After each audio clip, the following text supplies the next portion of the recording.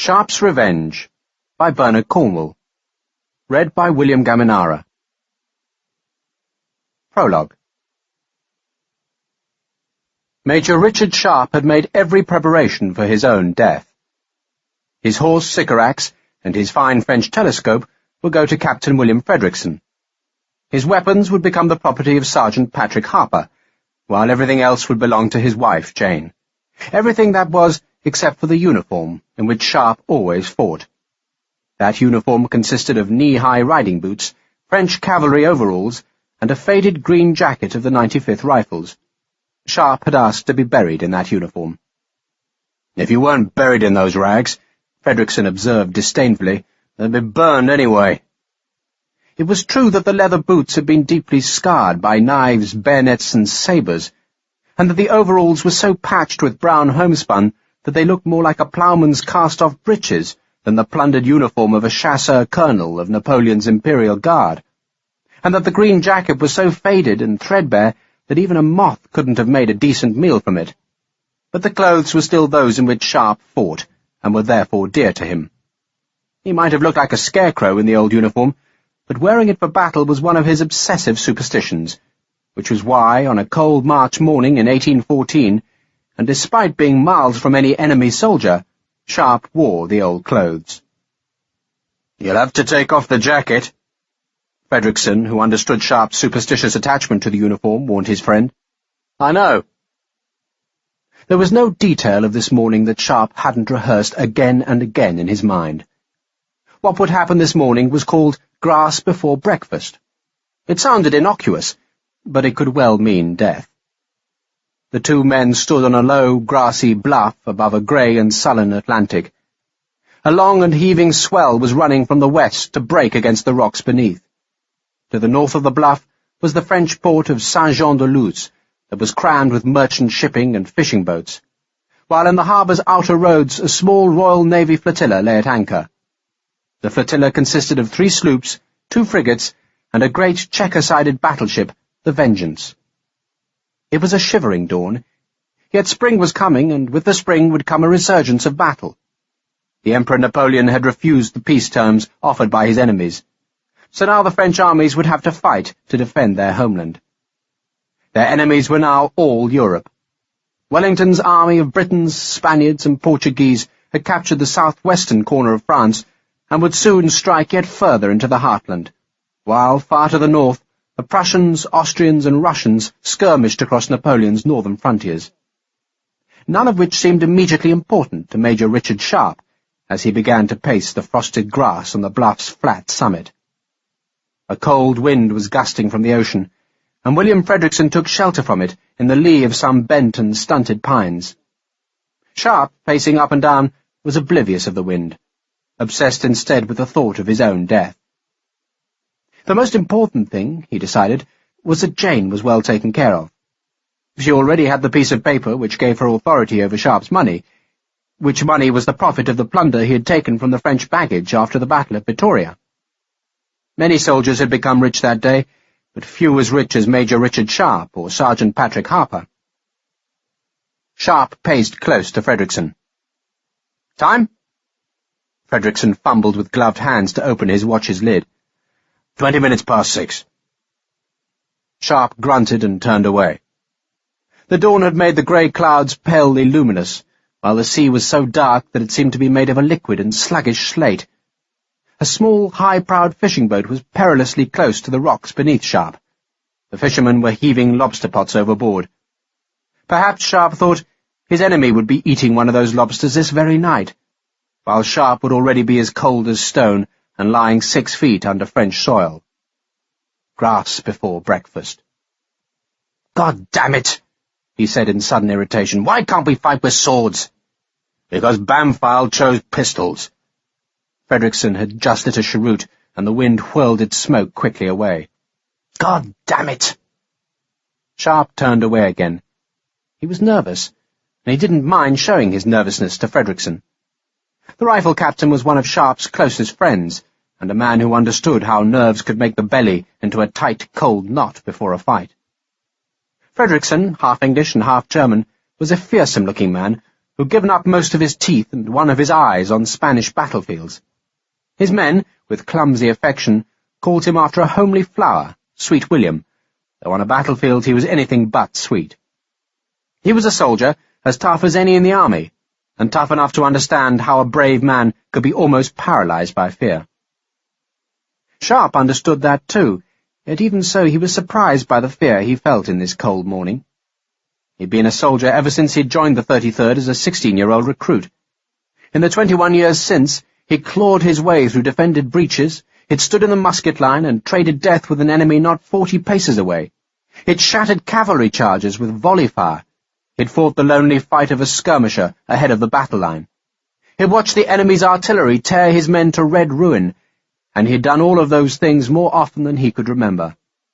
He'd fought in Flanders, India, Portugal, Spain, and France. He'd risen from the red-coated ranks to become one of His Majesty's officers. He'd taken an enemy standard and been captured himself. He'd been wounded. He'd killed. Other men had spent their lives mastering the skills of peace, but Richard Sharpe had become a master of war. Few men had fought so often, few men had fought so well, and now Sharpe thought the lumpen memories of those many fights were gnawing at his confidence. He knew the luck of the long bloody years could not hold, or perhaps it was that now, better than most men, he understood the danger, and therefore feared it. That a man who had fought across the foulest battlefields could be killed by grass before breakfast seemed an appropriate twist of fortune. "Why do they call it grass before breakfast?" he demanded of Fredrickson, who, knowing that Sharpe already knew the answer, and that the question had sprung only from his friend's irritation, didn't bother to answer. "It's a ridiculous name," Jane had said 2 weeks before. "A stupid, stupid name." Grass before breakfast simply meant a duel which traditionally was fought at dawn, and usually on some sward of lawn which gave the pistols or swords room for their work. "If you insist on fighting this stupid duel," Jane had continued, "I shall return home. I won't permit you to destroy yourself, Richard." "Then you'd better go home," Sharpe had said, "because I'm fighting it."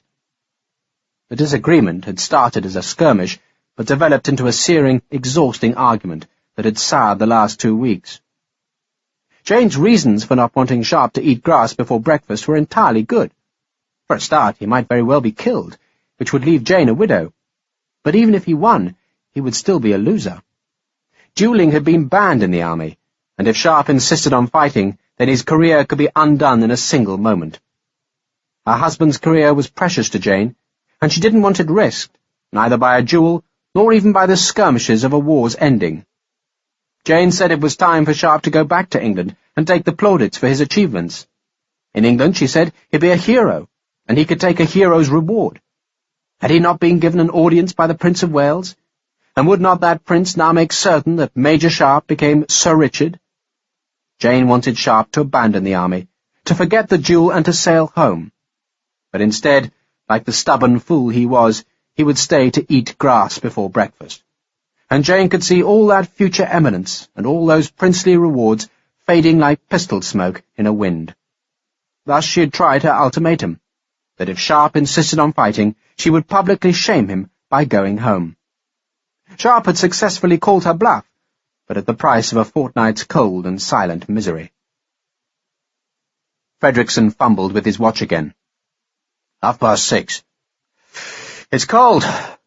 Sharpe seemed to notice the temperature for the first time. "In an hour," Fredrickson said, "we'll be breakfasting on chops and peas pudding."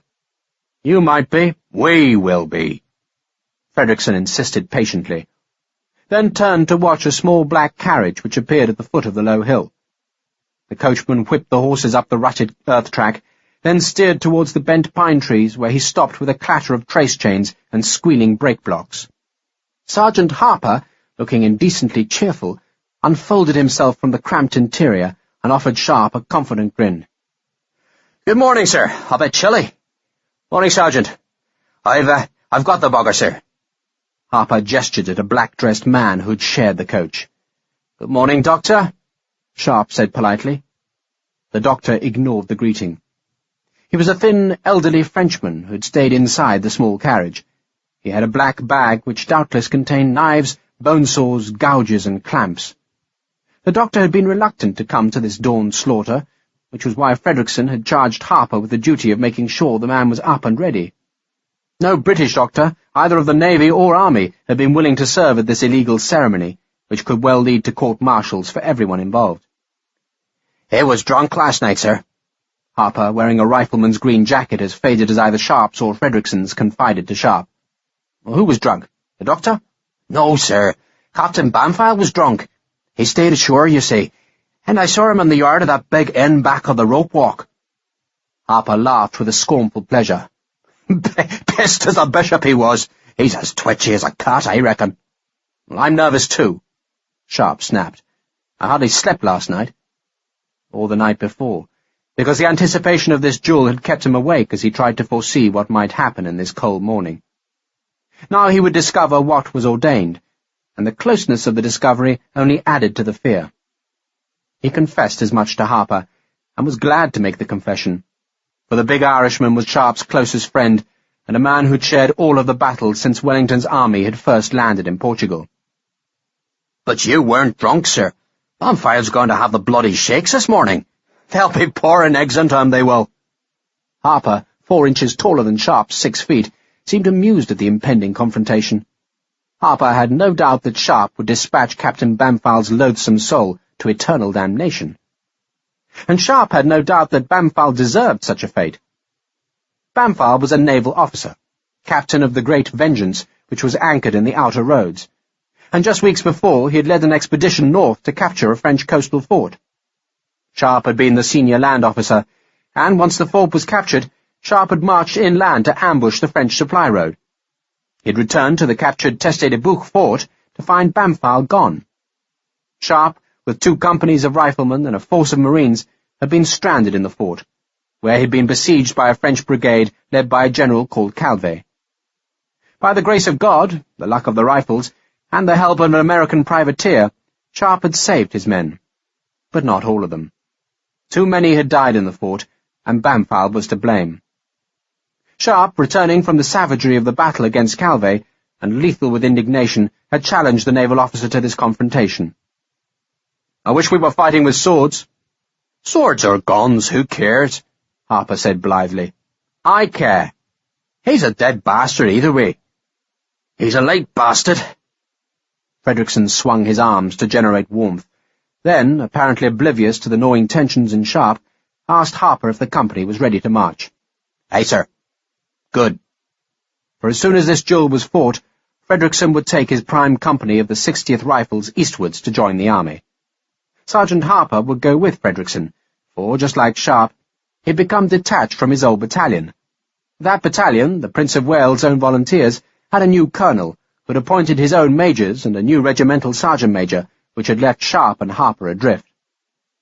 Harper had been eagerly recruited by Fredrickson, who, in turn, had been just as eagerly snapped up by Major General Nairn, a Scotsman who at long last had been given his own fighting brigade, and wanted Fredrickson's men to add a lethal sting to his skirmish line. Nairn also wanted Sharpe, not for the skirmish line, but to be his chief of staff. "But I've never been a staff officer," Sharpe had protested. "I've never commanded a brigade before," Nairn had replied cheerfully. "I must talk with Jane," Sharpe had said, and had then gone back to his lodgings where he broke a week's chill silence. But their discussion about Nairn's offer had been no happier than the tearful, rage-shredding arguments about the duel. Jane still insisted that they go home, and this time added a new reason for Sharpe to desert the army. Once peace came, she averred, the price of property in England would rise steeply, which made it all the more sensible to sail home now and find a London house.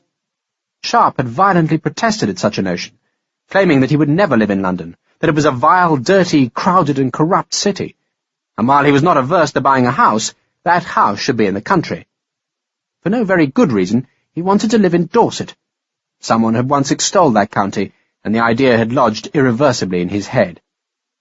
In the end, exhausted by the arguments, a reluctant compromise had been agreed. Jane would go home to take advantage of the existing prices of property, but she would seek a country house in Dorset. In the meantime, and if he survived the duel, Sharpe would serve Major General Nairn. "But why?" Jane had pleaded tearfully. "You said yourself you feared fighting more battles. You can't fight and live forever." but Sharpe couldn't really tell her why he refused to go home before the war's ending. He certainly didn't want to be a staff officer, and he'd readily acknowledged his reluctance to face more battles. But there was a deeper reason that fought those urges, and which tugged at his soul like a dark and torrential current. His friends would be in Nairn's brigade, Nairn himself, Fredrickson, and Harper. So many friends had died, and so few were left, and Sharpe knew he'd never forgive himself if he deserted those good friends in the last weeks of a long war. So he would stay and fight. But first he would kill a naval officer, or else be killed himself. "Ah, I spy the bastards," Fredrickson said happily. 3 horsemen were spurring along the road from the town. All wore dark blue naval cloaks and had fore and aft cocked hats. Sharpe looked past the 3 naval officers to see if any mounted provosts were riding from the town to stop the duel and arrest the participants. The duel was not exactly a secret. Indeed, half the depot officers in Saint-Jean-de-Luz had wished Sharpe luck, so he could only assume that the provosts had chosen to be deaf and blind to the duel's illegality. The naval officers walked their horses up the hill, and without an apparent glance at Sharpe, dismounted 50 yards away. One of the officers held the horse's reins, one paced nervously, while the third walked towards the 3 riflemen. Fredrickson, who was Sharpe's second, went to meet the approaching naval officer. "Good morning, Lieutenant." "Good morning, sir." Lieutenant Ford was Bampfylde's second. He carried a wooden case in his right hand. I apologize that we're late." "We're just pleased that you've arrived." Fredrickson glanced towards Captain Bampfylde, who paced nervously behind the 3 horses. "Is your principal prepared to make an apology, Lieutenant?" The question was asked dutifully, and just as dutifully answered, "Of course not, sir." "Which is regrettable." Fredrickson, whose company had suffered at the Duco fort because of Bampfylde's cowardice, didn't sound in the least regretful. Indeed, his voice was positively gleeful in anticipation of Bampfylde's death. "Shall we let the proceedings begin, Lieutenant?" Without waiting for an answer, he beckoned to Sharpe as Ford signalled to Bampfylde. The 2 principals faced each other without speaking. Bampfylde looked deathly pale to Sharpe, but quite sober. He was certainly not shaking. He looked angry, but any man who'd been accused of gross cowardice should look angry. Ford opened the wooden case and produced 2 dueling pistols. Bampfylde, because he'd been challenged, had been offered the choice of weapons, and had chosen a pair of long-barreled French-made percussion pistols. Fredrickson weighed them in his hands, inspected their hammers, then pulled the ramrod from one of the guns and probed both barrels. He was checking that neither pistol had concealed rifling in the rear part of their barrels. Both were smooth bore. They were, so far as a craftsman's high skill could make them, identical weapons. The doctor was leaning forward in the carriage to watch the careful preparations. His coachman, swathed in a cloak, stood by the horses' heads. Harper waited by the pine trees. Ford loaded both pistols, carefully watched by Fredrickson.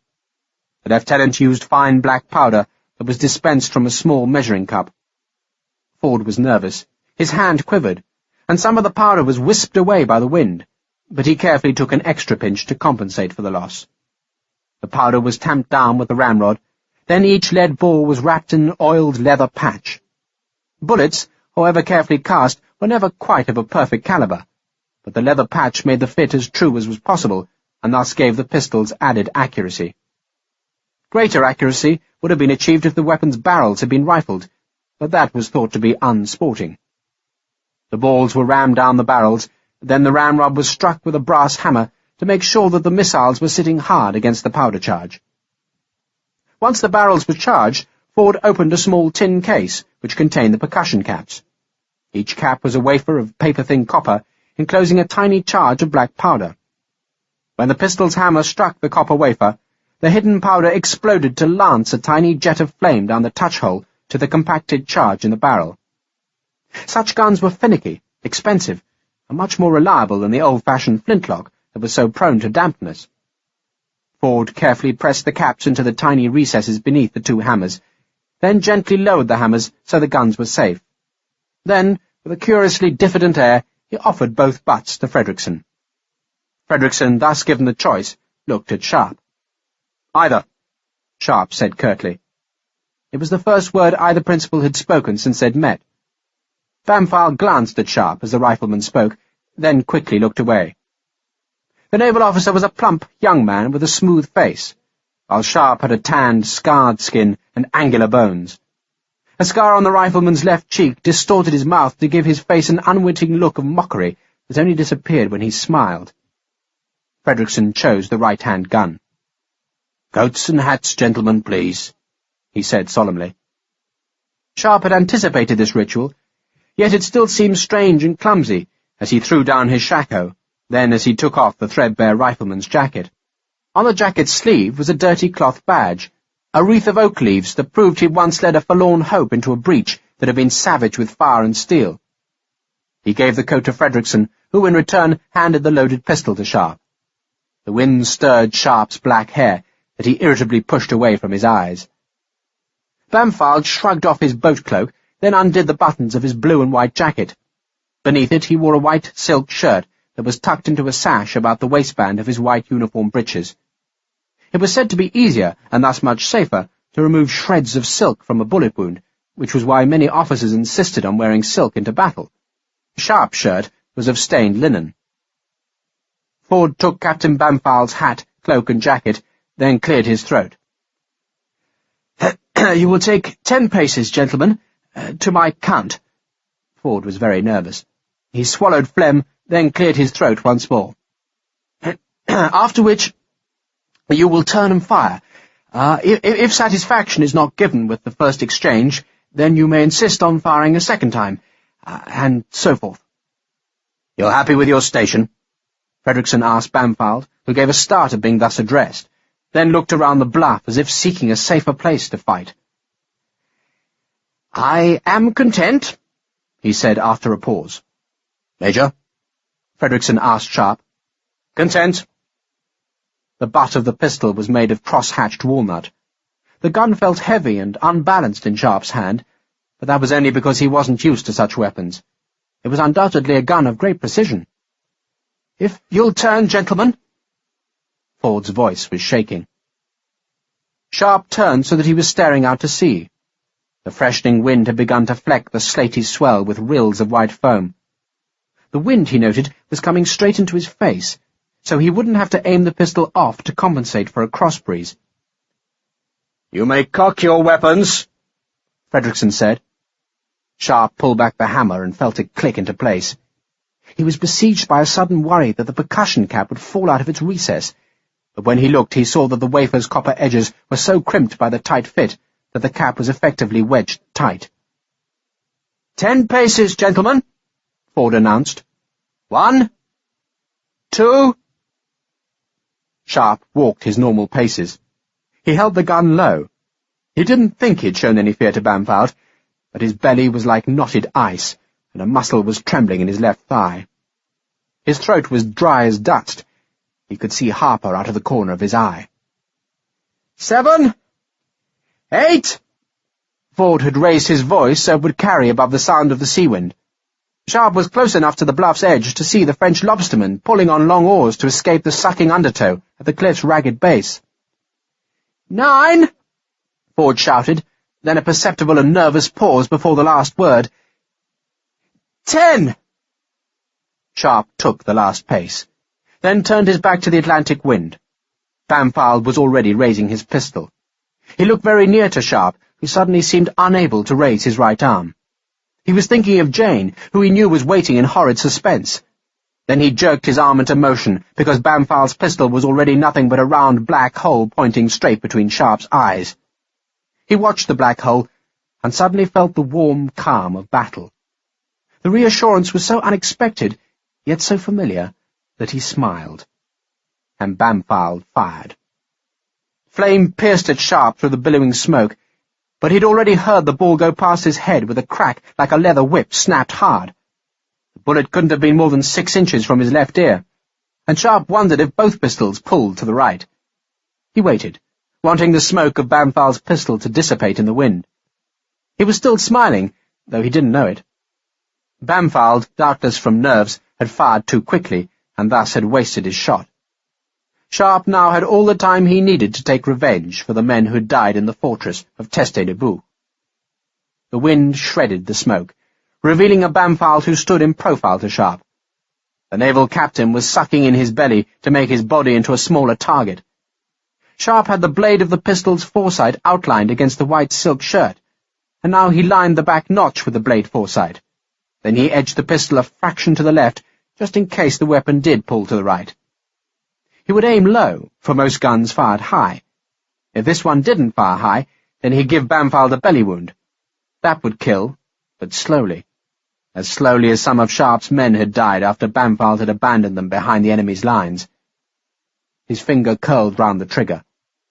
The smoke was entirely gone from Bampfylde now, and was nothing more than a tenuous scrap of distant mist that was being whirled high off the bluff's edge to sail inland. "Fire, damn you!" Bampfylde blurted the words aloud, and Sharpe, who'd been about to fire, saw that the naval captain was visibly shaking. "Fire, God damn you!"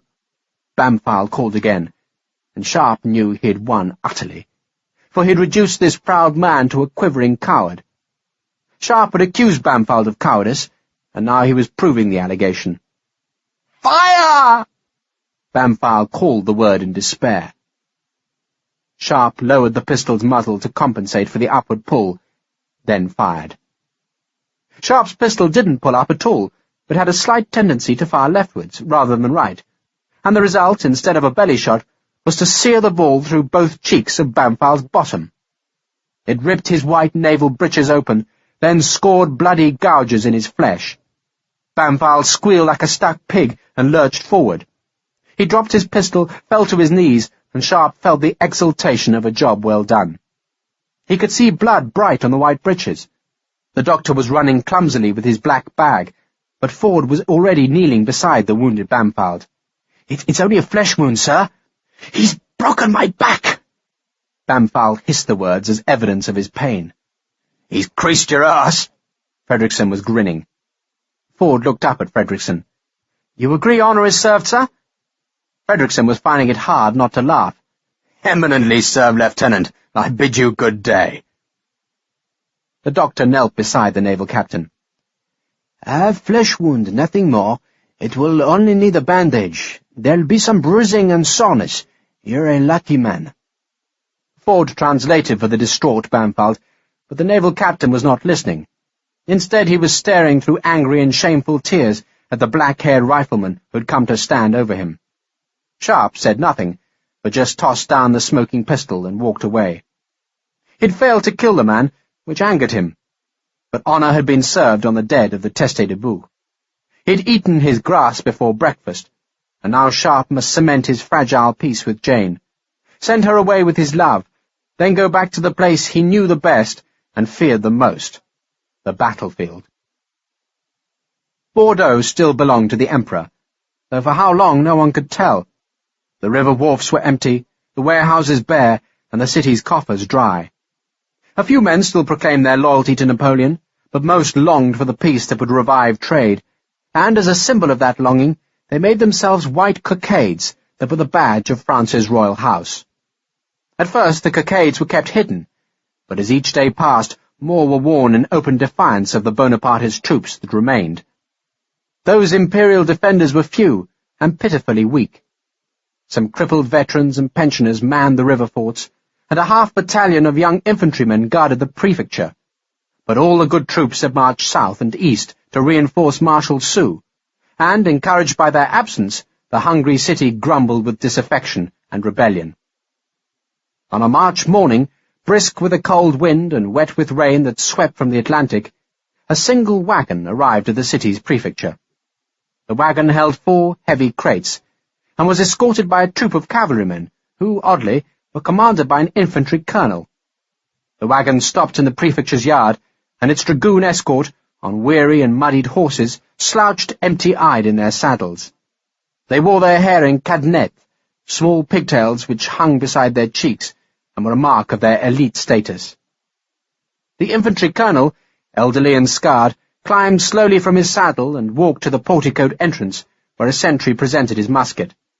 The colonel was too weary to acknowledge the sentry's salute, but just pushed through the heavy door.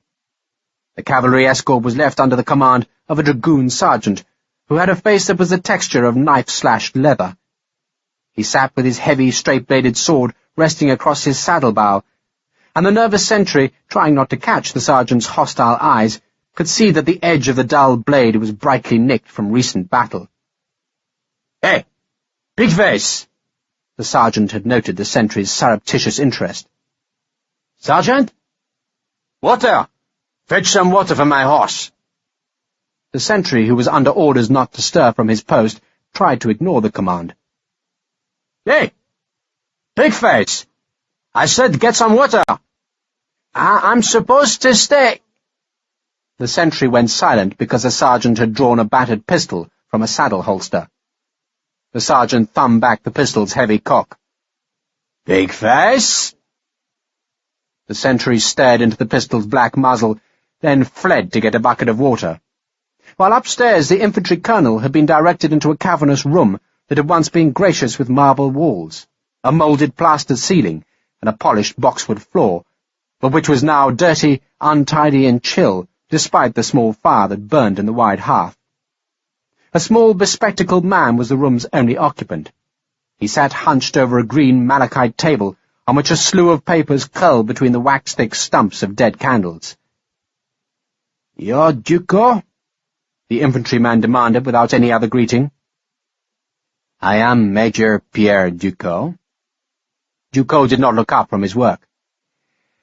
"My name is Colonel Mayo." Mayo seemed almost too tired to speak as he opened his sabretache and took out a sealed dispatch that he placed on the table. Mayo deliberately placed the dispatch on top of the paper upon which Duco was writing. Pierre Duco ignored the insult. Instead, he lifted the dispatch and noted the red seal that bore the insignia of a bee. Other men might have shown astonishment at receiving a missive with the Emperor's private seal, but Duco's attitude seemed to express irritation that the Emperor should aggravate him with further work. Nor, as other men would have done, did Duco immediately open the dispatch, but instead he insisted on finishing the work that the colonel had interrupted. "Tell me, Colonel." Duco had an extraordinarily deep voice for such a puny man. "What would your judgment be on a general of brigade who allows his command to be defeated by a handful of vagabonds?" Mayo was too tired to express any judgment, so said nothing. Duco, who was writing his confidential report to the Emperor on the events at the Taplow fort, dipped his nib in ink and wrote on. It was a full 5 minutes before Duco deigned to close his inkwell and slit open the Emperor's dispatch. It contained 2 sheets of paper that he read in silence, and afterwards, in obedience to an instruction contained on one of the sheets, he threw the other onto the fire. "It's taken you long enough to reach me." The words were ungracious, but Mayo showed no resentment as he walked to the fire and held chilled hands to the small warmth generated by the burning page. "I'd have been here sooner, but the roads are hardly safe, Major. Even with a cavalry escort, one has to beware bandits."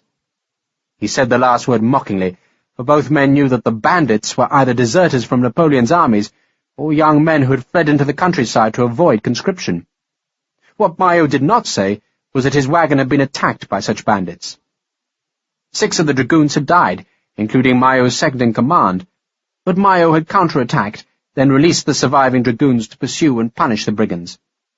Mayo was a veteran of the Emperor's wars, and he would not be insulted by mere vagabonds. Duco unhooked the spectacles from his ears and wiped the round lenses on a corner of his blue jacket. "The consignment is safe?" "Downstairs. It's in an artillery wagon that's parked in the yard. The escorts need food and water, and so do their horses." Duco frowned to show that he was above dealing with such humdrum requirements as food and water. "Do the escort know what is in the wagon?" "Of course not." "What do they think it is?" Mayo shrugged. "Does it matter? They simply know they have fetched 4 unmarked crates to Bordeaux." Duco lifted the dispatch's remaining sheet of paper.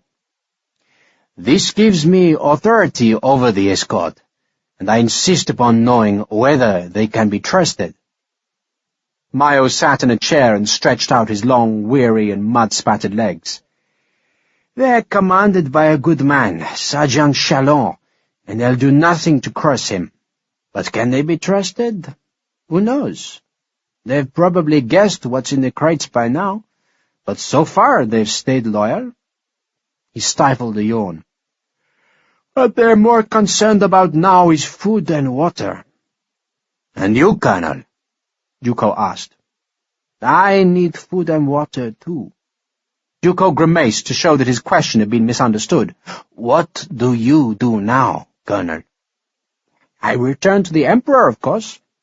The consignment is your responsibility, and if you'll forgive me, I'm damned glad to be shut of it.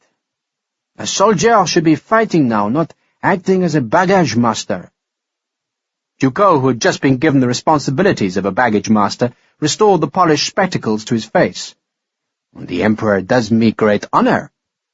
"He trusts you," Mayo said simply. "As he trusts you." Duco returned the compliment. "I've been with him many years." Duco glanced at the grey-haired Mayo. Doubtless Mayo had been with the Emperor for many years, but he had never been promoted above the rank of colonel. Other Frenchmen had risen from the ranks to command whole armies, but not this tall, scarred veteran with his doggedly trustworthy face.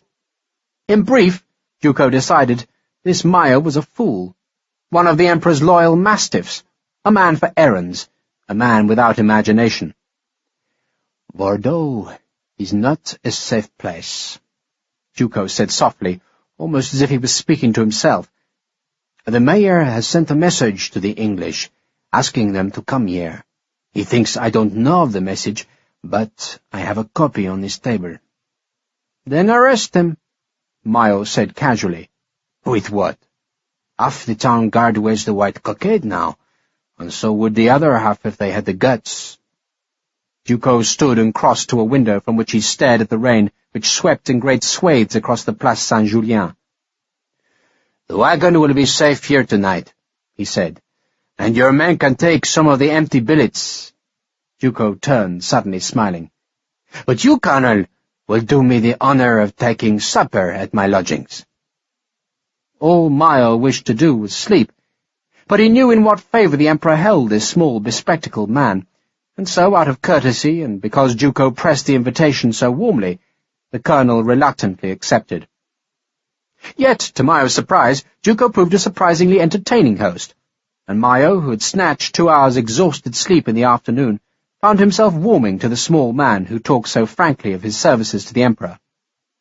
"I was never a natural soldier like yourself, Colonel," Duco said modestly. "My talents were used to corrupt, outguess, and cheat the enemy." Duco did not talk of his past failures that night, but of his successes, such as the time when he had lured some Spanish guerrilla leaders to truce talks, and how they'd all been slaughtered when they trustingly arrived. Duco smiled at the memory. "I sometimes miss Spain." "I never fought there." Mayo helped himself to more brandy. "But I was told about the guerrilleros. How can you fight men who don't wear uniforms?" "By killing as many civilians as you can, of course," Duco said. Then wistfully, "I do miss the warm climate." Mayo laughed at that. "You were evidently not in Russia." "I was not." Duco shivered at the very thought, then twisted in his chair to peer into the night. "It stopped raining, my dear Mayo. You'll take a turn in the garden?" The two men walked the sodden lawn, and their cigar smoke drifted up through the branches of the pear trees. Mayo must still have been remembering the Russian campaign, for he suddenly uttered a short laugh and commented how very clever the Emperor had been in Moscow. "Clever?" Duco sounded surprised. "It didn't seem very clever to those of us who weren't there." "That's my point," Mayo said. "We heard about the unrest at home, so what did the Emperor do? He sent orders that the female dancers of the Paris ballet were to perform without skirts or stockings." Mayo laughed at the memory, then turned to the garden's high brick wall and unbuttoned his breeches. He went on talking as he pissed. "We heard later that Paris forgot all about the deaths in Russia, because all they could talk about was Mademoiselle Rossier's naked thighs. Were you in Paris at the time?" "I was in Spain." Duco was standing directly behind Mayo. As the older man had talked, Duco had drawn a small pistol from his tail pocket and silently eased back its oiled cock. Now he aimed the pistol at the base of Mayo's neck. "I was in Spain," Duco said again, and he screwed his eyes tight shut as he pulled the trigger. The ball shattered one of Mayo's vertebrae, throwing the grey head back in a bloody paroxysm. The colonel seemed to give a remorseful sigh as he collapsed. His head jerked forward to thump against the brickwork, then the body twitched once, and was quite still. The foul-smelling pistol smoke lingered beneath the pear branches. Duco retched, gagged, and managed to control himself. A voice shouted from a neighbouring house, wanting an explanation for the gunshot, but when Duco made no reply, there was no further question. By dawn, the body was hidden under compost. Duco had not slept. It wasn't conscience, nor disgust at Mayo's death that had kept him awake, but the enormity of what that death represented. Duco, by pulling the trigger, had abandoned all that had once been most dear to him. He had been raised to believe in the sanctity of the revolutionary ideals, then had learned that Napoleon's imperial ambitions were really the same ideals, but transmuted by one man's genius into a unique and irreplaceable glory. Now, as Napoleon's glory crumbled, the ideals must live on. Only now Duco recognized that France itself was the embodiment of that greatness. Duco had thus persuaded himself in that damp night that the irrelevant trappings of imperial France could be sacrificed. A new France would rise, and Duco would serve that new France from a position of powerful responsibility. For the moment, though, a time of waiting and safety was needed. So, in the morning, he summoned the dragoon sergeant Chalon to the prefecture, where he sat the grizzled sergeant down at the green malachite table, across which Duco pushed the one remaining sheet of the Emperor's dispatch. "Read that, Sergeant." Chalon confidently picked up the paper, then, realizing that he couldn't bluff the bespectacled officer, dropped it again. "I don't read, sir." Duco stared into the bloodshot eyes. "That piece of paper gives you to me, Sergeant. It's signed by the Emperor himself." "Yes, sir." Chalon's voice was toneless. "It means you obey me." "Yes, sir." Duco then took a risk. Spread on the table was a newspaper which he ordered Chalon to throw to the floor. The sergeant was puzzled at the order, but obeyed. Then he went very still. The newspaper had hidden 2 white cockades, 2 big cockades of flamboyant white silk. Chalon stared at the symbols of Napoleon's enemies, and Duco watched the pigtailed sergeant. Chalon was not a subtle man, and his leathery, scarred face betrayed his thoughts as openly as though he spoke them aloud. The first thing the face betrayed to Duco was that Sergeant Chalon knew what was concealed in the 4 crates. Duco would have been astonished if Chalon had not known. The second thing that the sergeant betrayed was that he, just like Duco, desired those contents. Chalon looked up at the small major. "Might I ask where Colonel Mayo is, sir?" "Colonel Mayo contracted a sudden fever, which my physician thinks will prove fatal." "I'm sorry to hear that, sir." Chalon's voice was very wooden. "As some of the lads liked the colonel, sir." For a second, as he looked into those hard eyes, Duco thought he'd wildly miscalculated. Then Chalon glanced at the incriminating cockades.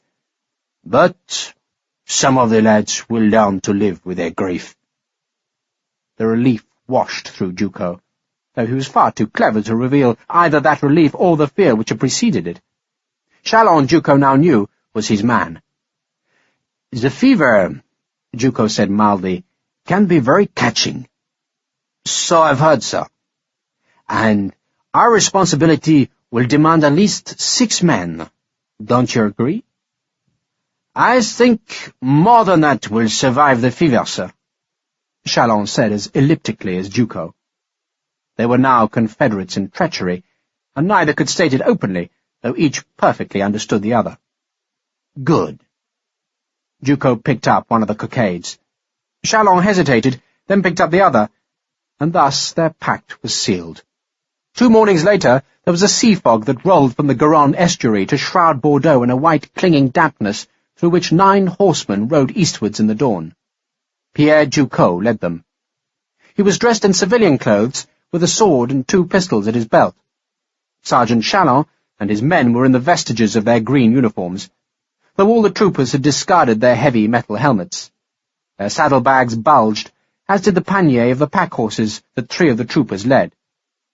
To deceive, cheat, disguise, and outwit. Those were the skills Duco had given to his emperor, which skills must now serve his own ends. The horses clattered through the city's outer gate, stirred the fog with their passing, and then were gone. Chapter 1. Of course the Peer knew about it. Major General Nairn was speaking of the duel. But between you and me, I don't think he was unhappy about it. The Navy's been rather irritating him lately. I expected to be arrested, Sharpe said. If you'd have killed the bugger, you would have been. Even Wellington can't absolutely ignore a deceased naval captain, but it was clever of you just to crease the man's bum. Nairn gave a joyful bark of laughter at the thought of Bampfylde's wound. I was trying to kill him, Sharpe confessed. That was much clever of you to give him a sore ass. And let me say how very good it is to see you, my dear Sharpe. I trust Jane as well. Indeed, sir. Sharpe's tone caused Nairn to give the rifleman an amused look. Do I detect that you're in a marital bad odour, Sharpe? I stink, sir. It had taken Sharpe 3 days to catch up with the advancing army, and another half-day to find Nairn, whose brigade was on the left flank of the advance. Sharpe had eventually discovered the Scotsman on a hilltop above a ford, which the British had captured that morning, and through which a whole division now marched. The French were only visible as a few retreating squadrons of cavalry far to the east, though a battery of enemy artillery occasionally fired from a copse of trees about a mile beyond the river. You brought Frederickson? Nairn now asked. His men are at the foot of the hill. Creased his bum. Nairn laughed again. Can I assume from your marital odour that Jane is not with you? She sailed for home 2 days ago, sir. Best place for a woman. I never really did approve of officers carrying wives around like so much baggage. No offence, of course, Jane's a lovely girl, but she's still baggage to an army. Hello? Christ! These last words were a greeting for a French cannonball that had thumped across the river and bounced uphill to force Nairn into a frantic evasion that almost spilled him from his saddle. The Scotsman calmed his horse, then gestured over the river. You can see what's happening, Sharpe. The bloody French try to stop us at every river, and we just outflank the buggers and keep moving. At the foot of the slope, Nairn's brigade patiently waited their turn to cross the ford. The brigade was composed of 1 Highland battalion and 2 English county battalions. What exactly do you want me to do? Sharpe asked Nairn. Damned if I know. Enjoy yourself, I am. And indeed the Scotsman, who had endured years of dreary staff work for Wellington, revelled in his new command. Nairn's only regret was that so far there had been no battle in which he could demonstrate how foolish Wellington had been in not giving him a brigade much earlier. God damn it, Richard, there's not much of the war left. I want one crack at the Gallic reekers. Sharpe might have been ordered to enjoy himself, but he soon discovered that being chief of staff to a brigade entailed enormously long days and seemingly endless problems. He worked wherever Nairn's headquarters happened to be, sometimes in a sequestrated farmhouse, but more usually in a group of tents pitched wherever the brigade happened to bivouac. Sometimes Sharpe would hear the thump of guns to the east, and he'd know that a French rearguard was in action. But Sharpe had neither the time nor the responsibility to join the fighting. He only knew that every river crossed and every mile of country captured meant more work for the harried staff officers, who had to marry men to food, weapons to ammunition, and divisional headquarters orders to a baser reality.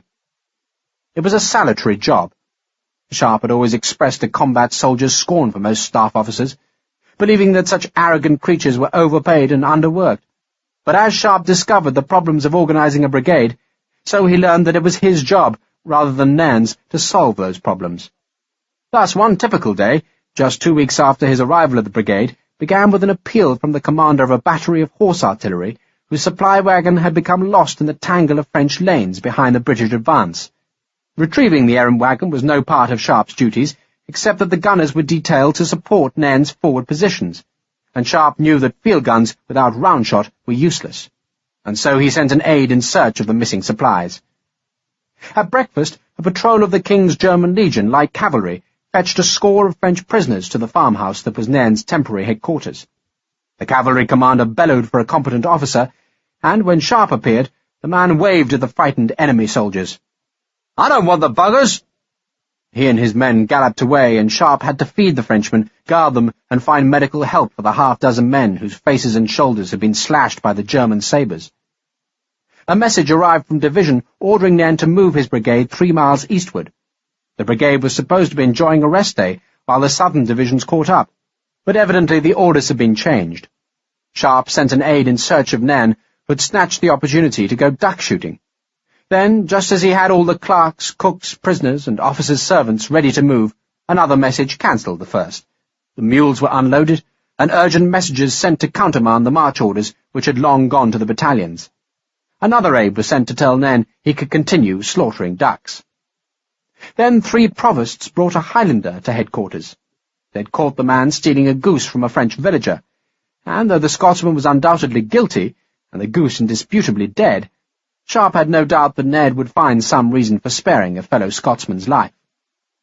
2 Spanish officers arrived, asking for directions to General Murillo's division, and because they were in no hurry, and because Wellington had stressed how vital it was that the Spanish allies were treated well, Sharpe pressed them to stay to lunch, which promised to be hastily cooked stolen goose and hard-baked bread.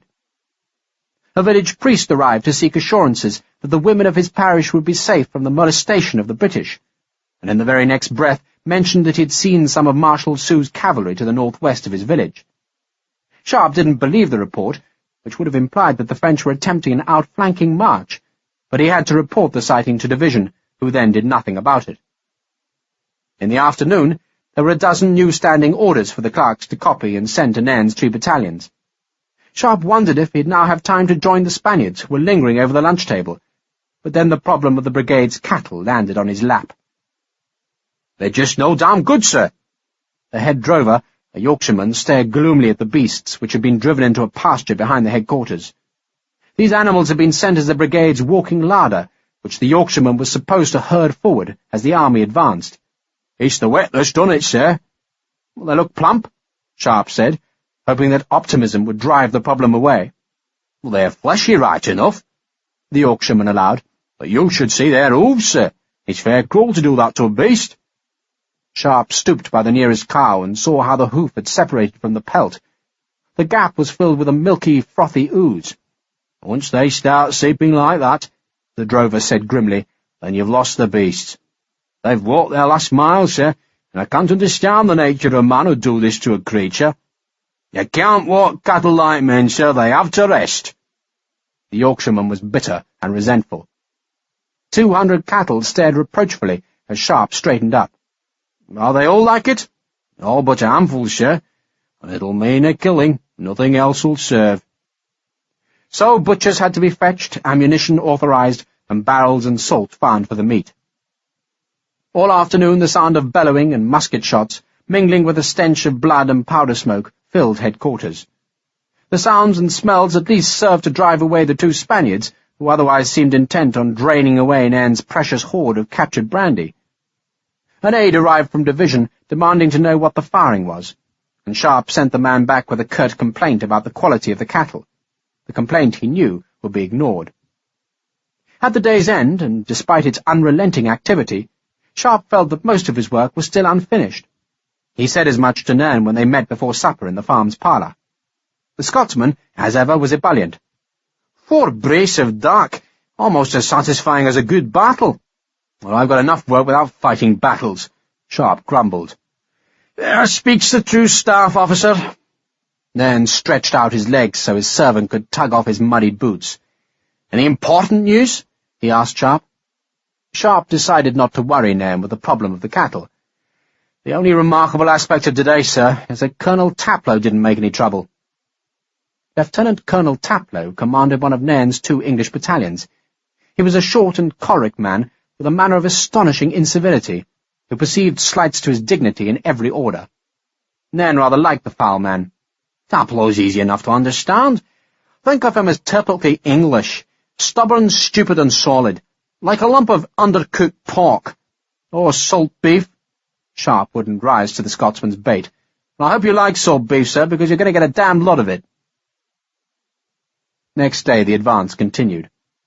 Every village greeted the British with a sullen curiosity that later turned to astonished approval when the villagers discovered that, unlike their own armies, this one paid for the food they took from barns and storehouses. Soldiers found French girls, who then joined the Spanish and Portuguese wives who straggled behind the advancing battalions. The women were more trouble than the soldiers, for many of the Spanish wives had an ineradicable hatred of the French that could lead to quick, savage knife fights. Sharpe once had to kick 2 women apart. Then, when the Spanish girl turned from her French enemy and tried to stab Sharpe, he stunned her with his rifle butt before spurring his horse onwards. Sergeant Harper, before leaving Saint-Jean-de-Luz, had sent his own Spanish wife home. She and the baby had gone to Passages, just across the French border, with orders to wait there for Harper. "She'll do just fine, sir," Harper said to Sharpe. "She's happier with her own people, so she is." "You don't worry about her?"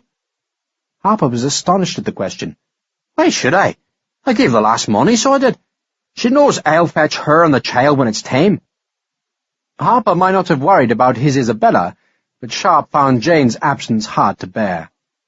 He persuaded himself that it was unreasonable to expect any letters to have yet reached him from Britain, but he still eagerly searched each new bag of mail that came to the brigade. At other times he tried to imagine where Jane was and what she did. He constructed a dream in his head of the house she would buy, a gracious stone house set in a placid, gentle countryside. There'd be a place in the house where he could hang up his ugly, heavy sword, and another place for his battered rifle. He imagined friends visiting, and long conversations by candlelight, in which they'd remember these lengthening spring days as they pursued an army across its homeland. He imagined a nursery where his children would grow up far from the stink of powder smoke. They were a soldier's dreams of peace, and peace was in the air like the smell of almond blossom. Each day brought a new rumour of the war's ending. Napoleon was confidently said to have taken poison. Then a contrary rumour claimed that the Emperor had broken a Russian army north of Paris. But the very next day, a Spanish colonel swore on the 6 bleeding wounds of Christ that the Prussians had trounced Bonaparte and fed his body to their hunting dogs. An Italian deserter from Marshal Soult's army reported that the Emperor had fled to the United States, while the chaplain of Colonel Taplow's Fusiliers was entirely certain that Napoleon was negotiating a personal peace with Britain's Prince Regent. The chaplain had heard as much from his wife, whose brother was dancing master to a discarded mistress of the prince. Fed by such rumours, the talk of the army turned more and more to the mysterious condition of peacetime. Except for a few months in 1803, most men had never known Britain and France to be at peace. These men were soldiers. Their trade was to kill Frenchmen, and peace was as much a threat as a promise. The threats of peace were very real, unemployment and poverty, while the promises of peace were more tenuous, and for most men in the army, non-existent. An officer could resign his commission, take his half-pay, and chance his arm at civilian life. But most of the soldiers had enlisted for life, and peace for them would simply mean their dispersal to garrisons across the world. A few would be discharged, but without pension and with a bleak future in a world where other men had learned useful skills. "You'll get me papers?" Harper nevertheless asked Sharpe one night. "I'll get you papers, Patrick, I promise." The papers were the certificate of discharge that would guarantee that Sergeant Patrick Harper had been retired because of wounds. "And what will you do then?" Sharpe asked. Harper had no doubts.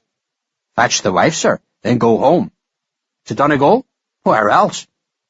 Sharpe was thinking that Donegal was a long way from Dorset. "We'll miss our friends," he said instead. "That's the truth, sir." Sharpe was visiting Captain William Frederickson's company that had taken over a windmill on a shallow hill above a wide, tree-bordered stream. The rifleman's supper was roast pork, a dish that Captain Frederickson was very partial to, and which meant that no sow or piglet was safe if it was close to his line of march. Sharpe was given a generous helping of the stolen meat, after which Frederickson led him up the dizzying cradle of ladders which climbed to the mill's cap. There Frederickson opened a small door, and the 2 officers crawled out onto a tiny platform that gave access to the mill's big axle.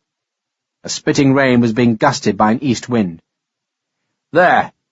Frederickson pointed eastwards. Beyond the stream, and beyond the dark loom of some further woods, there was a glimmering smear of light in the night sky. Only one thing could make a light such as that, the flames of an army's bivouac fires reflecting off low clouds. The 2 rifle officers were looking towards the French.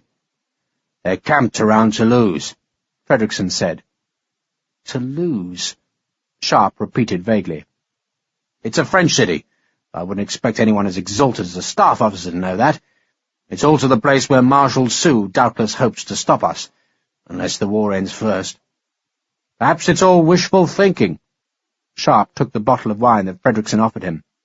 Ponies escaped from disaster before. There'll be peace, Fredrickson said firmly. Everyone's tired of the fighting. He paused. I wonder what the devil we'll all do in peacetime. Rest, Sharpe said. In your Dorset home? Fredrickson, knowing that Jane had gone home to purchase a country property, was amused. After a month of it, you'll be wishing to hell that you were back here in the rain, wondering just what the bastards are planning, and whether you've got enough ammunition for the morning. Have you? Sharpe asked with professional concern. I stole 4 cartridge boxes from Taplow's quartermaster.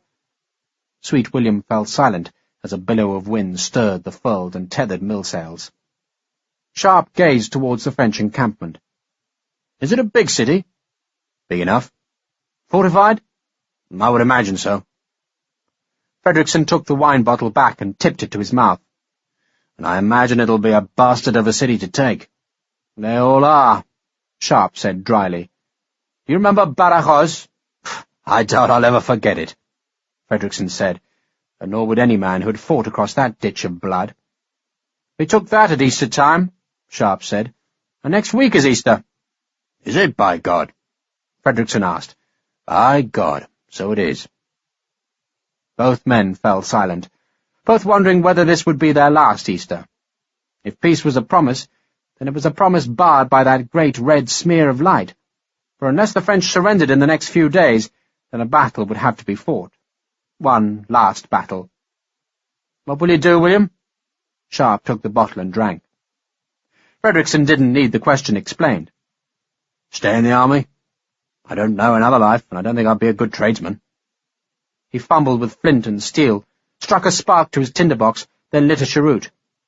I find I have a talent for violence, he said with amusement. Is that good? Sharpe asked. Fredrickson hooted with laughter at the question. Violence solved your problem with bloody Bampfylde. If you hadn't fought the bugger, then you can be certain he'd even now be making trouble for you in London. Violence may not be good, my friend, but it has a certain efficiency in the resolution of otherwise insoluble problems. Fredrickson took the bottle. Oh, I can't say I'm enamoured of a peacetime army, but there'll probably be another war before too long. You should get married, Sharpe said quietly. Fredrickson sneered at that thought. Why do condemned men always encourage others to join them on the gallows? It isn't like that. Marriage is an appetite, Fredrickson said savagely, and once you've enjoyed the flesh, all that's left is a carcass of dry bones. No, Sharpe protested. I do hope it isn't true. Fredrickson toasted Sharpe with the half-empty wine bottle. And I especially hope it isn't true for all of my dear friends who pin their hopes of peacetime happiness on something as wilfully frail as a wife. It isn't true, Sharpe insisted, and he hoped that when he returned to headquarters he would find a letter from Jane. But there was none, and he remembered their arguments before the duel, and he wondered whether his own peacetime happiness had been soured by his stubbornness. And in the morning the brigade was ordered to advance eastwards, towards Toulouse. In finding Sergeant Chalon, Major Pierre Duco had unwittingly found his perfect instrument. Chalon liked to have a woman in his bed, meat at his table, and wine in his belly. But most of all, Chalon liked to have his decisions made for him, and he was ready to reward the decision-maker with a dogged loyalty. It was not that Chalon was a stupid man, far from it, but the dragoon sergeant understood that other men were cleverer than himself, and he quickly discovered that Pierre Duco was among the cleverest he had ever known. That was a comfort to Chalon, for if he was to survive his treachery to the Emperor's cause, then he'd need cleverness. The 9 horsemen had travelled eastwards from Bordeaux. Their route took them far to the north of where Marshal Soult retreated in front of the British army, and far to the south of where the Emperor protected Paris with a dazzling display of defensive manoeuvres. Duco and his men rode into the deserted uplands of central France. They lived well on their journey. There was money for an inn-room each night, and money for those men who wanted whores, and money for food, and money for spare horses, and money for good civilian clothes to replace the dragoons' uniforms, though Duco noted that each man saved his green uniform coat. That was pride, the same pride that made the dragoons wear their hair long, so that one day they might again plait it into the distinctive cadenet. Their possession of money also made the 9 men ride circumspectly, for the forests were full of dangers. Yet by avoiding the main roads, they travelled safely around the places where hungry brigands laid desperate ambushes. Duco, Sergeant Chalon, and 3 of the troopers were Frenchmen. One of the other dragoons was a German, a great hulking Saxon with eyes the colour of a winter's sky, and hands that, despite the loss of 2 fingers on his right hand, could still break a man's neck with ease. There was a Pole who sat dark and quiet, yet seemed eager to please Duco. The other 2 dragoons were Italians, recruited in the early, heady days of Napoleon's career. All spoke French, all trusted Chalon, and, because Chalon trusted Duco, they were happy to offer allegiance to the small, bespectacled major. After a week's eastward travel, Duco found a deserted upland farm, where for a few days the 9 men lay up in seclusion. They weren't hiding, for Duco was happy to let the dragoons ride to the nearby town, so long as they fetched him back whatever old newspapers were available. "If we're not hiding," one of the Italians grumbled to Chalon, "then what are we doing?" The Italians disliked being stranded in the primitive comforts of the turf-roofed farmhouse, but Chalon told them to be patient. "The Major's sniffing the wind," Chalon said, and Duco was indeed sniffing the strange winds that blew across France, and he was beginning to detect a danger in them. After 2 weeks in the farm, Duco told Chalon of his fears. The 2 men walked down the valley, crossed an uncut meadow, and walked beside a quick stream. "You realize," Duco said, "that the Emperor will never forgive us." "Does it matter, sir?" Chalon, ever the soldier, had a carbine in his right hand, while his eyes watched the forest's edge across the stream. "God bless the Emperor, sir, but he can't last forever. The bastards will get him sooner rather than later." "Did you ever meet the Emperor?" Duco asked. "Never had that honor, sir. I saw him often enough, of course, but never met him, sir." "He has a Corsican sense of honor. If his family is hurt, Sergeant, then Napoleon will never forgive. So long as he has a breath in his body, he will seek revenge." The grim words made Chalon nervous.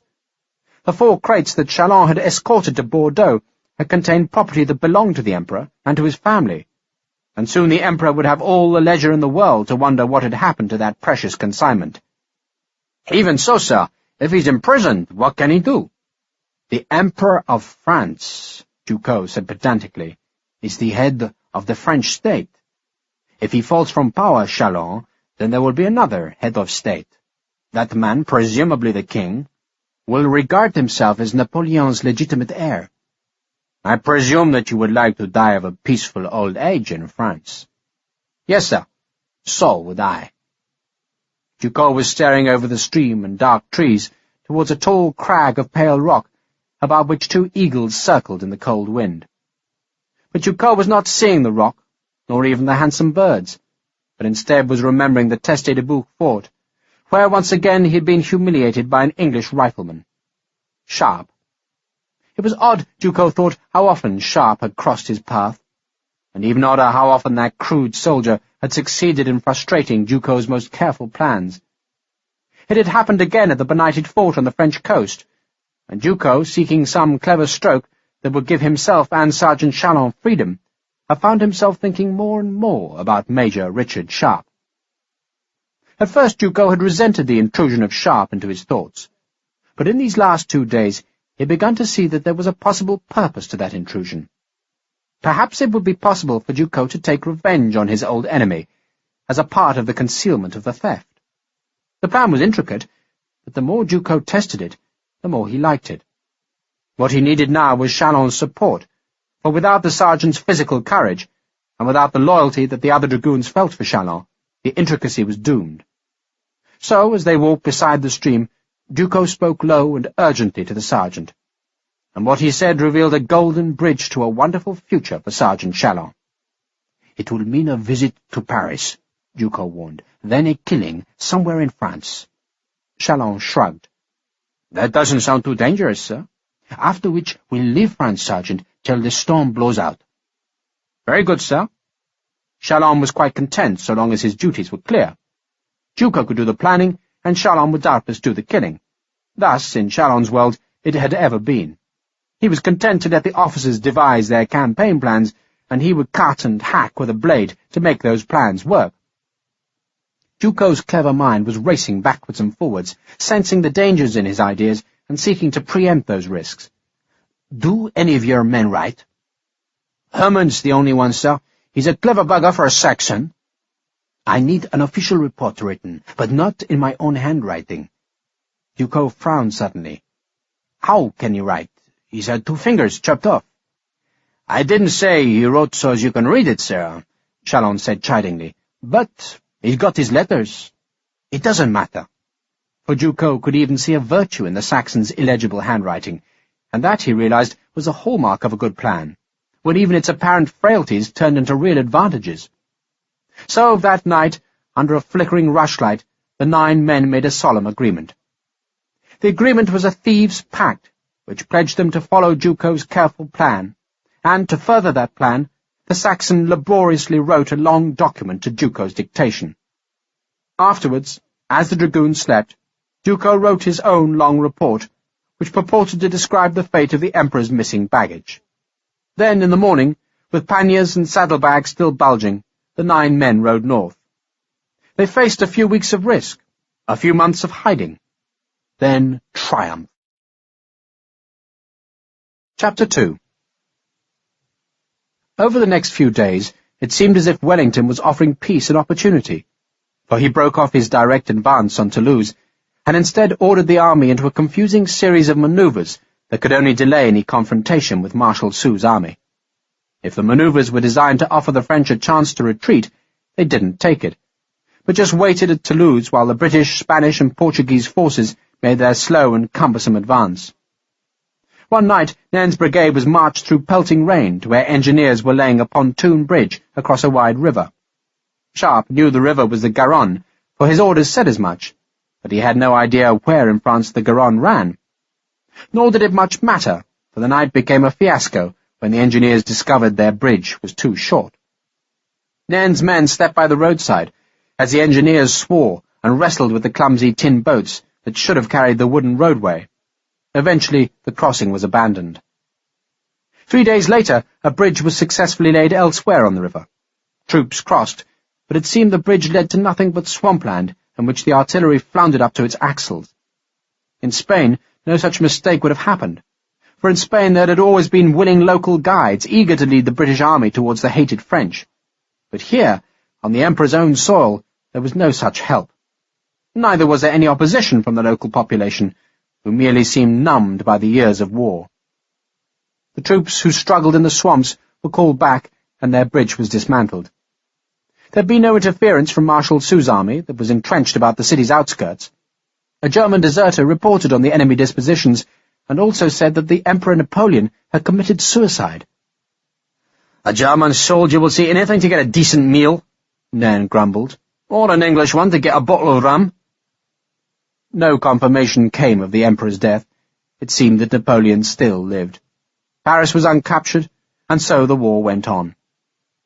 Wellington ordered a new bridge made, and this time almost the whole army crossed to find itself north of Toulouse and between 2 rivers. They marched south, and by Good Friday they were close enough to smell the cooking fires of the city. Next day the army marched even closer, and Sharpe, riding ahead with Nairn, saw what obstacles protected the city. Between the British and Toulouse there lay a long, hog-backed ridge. Beyond the ridge was a canal, but the ridge provided the city's real protection, for it was the high ground, and whoever possessed it could pour a killing fire down onto their enemies. Sharpe drew out his telescope and gazed at the ridge's summit, where he saw fresh scars of newly dug earth, which betrayed that the French, far from being ready to surrender, were still fortifying the hill's top.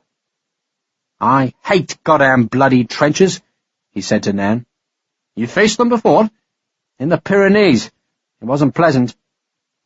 It began to rain as the 2 men rode back to the British lines.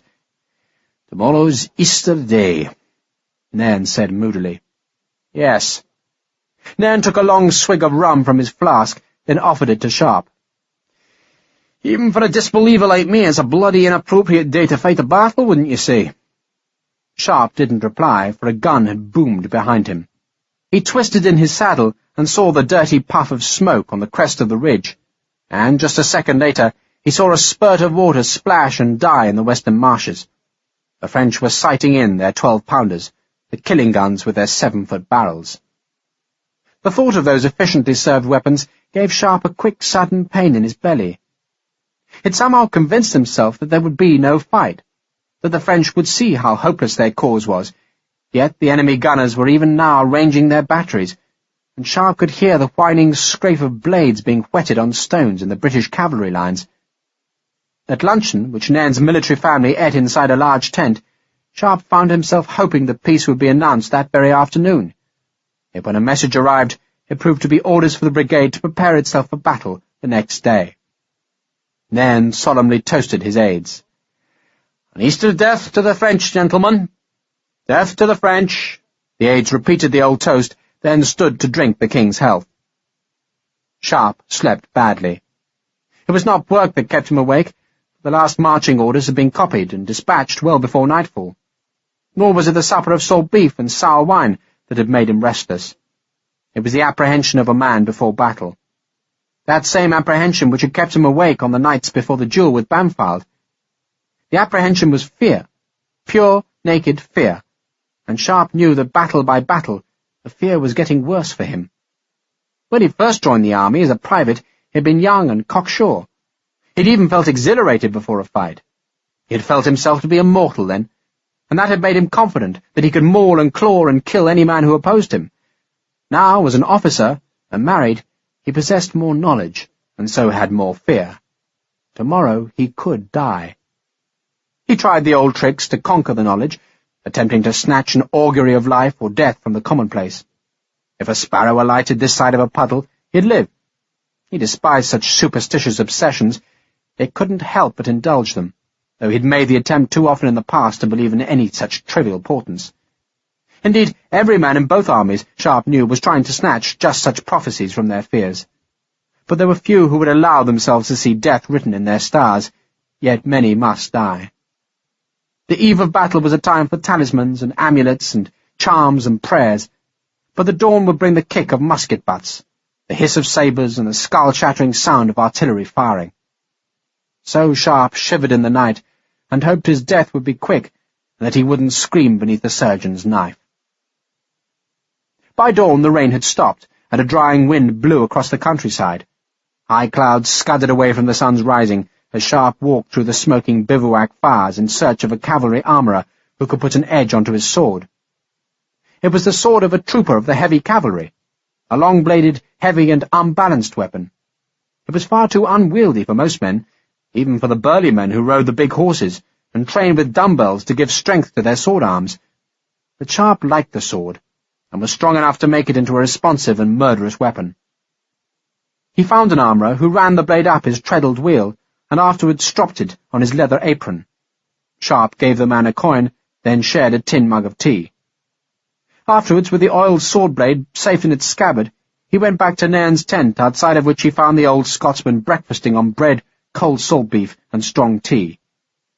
Nairn watched with amusement as Sharpe unrolled the ancient and threadbare jacket from his pack. "While you were gone," Nairn said, "I was vouchsafed a new glimpse of our noble Colonel Taplow." Sharpe was grateful for the distraction from his fears. "Tell me, please." "He's holding a service of Holy Communion, for officers only, mark you, behind the latrines in 10 minutes. You are invited, but I took the liberty of declining on your behalf, and on mine, as it happens." Sharpe laughed. He sat opposite Nairn and wondered whether his right hand was shaking as he reached for a slice of twice-baked bread. The butter was rancid, but the salt on the beef smothered the sour taste. Nairn picked a shred of salt beef from his teeth. "The thought of Taplow at his sacred offices is quite loathsome. Do you think God listens to such a man?" Nairn poured rum into his tea. "I don't know, sir." "Oh, you're not a believer, Sharpe?" "No, sir." "Nor am I, of course, but I was still half tempted to attend Taplow's magical incantations, just in case they helped."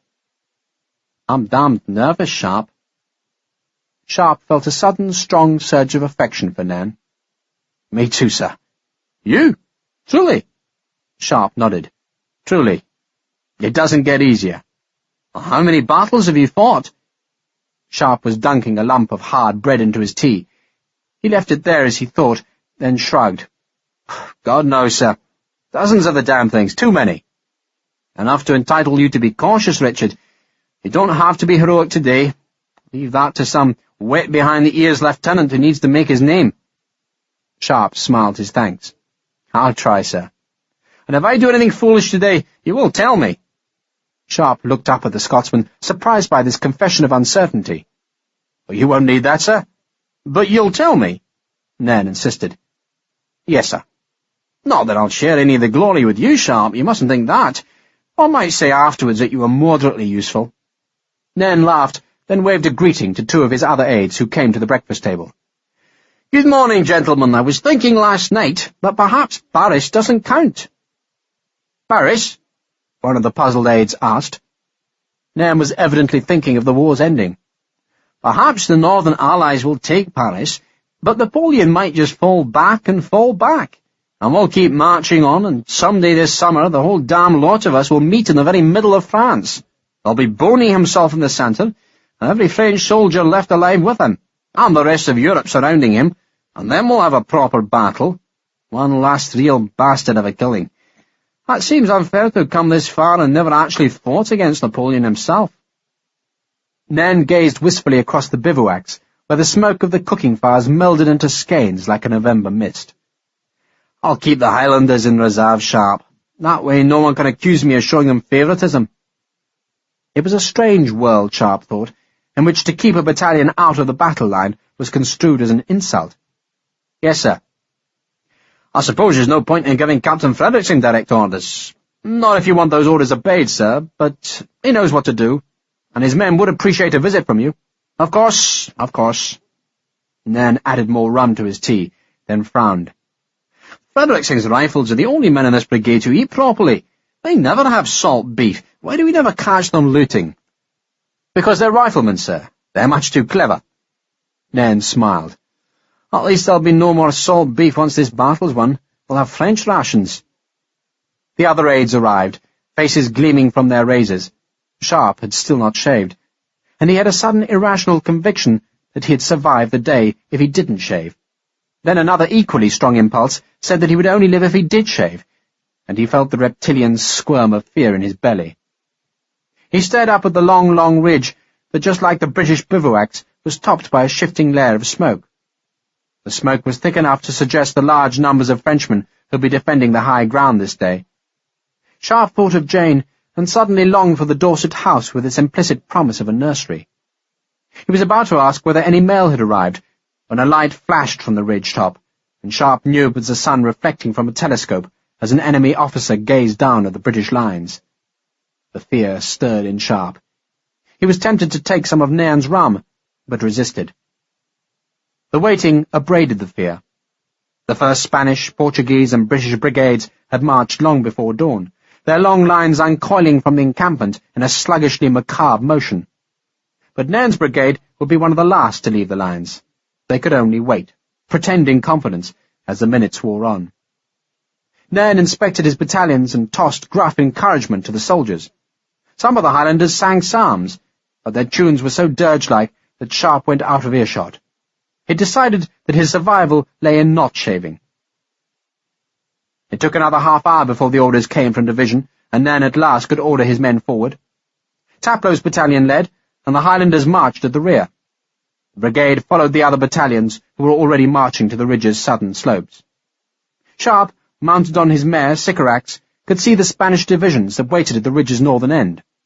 Today those Spaniards had the place of honour, for they would comprise the major attack up the ridge's spine.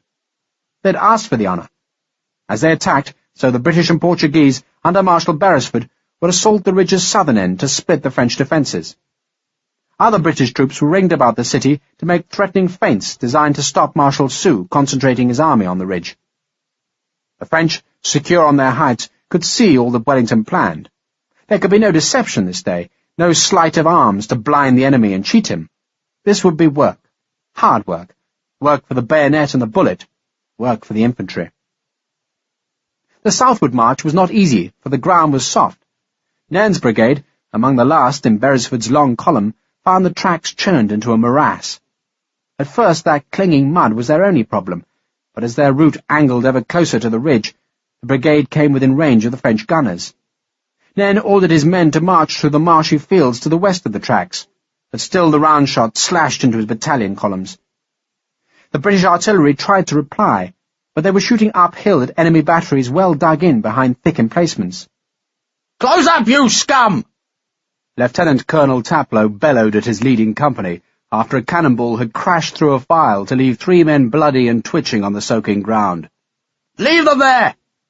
He shouted at 2 men who stooped to help the victims. "Leave them, I say, or I'll have you flogged!" At the rear of Taplow's Fusiliers, a band played, their music made ragged by their stumbling progress over the tussocky soft ground. Drummer boys were ordered to attend to the 3 men, but 2 were already dead, and the 3rd hadn't long to live. The battalion surgeon finished the man with a quick knife cut, then, shrugging, wiped his bloody hands on his grey breeches. The French artillery pumped smoke from the ridge crest. Sharpe, staring eastwards, could sometimes see the trace of a dark line in the sky, and he knew he watched a cannonball at the top of its arcing flight. And he also knew that such a pencil line was only visible in the sky when the ball was coming straight at the observer. At those moments he felt a temptation to spur Sycorax onwards, feigning some urgent duty, but he restrained himself in case any man should think him cowardly. Instead he rode steadily, flinching inwardly, and hid his relief as the balls missed. One round shot thumped into the mud just ahead of Sycorax, making the mare rear frantically. Somehow Sharpe kept his feet in the stirrups, and his arse on the saddle, as the gobbets of wet mud fountained about him. The mare wasn't properly trained to battle, but she was a good, steady horse. She'd been a gift from Jane, and that thought gave Sharpe a sentimental longing to see his wife. He wondered if her mail had become lost, because no letter had yet arrived. Then a cannonball went just over his shako to decapitate a redcoat marching to Sharpe's left, and he forgot his wife in the sudden surge of fear. "Close up!" a sergeant shouted. "Close up!" It was the litany of battle and the only obituary of the common soldier. "You're used to this, I suppose?" A lieutenant, one of Nairn's junior aides, spurred alongside Sharpe. Ahead of them a man's entrails were being trodden into the mud, but either the lieutenant didn't notice or didn't recognize what he saw. "I don't think you ever get used to it," Sharpe said, though it wasn't true. One did get used to it, but that didn't help the fear. The lieutenant, who was new to the war, was clearly terrified, though he was trying hard not to show it. "It's better," Sharpe said truthfully, "once you can fire back. It's much less frightening then." "Bless you, sir. I'm not frightened." "I am." Sharpe grinned, then looked to his right and saw that Fredrickson's men were so far unscathed. Fredrickson had taken his riflemen closer to the enemy, which had been a shrewd move, for the greenjackets made a small and seemingly negligible target compared to the long and cumbersome column of redcoats. The French were firing over the riflemen's heads. A cavalry officer galloped past Fredrickson's men towards the head of Beresford's column. Sharpe recognized the man as one of Wellington's aides, and assumed from his haste that he carried an urgent message. A clue to the message came when the ridge's northern end suddenly exploded with cannon fire. Sharpe twisted in his saddle and saw that the French had unmasked a dozen batteries that were hammering their missiles down the hill at the attacking Spaniards. The lieutenant frowned. "I thought we were supposed to attack at the same time as the Dago, sir." "We were." God only knew what had gone wrong, but gone wrong it had. The Spaniards, instead of waiting until Beresford's diversionary attack was in position to the south, had precipitately charged up the ridge's northern slopes. Their bright uniforms and gaudy colours made a brave show, but it was a gallant display being eviscerated by the concentrated fire of the deadly 12-pounders. "Halt! Halt!" Divisional officers were galloping back down Beresford's column. "Face right! Face right!" Battalion officers and sergeants took up the cry, and the great column halted and clumsily turned to face the bleak, steep slope at the ridge's centre. Nairn, who'd been riding at the head of his brigade, spurred back. "Column of half companies!" he ordered. It seemed that Marshal Beresford must be contemplating an immediate assault on the ridge.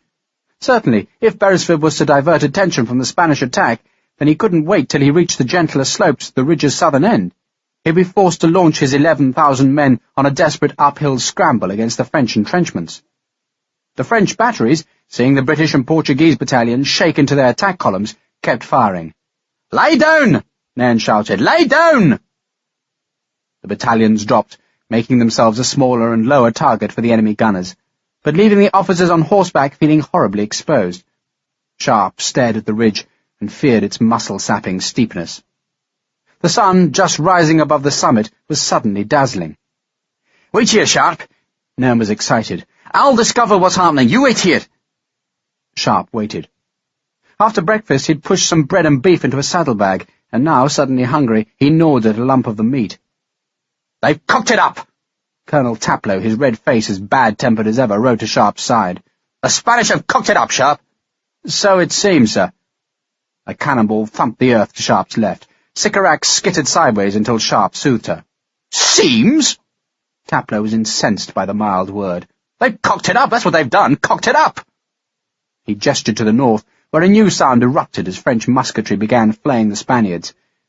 The crackle of musketry was a thick, splintering sound that gave witness to just how many defenders had been waiting for the Spanish. "They went too early!" Taplow seemed to revel in the Spanish mistake. "They couldn't keep their britches up, could they? Too much damned eagerness, Sharpe. No whippers in, that's their problem, no bottom, not like the English. Oh, it'll be up to us now, Sharpe. You mark my words, it'll be up to us." "Indeed it will, sir." The musketry was unending, a sustained terror of sound just like a million snapping rails of wood, and every snap meant another lead bullet flicking down the slope to strike home in the bunched Spanish ranks. "Ha! Told you, no bottom!" Taplow crowed triumphantly, for the Spanish had begun to retreat. The movement was slow at first, merely a slight edging backwards, but it swiftly turned into a quick scramble to escape the flailing bullets. Sharpe was astonished that the Spaniards had climbed as far as they had, and he doubted whether any troops in the world could have gone further. But Colonel Taplow was not so generous. "Oh, priming and no charge, that's the Dago's problem. No bottom, Sharpe, no bottom. Have a boiled egg?" Sharpe accepted a hard-boiled egg, which he ate as Beresford's column patiently waited. The sun's warmth was detectable now, and the small mist that had cloaked the western marshes was quite gone. A heron flapped clumsily into the air and flew southwards. A cannonball struck into Taplow's bandsman, and Sharpe watched a blood-spattered trumpet fly into the air. "It'll be up to us now," Taplow said with immense satisfaction. "It's no good relying on foreigners, Sharpe. They only cock things up. Let me salute you." Sharpe suddenly realized that the irascible Taplow was offering a hand. He shook it. "Good man," Taplow said. "Proud to know you. Sorry you didn't take communion, though. A fellow ought to square things with the Almighty before he kills the king's enemies. Only decent thing to do. And you realize that your servant forgot to shave you this morning? Flog the fellow. Let me wish you well of the day now." Taplow galloped southwards towards his men, while Sharpe sighed. The egg had taken the edge from his hunger, so he pushed the lump of salt beef back into his pouch. Sycorax dropped her head to crop at the trampled grass. New orders came. The southwards march was to resume, for there was clearly no advantage to be gained in assaulting the ridge's centre now that the Spanish attack had been repulsed. Nairn said there was a hope that the Spanish would reform and attack again, but he could offer no explanation as to why their first attack had been premature. "Perhaps they wanted to end the war without us?" Beresford's column reformed and trudged onwards. The French long-range cannonade continued. The men marched silently, not even singing, for they all knew that they would soon have to turn eastwards and assault the ridge. They'd seen one attack bloodily repulsed, and they could guess that Marshal Soult was even now reinforcing the ridge's southern slopes. From the city's north and east came the dull crump of gunfire, as Allied cannon fired at the defences. But it was doubtful if the French would be fooled by such obvious feints. They knew the importance of the ridge, which was doubtless why its summit would prove a hellish place of trenches and batteries. The fears writhed in Sharpe, made worse by the cannonade that echoed in the sky like giant hammer blows. Beresford's infantry marched for one more hour before they turned to their right to face the ridge's southern slopes. The long march across the enemy's front had at least brought Beresford's men to a place that the French had not fortified. No cannons faced down these southern slopes, which stretched invitingly up to the bright, pale sky. What lay beyond the horizon, though, was another matter. The brigades were ordered to form into 3 vast lines, each line consisting of 2 brigades arrayed just 2 men deep. Nairn's men would form the right-hand end of the second line. It took time to make the formation, which was a job best left to sergeants, and so the officers stared at the empty skyline and pretended they felt no fear.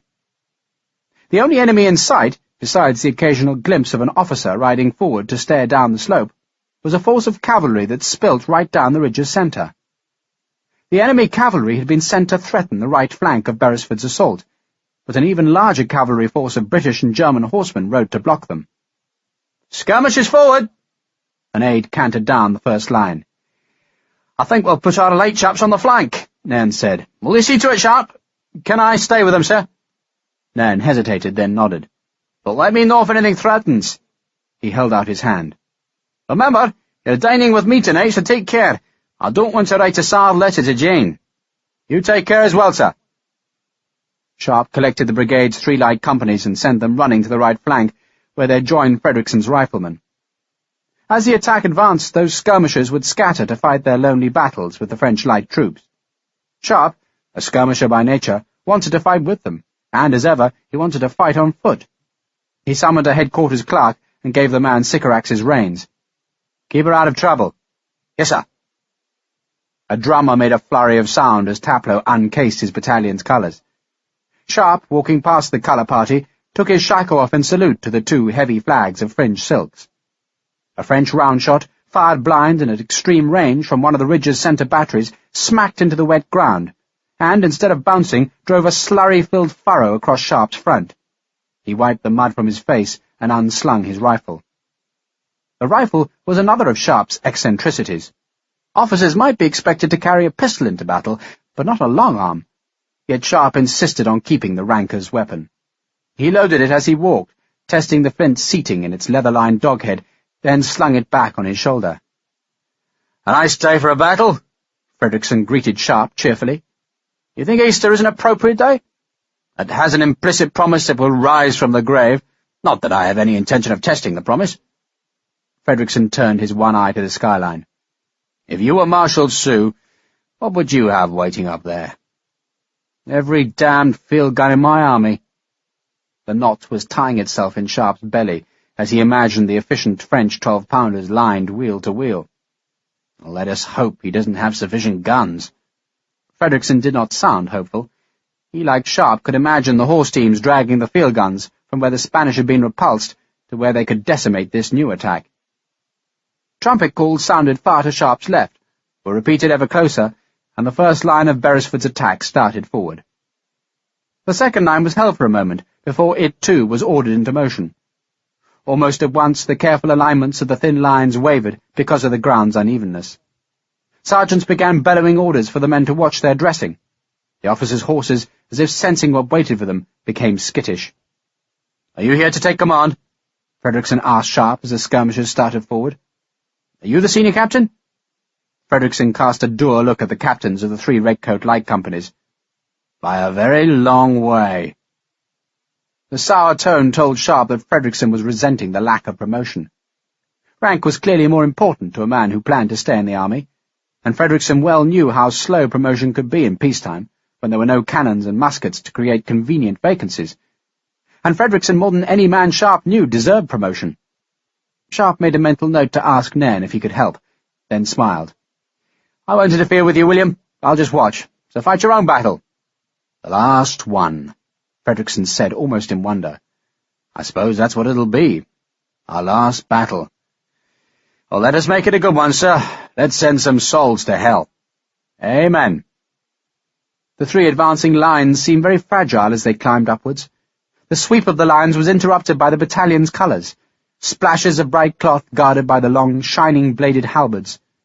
Following the 3 lines were the battalion bands, all playing different tunes, so that the belly-jarring thump of their big drums clashed.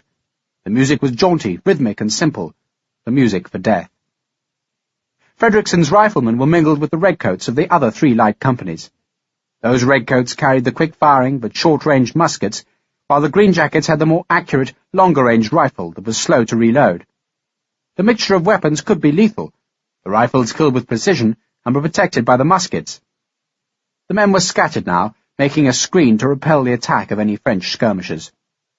Yet so far no enemy had threatened the cumbersome advance. Even the ridge's centre batteries had ceased their speculative firing.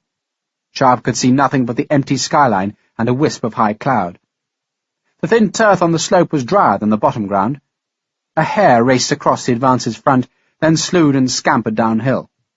A hawk hovered for a few seconds above Taplow's colours, then slid disdainfully westwards.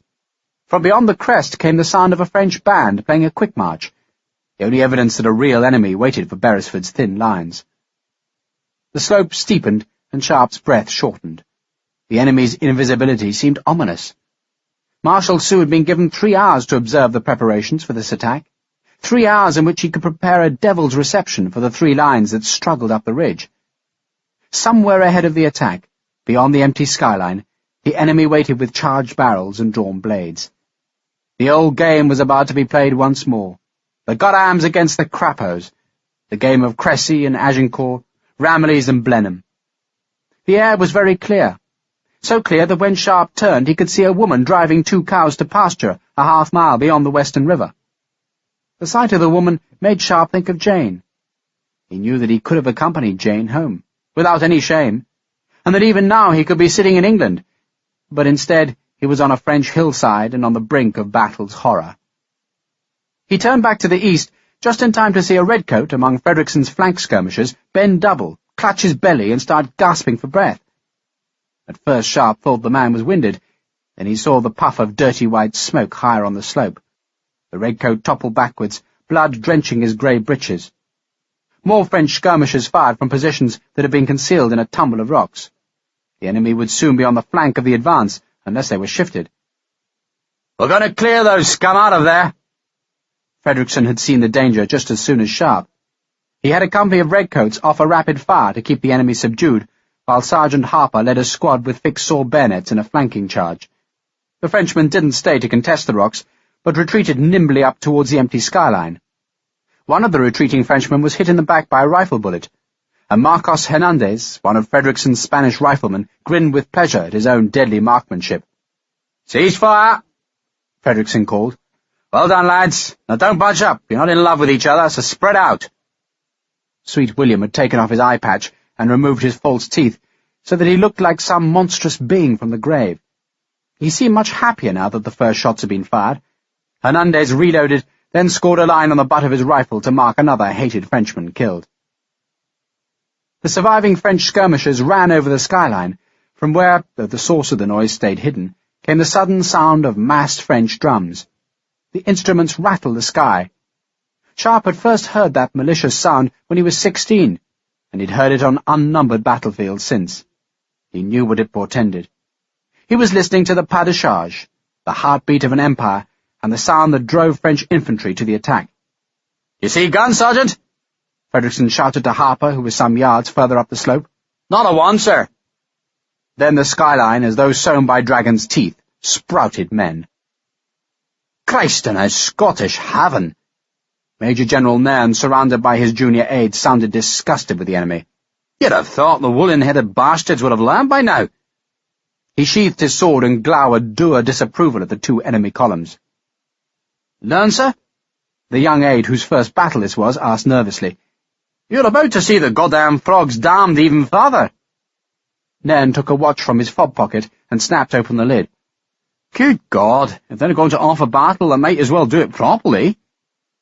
The aide didn't understand, but every veteran in the British attack knew what was about to happen, and felt relieved because of it. They had climbed in fear of waiting artillery that would have gouged bloody ruin in the 3 attacking lines. Even more, they had feared the conjunction of artillery and cavalry, for the cavalry would have forced the attacking infantry into protective squares that would have made choice targets for the French gunners. Instead, they were faced with the oldest French tactic, a counterattack by columns of massed infantry.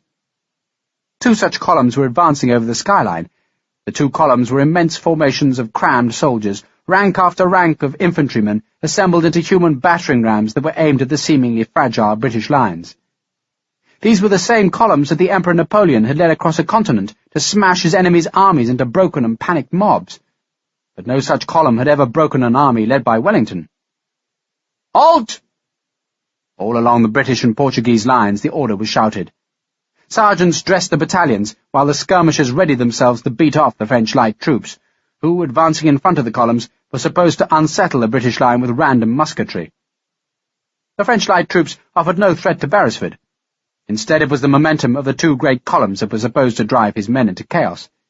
Yet, like Wellington, Beresford had faced too many columns to be worried now. His first line would deal with their threat, while his second and third lines would merely be spectators. That first line stood to attention, muskets grounded, and gazed up the long, sloping sward over which the two giant formations marched. The French columns looked irresistible, their weight alone seeming sufficient to drive them through the thin skeins of waiting men. Above the Frenchmen's heads waved their flags and eagles. In the centre of the formations, the drummer boys kept up the pas de charge, pausing only to let the marching men shout, "Vive l'Empereur!" between each flurry of drum beats. The veterans among the waiting British and Portuguese battalions, who had seen it all before, seemed unmoved. The skirmishers fell slowly back before the weight of enemy light troops, but they'd done their job, which was to keep the French skirmish fire off the waiting line. French officers, swords drawn, marched confidently ahead of the columns. Major General Nairn gazed at the closest column through a telescope, then slammed the tube shut. "Not many moustaches left." The old moustached veterans, the backbone of France, were in their graves, and Nairn had seen how young these counter-attacking Frenchmen were. Perhaps that was why Soult had launched them in column. The raw green troops took courage from the sheer closeness of their comrades in the tightly packed mass of men. It was a formation suited to a conscripted citizen army, but those citizen conscripts were now closing on the professional killers of Britain and Portugal. When the columns were 80 paces from Beresford's forward line, the British and Portuguese officers stirred themselves to give a single laconic order. "Present!" 4,000 heavy muskets came up in a single rippling movement. The leading ranks of the two French columns, seeing their death, checked their pace, but the weight of men behind forced them onwards. "Hold your fire!" Sergeants warned redcoats, who dragged back the cocks of their weapons. The French, made nervous by the silent threat, opened fire as they marched. Only the men in the first two ranks could actually fire, the rest were there merely to add weight. Here and there along the red-coated line a man might fall, but the French aim was spoiled by the need to fire while marching. "Close up!" A British sergeant dragged a dead man back from the line. "Hold your fire!" An officer, slim sword drawn, watched the blue-coated French column come closer. 4,000 muskets were aimed at the heads of the two columns. A rattle of drums, a pause. "Vive l'Empereur!" One heartbeat. The British muskets were steady, the officers' swords raised, while the men in either army were close enough now to see the expressions on the others' faces. "Fire!" Like a great cough, or like a gigantic throttling explosion, 4,000 muskets flamed smoke and lead, and 4,000 brass-bound butts mule-kicked back into men's shoulders. The smoke spewed to hide the French. "Reload!" Sharpe, still off to the right flank, saw the nearer enemy column quiver as the heavy bullets struck home. Bluecoats were speckled by blood. The whole front rank crumpled and fell, and most of the second rank too. Only one officer was left standing, and he was wounded. The succeeding French ranks were balked by the barrier of their own dead and wounded. But then the sheer mass of the deep column forced the new front rank to clamber over the bodies and continue the advance. "Vive l'Empereur!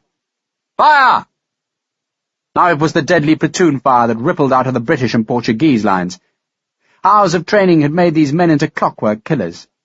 Each platoon of a battalion fired a couple of seconds after the platoon on its left, and so the bullets seemed never-ending as they flicked through the screen of smoke to strike at the French. The fire flayed at the enemy, flensing men off the front and flanks of the column, so that it seemed as if the enemy marched into an invisible mincing machine. The French survivors, inexorably forced to the front ranks, tried to struggle into the storm of musketry, but no man could live against that fire. In the past, in the glorious days when the Emperor's name struck fear into Europe, the columns had won by overawing their enemies. But Wellington's men had long mastered the grim art of bloodying French glory. They did it with musket fire, the fastest musket fire in the world. They blackened their faces with the explosions of the priming in their weapons' pans. They bruised their shoulders with the slamming kicks, and they broke the enemy. Cartridge after cartridge was bitten open, loaded, and fired, while in front of the British line the musket wadding burned pale in the scorched grass. The columns couldn't move. A few brave men tried to advance, but the bullets cut them down. The survivors edged back, and the drum roll faltered. "Cease fire!" a British voice called. "Fix bayonets!" 4,000 men drew their 17-inch blades and slotted them onto hot muzzles. "Present!" The voices of the officers and sergeants were calm. Most of these men were veterans, and they took pride in sounding unmoved by the carnage of battle. "Battalions will advance! Forward!" All along the front line, the battalions marched stolidly into their own fog of smoke. They had fired blind through the choking screen, but a column could hardly be missed even by men obscured by smoke.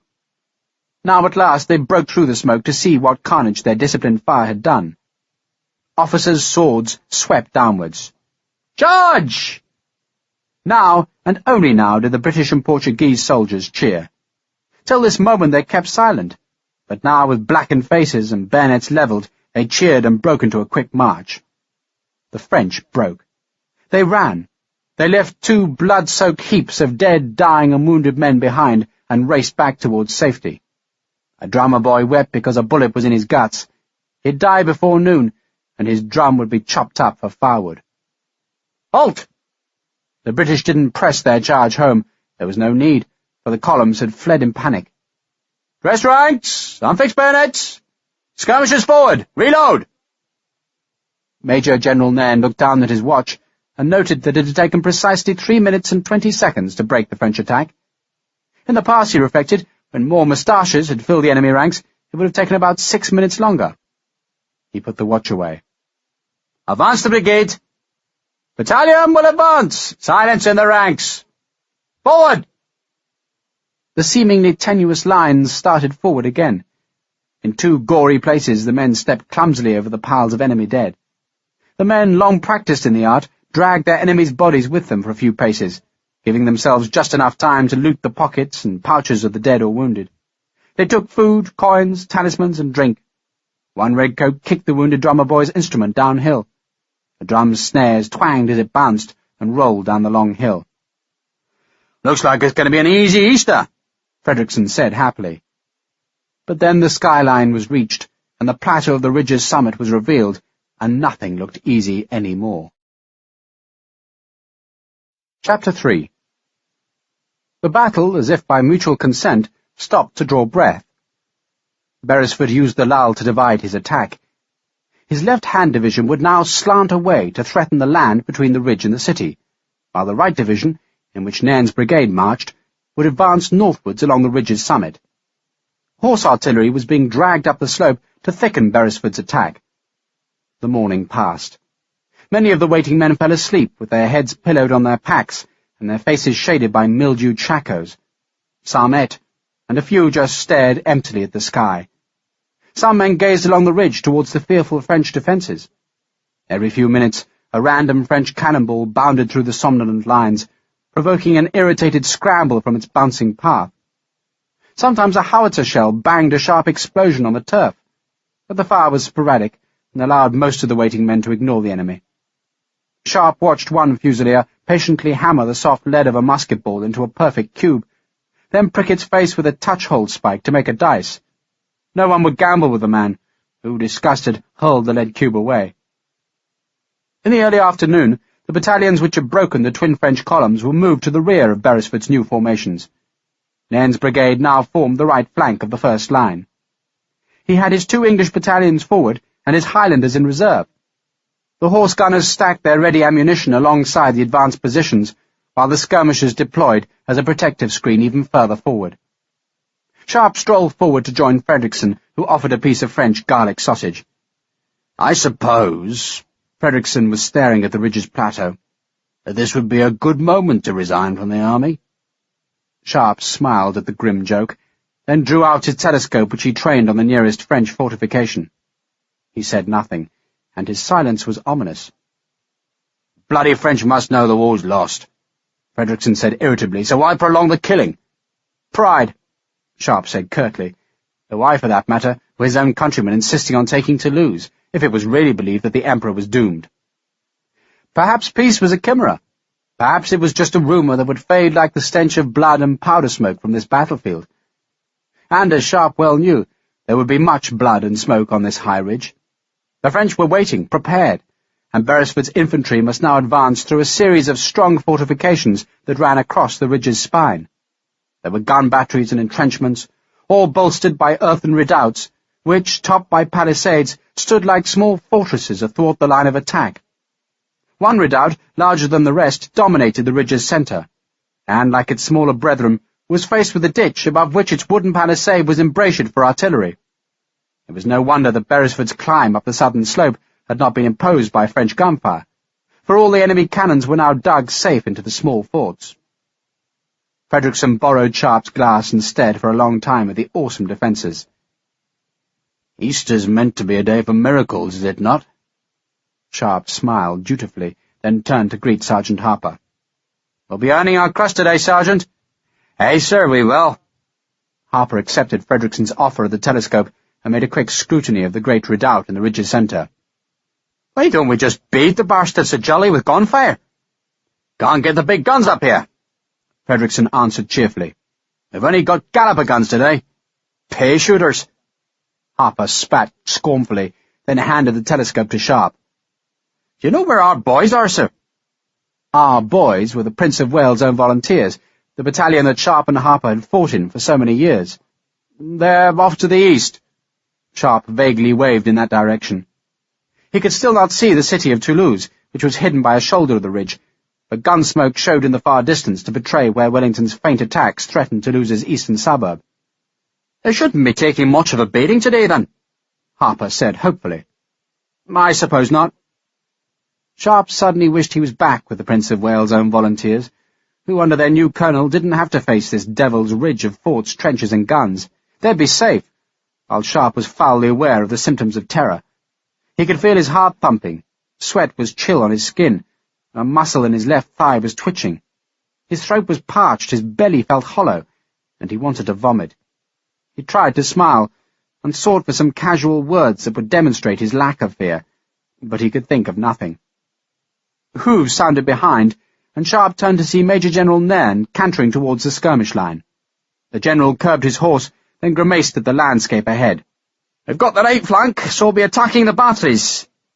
That was a brighter prospect than assaulting the larger redoubts.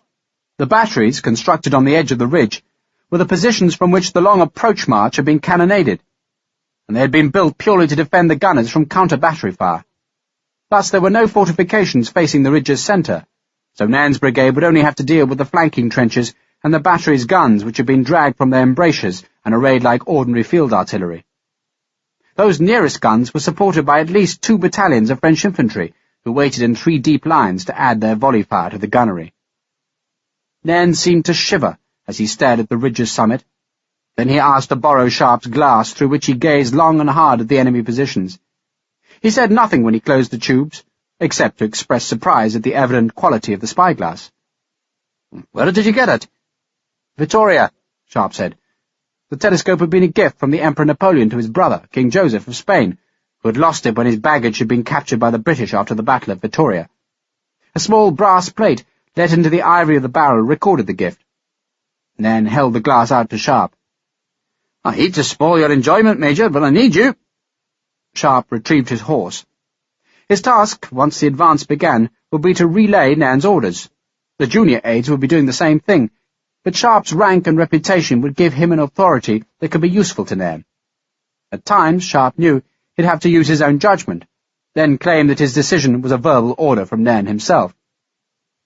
It was another hour before the order to advance was given. The French had spasmodically shelled the waiting men during the prolonged delay, but the very sparseness of the cannonade was evidence that the real artillery effort would wait until the British and Portuguese troops had marched closer to the guns. Some men grumbled at the wait. Others averred that it was necessary, so that the Spanish could regroup and attack again from the ridge's far end. 2 chaplains led mules loaded with spare water canteens around the waiting troops. The Irishmen in the ranks crossed themselves. The loudest noise on the ridge, apart from the occasional bang of a French gun, were the pipes of the Highland regiments. "That's going to be a bloody business, right enough. A bloody, bloody business," Nairn said for the 4th or 5th time to Sharpe. The Scotsman was nervous. He knew this would be his one chance to fight his brigade in battle, and he feared he would be found wanting. Yet the true responsibility didn't lie with Nairn, nor even with Wellington, who commanded the battle from its northern flank, but with the ordinary soldier. It was the red coat and green jacket who had to march forward in the certain knowledge that the best artillery in Europe waited to decimate his ranks. A shilling, a third of a pint of rum, and 2 pounds of twice-baked bread each day were the wages for this moment, and in return they must march into hell and come out victors. "It won't be long now," Nairn said, as if to comfort the aides who bunched around him. Divisional aides were galloping across the ridge's southern spur. Bands were forming into ranks and colours were being hoisted. The British gunners gave their cannon trails a last adjustment. "The General's compliments, sir." A cavalry captain reined in close to Nairn. "And if you're ready—" "My compliments to the General." Nairn drew his sword.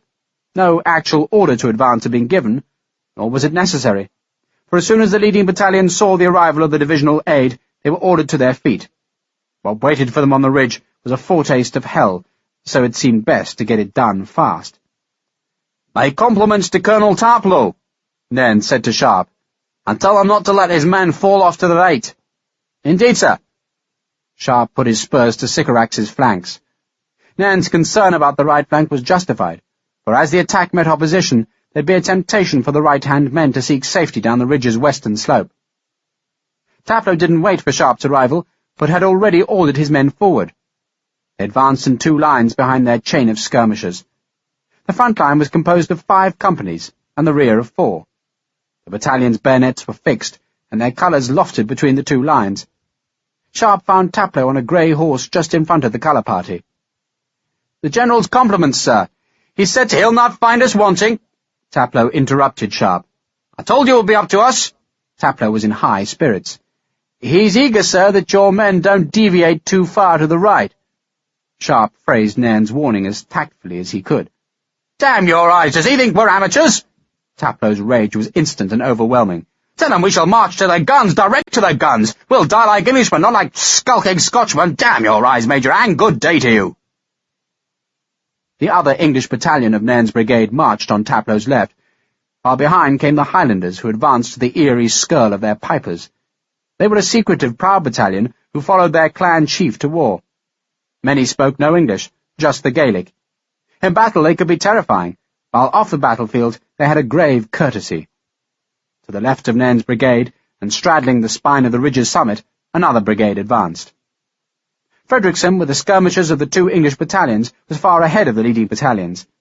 The French gunners, waiting with smoking linstocks, ignored the skirmish line. They'd wait till the plumper targets of the close-formed battalions were nearer. The wait was not long. Sharpe, back at Nairn's side, just a few paces ahead of the Highlanders, saw a French gunner giving the elevating screw of his cannon one last turn, then jump clear as the linstock came down to hover near the portfire. "God help us," said the agnostic Nairn. Then, much louder, "Steady, lads, steady!" "Tirez!" shouted the battery's commander. The ridge erupted with gunfire. Flames lanced from barrels to pump smoke thick as fog over the hilltop. The round shot slashed through the advancing battalions. Sharpe saw one bull carve a bloody hole in Taplow's first line, kill another man in his second, then graze the turf, and on its upward rebound strike down a file of Highlanders. The one bull had turned 4 men to meat and blood and splintered bone. The screams of the wounded began to rival the music of the bands and the crashing of the enemy guns. It wasn't just the closest battery that fired, but the gunners in the central redoubt, and other gunners too, further and higher up the ridge, who could launch their missiles over the heads of their own infantry to plunge and bounce and tear among the British troops. "Those poor lads!" Nairn watched Taplow's battalion that was dropping dead and wounded behind its ranks. "Close up! Close up!" the sergeant shouted. An ensign, 15 years old and proud to be in his first battle, was disemboweled. A sergeant marching behind and to the dead boy's flank filched 6 guineas from the corpse's tail pocket without even breaking step. "Close up, you bastards! Close up!" A howitzer shell landed just in front of Taplow's rear line, and because its fuse still smoked, the closest men scattered. The shell exploded harmlessly as Taplow berated the men for cowards. Frederickson's riflemen had advanced far forward and were now trying to pick off the enemy gunners, but the cannon smoke made a perfect screen to hide the enemy. The smoke also served to obscure the aim of the French gunners, but so long as they fired level and ahead, they could scarcely miss. French skirmishers armed with muskets were threatening Frederickson's men. though even the bravest enemy was loath to come too close to the deadly rifles. Harper was calling targets to his men. "See that, officer Marcus? Kill the bugger!" "Tell Taplow to double forward at the battery!" Nairn shouted to Sharpe over the noise of the enemy guns. "I'll put the Highlanders in behind him!" Sharpe spurred Sycorax forward again. The mare was nervous at the horrid noises. The guns made a deep, percussive, ear-thumping bang, while the passage of the round shot overhead sounded just like heavy barrels being rolled across a wooden floor. A cannonball that came too close sounded like the tearing of cloth, but much more sudden and overwhelming, making a man flinch in the wake of its air-spitting astonishment. Behind all the noises was the sound of the bands and the gut-wrenching music of the pipes.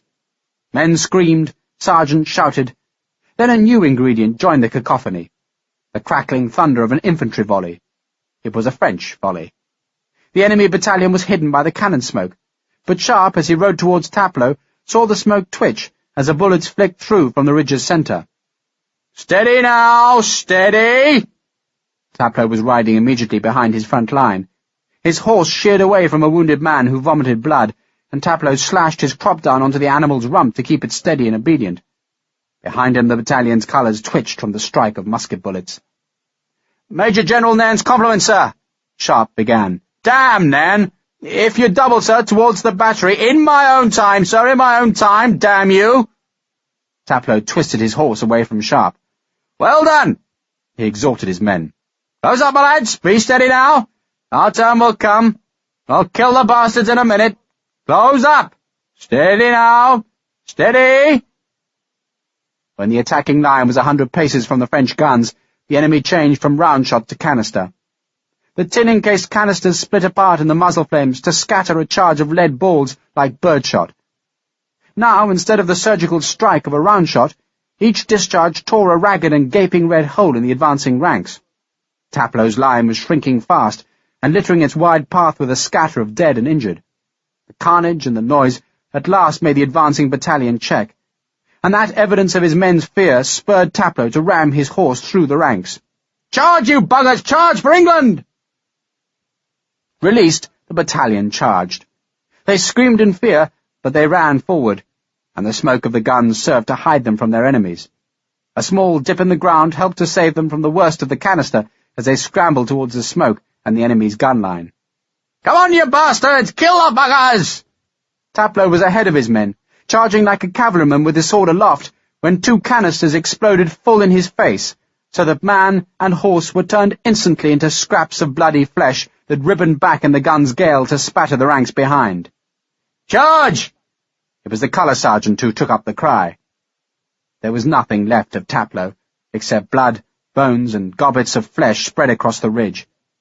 His men charged over the ragged ruin of their colonel, and his horse then plunged into the smoke.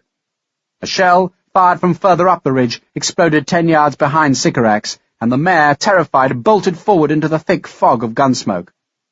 The smoke was acrid. Sharpe wanted to draw his sword, but he needed both hands to curb Sycorax's panic. She burst through the smoke, and Sharpe saw a mass of snarling redcoats hacking and thrusting at the French gunners. This was revenge, and none of the Fusiliers would take an enemy's surrender. The gunners would pay for the damage they'd done, and so the bayonets ripped and thrust. Sycorax stopped, quivering, because a French trench blocked her path. The trench was shallow, as if it had only been half finished. A redcoat and 2 Frenchmen lay dead inside. Sharpe scraped his sword free and tried to make sense of the chaos beyond the trench. Taplow's men were brawling, stabbing, and clawing their way through the battery, while just 70 paces to their left, a fresh enemy battalion was marching through the gunsmoke. The only man to have seen that threat was Fredrickson, who had spread his skirmishers in a tenuous line to block the enemy's approach. But a handful of riflemen couldn't hope to stop a determined charge by a whole battalion. Taplow's men were in utter disorder, seeking only vengeance, yet at any moment the enemy's counterattack would come on them like thunder. "Form companies!" Sharpe shouted at the Fusiliers. He spurred Sycorax over the shallow trench, then used the flat of his sword on men hunting down the last gunners who were trying to find refuge beneath the hot barrels of their guns. "Form companies!" He found a major. "Are you in command now?" "Command?" The man was dazed. "Taplow's dead!" "Good God!" The major gaped at Sharpe. "For Christ's sake, form your men! You're about to be attacked!" "We are?" Sharpe twisted to his left and saw that the French battalion had checked their advance while they fixed bayonets. Yet, despite the small delay, it could not be more than half a minute before the French advanced into the captured battery, where they would make mincemeat of the redcoats. Sharpe shouted for the men to form, and a few sergeants saw the danger and took up the cry, but Sharpe knew it was hopeless. Taplow's men were oblivious of everything but the captured battery and its small plunder. In less than a minute, they'd be overwhelmed. He swore under his breath. No one had even thought to spike the enemy guns, and Sharpe wished he'd remembered to put a hammer and a few nails in his saddlebag. Then, blessedly, he heard a crashing volley, and he saw the Highlanders coming out of the smoke bank. Nairn had brought them into the left of Taplow's charge, and now the Scots fell on the flank of the advancing French battalion. It took just 2 Scottish volleys before the French gave up the counter-attack. Sharpe found Taplow's senior major. "Form your battalion!" "I can't! Do it now, or I'll have you arrested! Move!" A French gunner, wounded from a dozen blades, collapsed beside Sharpe's horse. Redcoats were drinking the powder-stained water from the gun buckets in which the cannon swabs were soaked between shots. The English wounded were propped against the wicker baskets, filled with earth that made the cannon embrasures. One such basket seemed to explode into dirty shreds under the impact of a round shot, and Sharpe realized that French guns further up the ridge had begun to fire into the captured battery. "You're the reserve now!" Sharpe shouted at the major. "Form your men and fall in behind the Highlanders!" He didn't wait to see if he was obeyed, but spurred after the Scots who were marching onwards. To their left, beyond Nairn's 2nd Battalion, another brigade was going forward. The attack seemed to have broken the outer French crust, but as the British advanced, so they'd squeezed the French into an even thicker and more impenetrable defence. Sharpe rode past a dead rifleman, and was relieved to see it wasn't Harper. Nairn's attack, spirited and bloody, was going well. The Highlanders' Grenadier Company was in an enemy trench, led by a group of officers and sergeants who used their massive claymore swords to scour the French out. Frederickson's sharpshooters picked off the fleeing enemy. 2 pipers, apparently oblivious of the horror, calmly played their instruments. There was something about that music, Sharpe thought, that suited a battlefield. The noise was like that which a man might make if he was being skinned alive, but it seemed to fill the enemy with fear, just as it inspired the Scots to savagery. A riderless horse, its neck sheeted with blood, galloped in panic towards the enemy lines. "Taplow's dead," Sharpe found Nairn. Nairn stared at Sharpe as though he hadn't heard. Then he sighed. "So much for prey before battle. Poor man." The neighbouring brigade had stormed a small redoubt, and Sharpe could see its ramparts swarming with British and Portuguese infantry. Bayonets rose and fell. The attack, Sharpe decided, had gone beyond the ability of any one man to control it. Now it was just a mass of maddened men released to battle. And so long as they could be kept moving forward, then so long was victory possible. Sharpe lost sense of time. The fear was gone, as it always seemed to vanish once the danger was present. Nairn's men, thinned out and bloodied, pushed forward into gunfire. Smoke thickened. Knots of men lay in blood where canister had struck. The wounded crawled for help, or vomited, or cried, or just lay softly to let death come. Order seemed to have gone. Instead of battalions marching proudly to the attack, it now seemed to Sharpe that the assault consisted of small groups of men who dashed a few yards forward, then summoned up the courage for another quick advance. Some men sought shelter and had to be rousted back into the advance. Somewhere a colour showed through the smoke. Sometimes a cheer announced an enemy trench taken. A British galloper gun unlimbered and fired fast into the blinding fog. The defence thickened. The enemy gunfire, which had been shattering at the start of the assault, seemed to double in its intensity. Nairn's men, broken into leaderless units, went to ground. Nairn tried to force them on, but the brigade was exhausted. Yet division judged the moment to perfection, for just as Nairn knew he could ask no more of his men, a reserve brigade came up behind and swept through the scattered remnants of his 3 battalions. The Scotsman had tears in his eyes, perhaps for the dead or perhaps for pride. His men had done well. "Congratulations, sir," Sharpe said, and meant it, for Nairn's men had driven deep into the horrid defences. Nairn shook his head. "We should have gone farther." He frowned, listening to the battle. "Some poor bastards fetching it off, though." "The big redoubt, sir."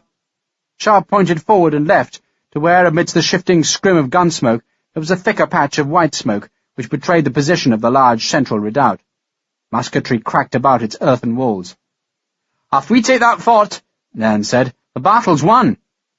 But other men would have to take the redoubt. They were fresh men, Highlanders of the Reserve Brigade, who marched into the maelstrom with their pipes playing. Nairn could only watch. He sheathed his sword as though he knew it wouldn't be wanted again in this battle, nor indeed in this war. "We'll advance behind the attack, Sharpe." "Yes, sir." Sharpe rode to reorganize the shattered battalions. Bullets hissed near him, a shell dropped just over his head, and once he seemed to be bracketed by a shrill whistling of canister. Yet he somehow led a charmed existence. Around him an army bled, but Sharpe lived.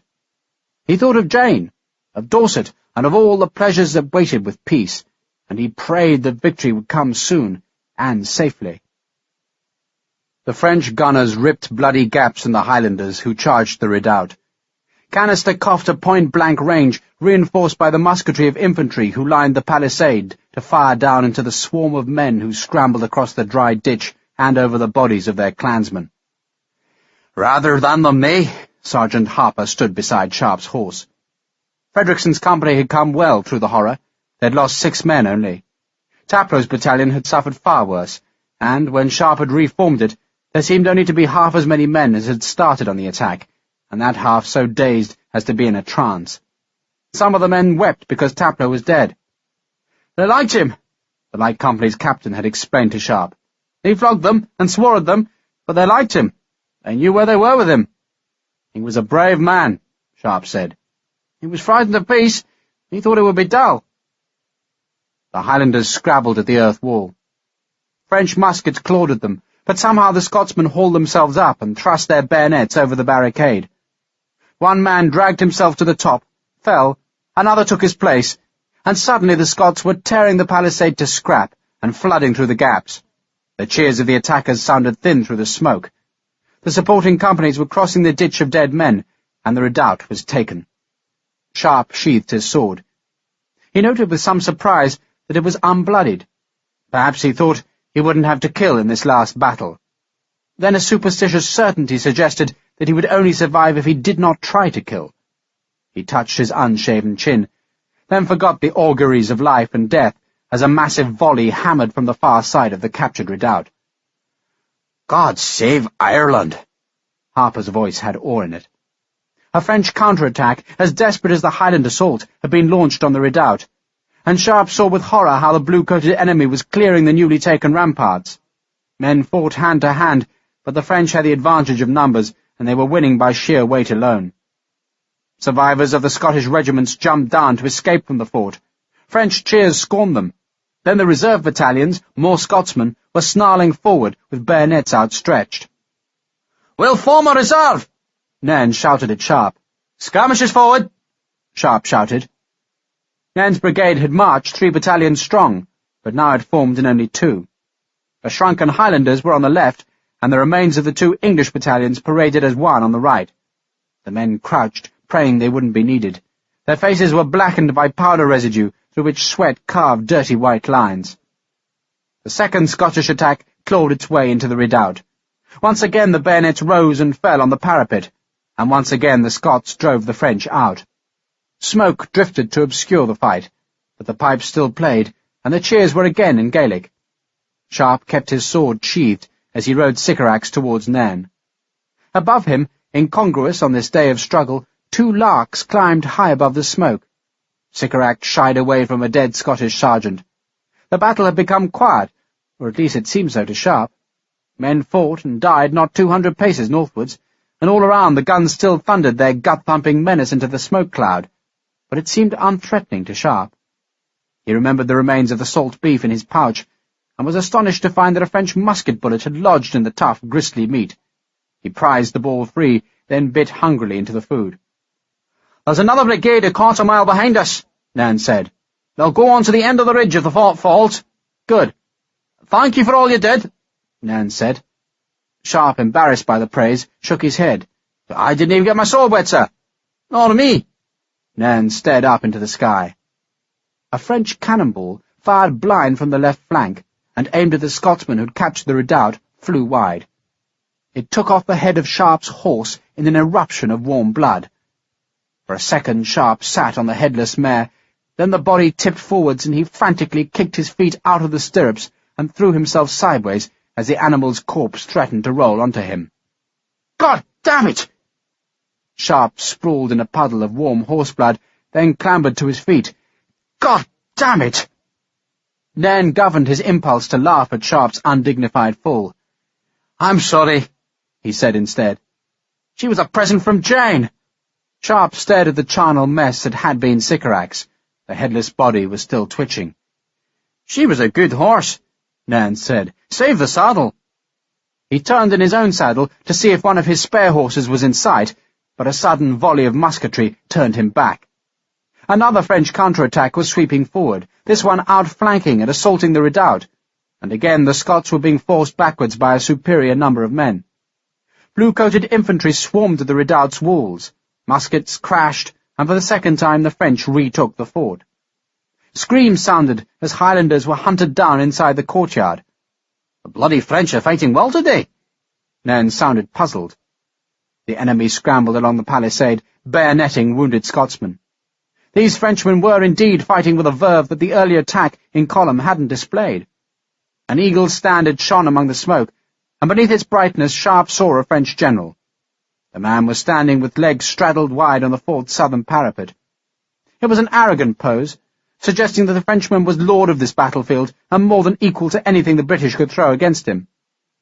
Frederickson's riflemen must have seen the enemy general, for a dozen of them fired, but the Frenchman had a charmed life this day. "That's Calvé!" Sharpe had trained his glass on the Frenchman, and recognized the short, squat figure of the man he'd fought at the Teste de Bouc. "It's bloody Calvé!" "Let's teach the bastard a lesson." Nairn drew his sword. It was evident that with the last repulse of the Scots, there were no fresh troops to launch against the recaptured redoubt. If Calvé was given more than a few minutes, he would reorganize his defences, and the fort would be doubly hard to take. Now was the moment to counterattack, and Nairn's was the closest brigade. "Quick, Sharpe! Let's get it over!" Calvé turned imperiously away. On either flank of the redoubt his men were marching forward. The fort's ditch was heaped with dead and dying men. "On your feet!" Nairn had ridden to the space between his two battalions. "Fix bayonets!" He waited till the blades were fixed, then waved his cocked hat. "Forward! Let me hear the pipes!" The two battalions went forward. So far they were unnoticed.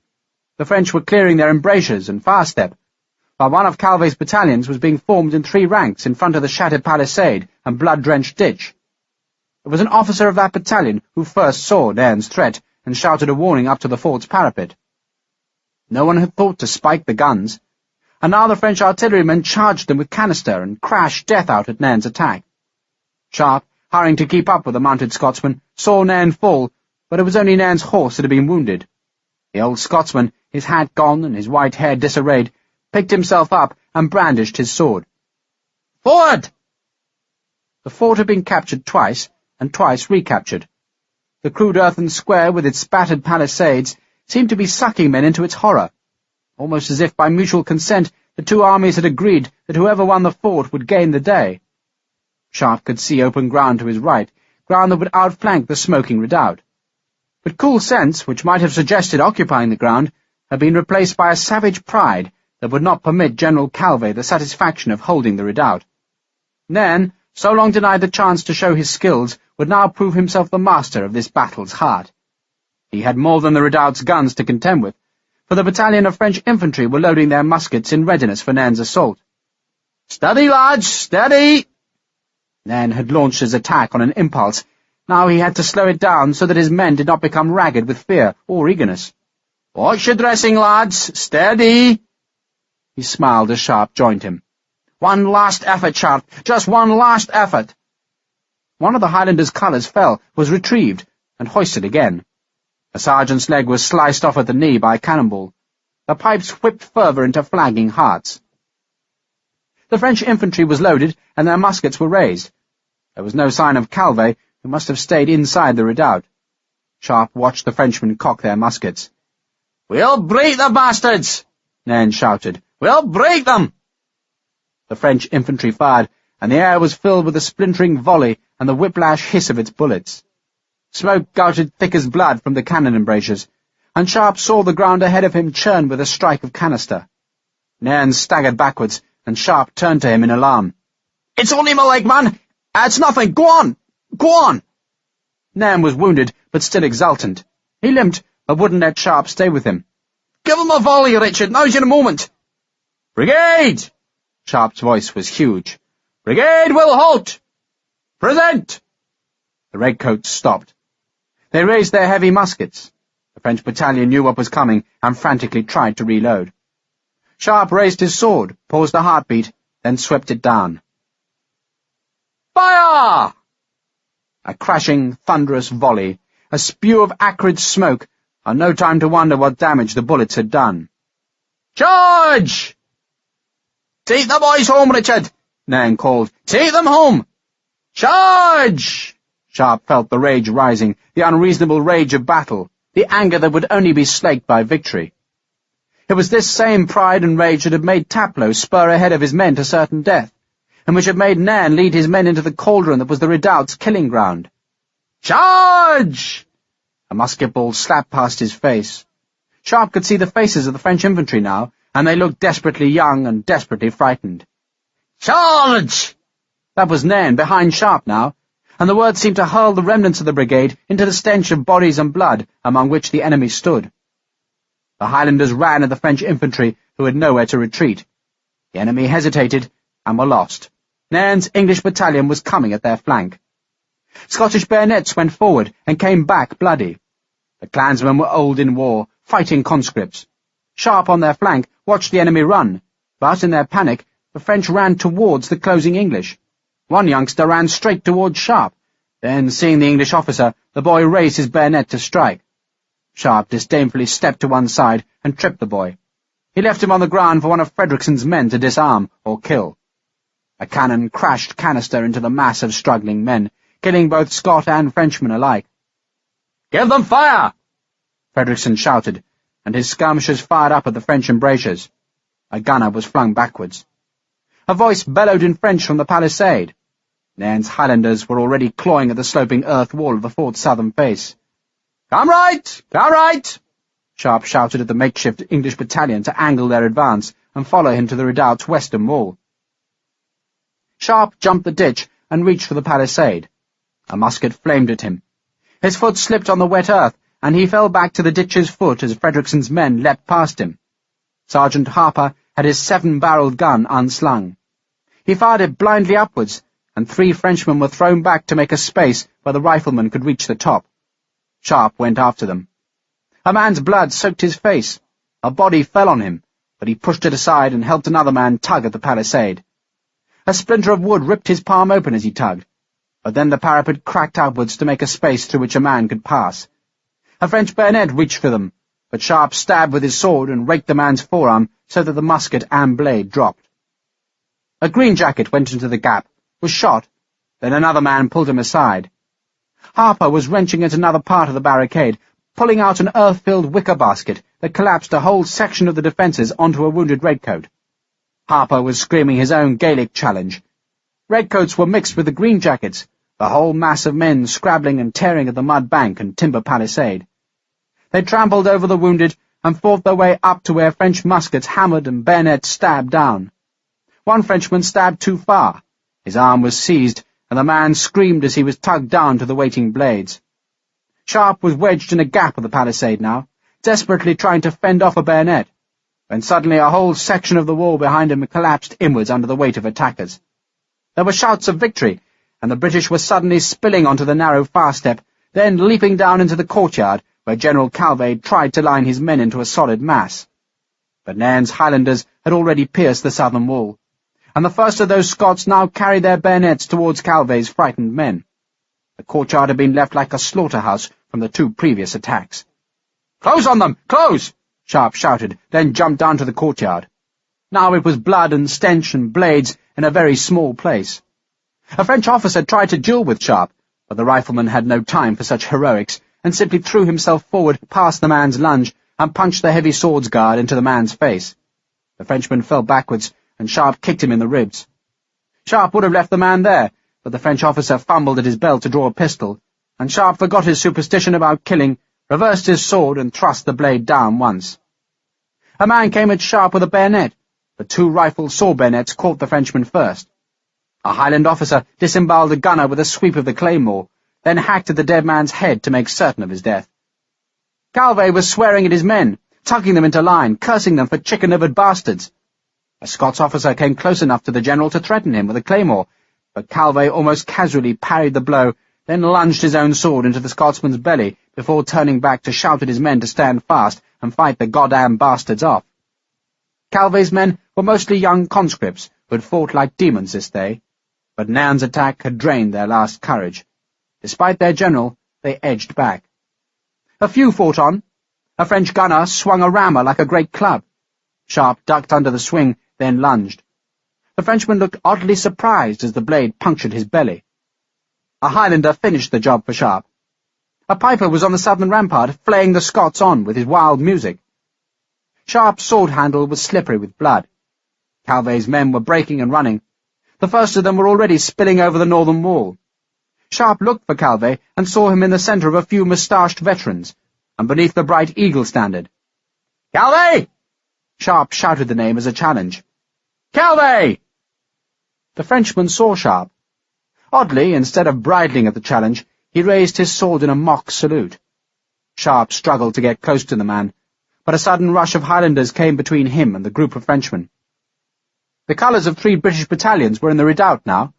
The mass of men was overwhelming, and Calvé's last staunch defenders had to give way. They'd fought well, but now they just wanted to be out of this courtyard of blood. They retreated calmly, firing their muskets to hold the Scots at bay, then broke to scramble across the northern parapet. "Man the fire step!" Sharpe ran to the northern parapet. "Spike those damned guns!" That was the Scots colonel.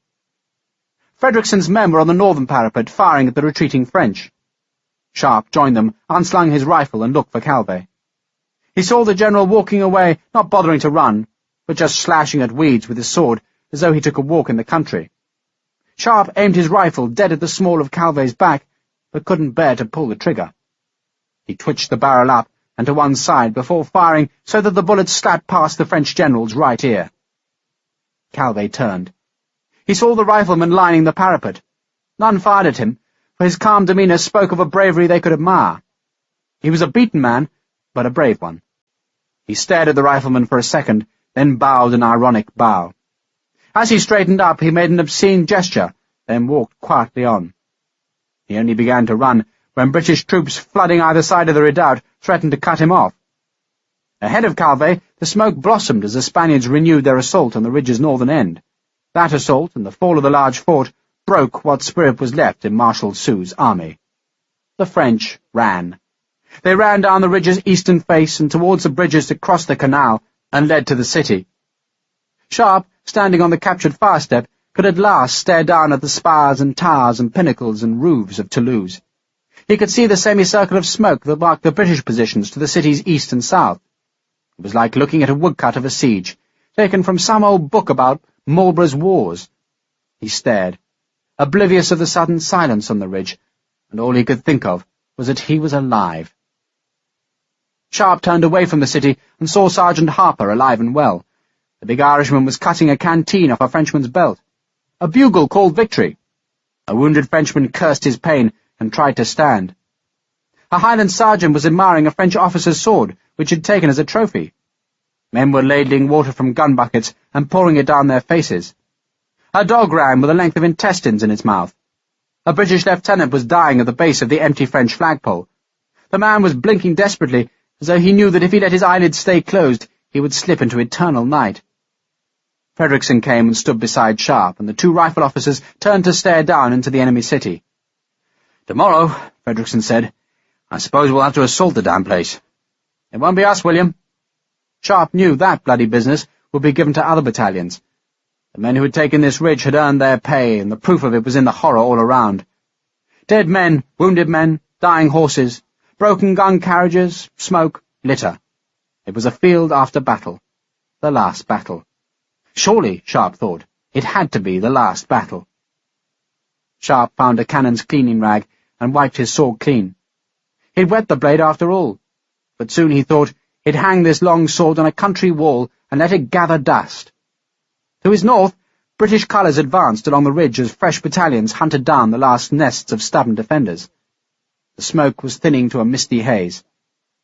There were Spanish colours visible at the ridge's far crest, proof that this day's battle was won, even if the city itself had yet to fall. Sharpe suddenly laughed. "I had a sudden urge to take Calvé's eagle. Did you recognize him?" "I did." Fredrickson offered his canteen to Sharpe. "Be glad you didn't try to take his bird. He wouldn't be alive if you had." A bagpipe suddenly sounded, and something plangent in its notes made Sharpe and Fredrickson turn. "Oh, God," Fredrickson said softly. 4 Highlanders carried a litter made of enemy jackets threaded onto enemy muskets. On the litter, his white hair hanging, was Nairn. Sharpe jumped down to the blood-drenched earth of the courtyard. He crossed to the body just as the Highlanders lowered it to the ground. "He's dead, sir." One of the men saw Sharpe's face and offered the bleak news. "He said it was his leg." Sharpe frowned at the old man who'd been his friend. "As long as well, sir." "Oh, Christ." Tears came to Sharpe's eyes, then fell down his bloody cheek. "I was to have had supper with him tonight." "I'm sorry, sir." They buried Nairn in the centre of the redoubt that the Scotsman had captured. A bagpipe played a lament for him, and a chaplain said a Gaelic prayer for him, and his beloved Highlanders fired a volley towards the northern stars for him. And in the morning, when Sharpe awoke with a parched mouth and a heart that lurched with sorrow when he recalled the Scotsman's death, it was discovered that Marshal Soult had abandoned Toulouse. He had marched through the gap in the British ring, and he had left the city that was now flaunted with white flags to welcome its enemies. Toulouse had surrendered. Captain William Fredrickson, his false teeth and eye patch restored to give his scarred face a semblance of respectability, discovered Sharpe in a wine shop that lay close to Toulouse's prefecture. The wine shop was crowded, but something about Sharpe's scarred face had dissuaded anyone from sharing his table. It was just after dusk, and 2 days after Soult had abandoned the city to the British. "Have you taken to drinking alone?" Fredrickson asked. "I never abandoned the habit." Sharpe pushed a bottle of wine across the table. "You're looking damn cheerful." "I am damn cheerful." Fredrickson paused because a loud and prolonged huzzah sounded from the prefecture next door. Field Marshal Lord Wellington was giving a dinner to celebrate his capture of the city. All the prominent citizens of Toulouse were attending, and all wore the white cockade of the French monarchy, and were swearing that they had never supported the upstart Corsican tyrant. "It makes one wonder just who it is we've been fighting all these years." Fredrickson straddled a back-to-front chair and nodded thanks for the wine. "But we're fighting them no longer, because the Emperor has abdicated. The goddamn bloody Emperor has thrown in his hand. Allow me to toast your most excellent and now quite safe health." Fredrickson had spoken in a most matter-of-fact tone, so much so that Sharpe didn't really comprehend what his friend had just said. "The war, my dear friend, is over," Fredrickson insisted. Sharpe stared at Fredrickson and said nothing. "It's true," Fredrickson said. "As I live and breathe, and may I be cursed if I lie, but a British officer has come from Paris. Think of that, a British officer from Paris. In fact, a whole slew of British officers have come from Paris. Bonaparte has abdicated. Paris has fallen, the war is over, and we have won." Fredrickson could no longer contain his excitement. He stood, and ignoring the majority of the customers who were French, climbed onto the chair and shouted his news to the whole tavern. "Boney's abdicated! Paris has fallen! The war's over! And we've won! By Christ, we won!" There was a moment's silence. Then the cheers began. Spanish and Portuguese officers sought a hasty translation, then added their own noise to the celebration. The only men who didn't cheer were the civilian-clothed and moustached French veterans who stared sullenly into their wine cups. One such man, the news interpreted to him, wept. Fredrickson shouted to a serving girl that he wanted champagne, cheroots, and brandy. "We've won!" he exulted to Sharpe. "The damn thing's over!" "When did Boney abdicate?" Sharpe asked. "Christ knows, last week, 2 weeks ago." "Before the battle?" Sharpe insisted. Fredrickson shrugged. "Before the battle, yes." "Jesus." Sharpe momentarily closed his eyes. So Nairn's death had been for nothing. All the blood on the high ridge had been spilt for nothing. Then, suddenly, he forgot that irony in an overwhelming and astonishing wash of relief. The bells of Europe could ring because the war was over. There'd be no more danger, no more summoning the nerve to assault an enemy-held wall, and no more standing rock still as an enemy battalion took aim. No more cannons, no more lancers, no more skirmish lines. No more death. It was over. No more waking in the night sheeted with sweat and thinking of a saw blade's threat. The war was over, and the last ranks had been closed up, and the whole damn thing was done. Europe had been rinsed with blood, and it was over. He would live forever now, and that thought made Sharpe laugh. And suddenly he was shaking hands with Allied officers who crowded about the table to hear the details of Frederickson's news.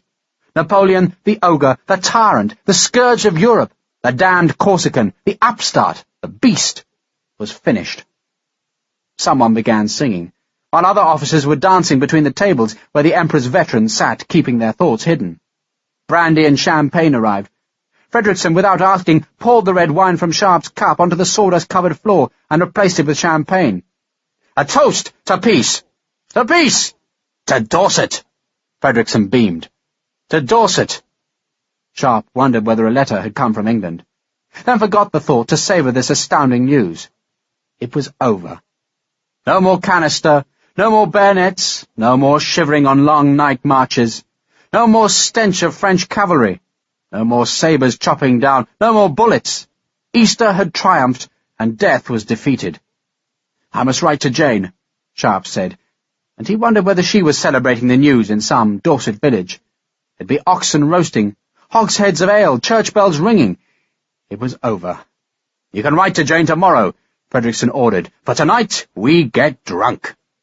"Tonight, we get drunk," Sharpe agreed, and by 1 o'clock they were on the city's walls, where they sang nonsense and shouted their triumph towards the British bivouac fires that lay to the city's west. By 2 o'clock they were searching for another wine shop, but instead found a group of cavalry sergeants who insisted on sharing some plundered champagne with the rifle officers. At 3 o'clock, arm in arm to keep themselves upright, Sharpe and Frederickson staggered through the abandoned French fortifications and crossed the wooden bridge over the canal where 2 friendly sentries prevented them from falling into the water. At 4 o'clock they arrested Sergeant Harper on a charge of being sober, and at 5 o'clock they found him not guilty because he no longer was.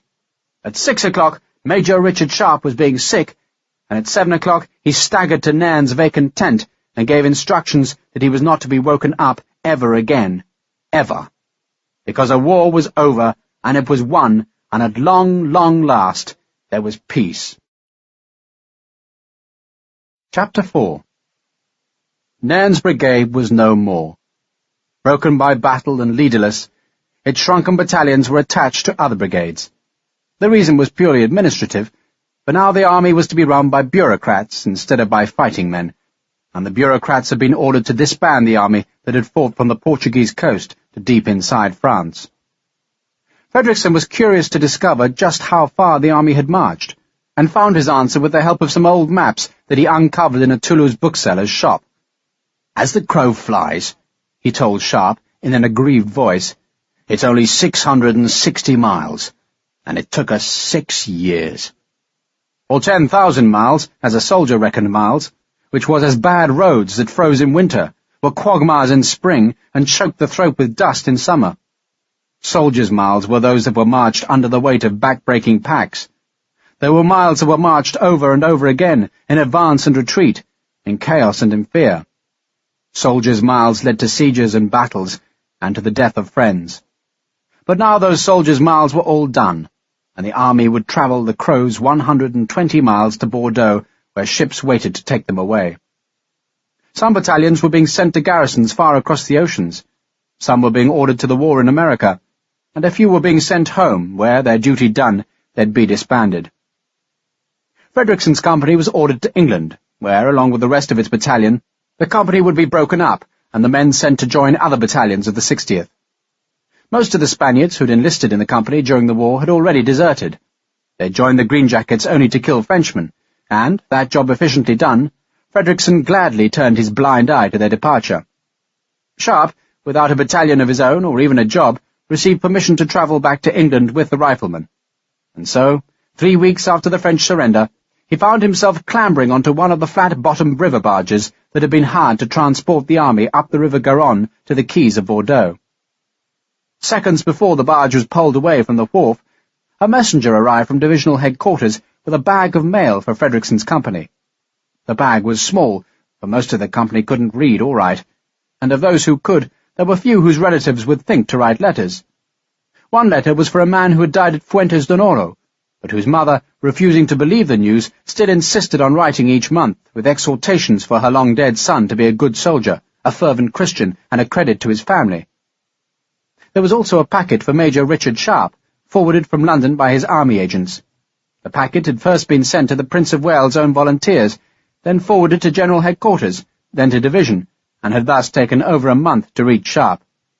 "So you needn't have worried," Frederickson said. "Jane wrote after all." "Indeed." Sharpe carried the packet forward to find a patch of privacy in the barge's bows, where he tore off the sealing wafer, and with a quite ridiculous and boyish anticipation tore open the packet to find 2 letters. The first was from a man in Lancashire who claimed to have invented a chain shot that could be fired from a standard musket or rifle, and which, if fired low, would be fatal against the legs of cavalry horses. He begged Major Sharpe's help in persuading the Master General of Ordnance to buy the device, which was called Armbruster's Patent Horse-Leg Breaker.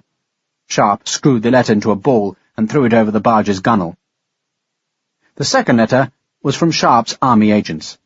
They presented their compliments to Major Sharpe, then begged leave to inform him that, in accordance with his written instructions to allow Mrs. Jane Sharpe authority over his account, they had sold all his 4% stock and transferred the monies into the charge of Mrs. Jane Sharpe of Cork Street, Westminster.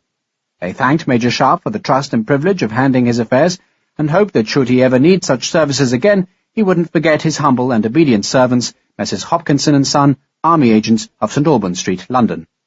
The humble servants added that the expense of selling the 4% stock and the necessary ledger work for the closure of his account amounted to £16, 14 shillings and 4 pence, which sum had been deducted from the draft passed to Mrs. Jane Sharpe. They wished to remind Major Sharpe that they still held his presentation sword donated by the Patriotic Fund and begged to remain, etc., etc. The bargeman hoisted a clumsy gaff-rigged sail that made the tarred shrouds creak ominously. Sharpe stared uncomprehendingly at the letter, unaware that the barge was moving. A small child on the far bank sucked her thumb and stared solemnly at the strange soldiers who were being carried away from her. "Good news, I trust?" Frederickson clambered into the bows to interrupt Sharpe's reverie. Sharpe wordlessly handed the letter to Frederickson, who read it swiftly. "I didn't know you got a presentation sword," Frederickson said cheerfully. "That was for taking the Eagle at Talavera. I think it was a 50-guinea sword." "A good one?" "Very ornate." Sharpe wondered how Frederickson could so completely have misunderstood the importance of the letter, and merely be curious about a blued and gilded sword. "It's a Rinkfield Sollingham blade, and a Kimberley scabbard. It wouldn't serve in a fight." "Oh, nice to hang on the wall, though." Frederickson handed the letter back. "I'm glad for you.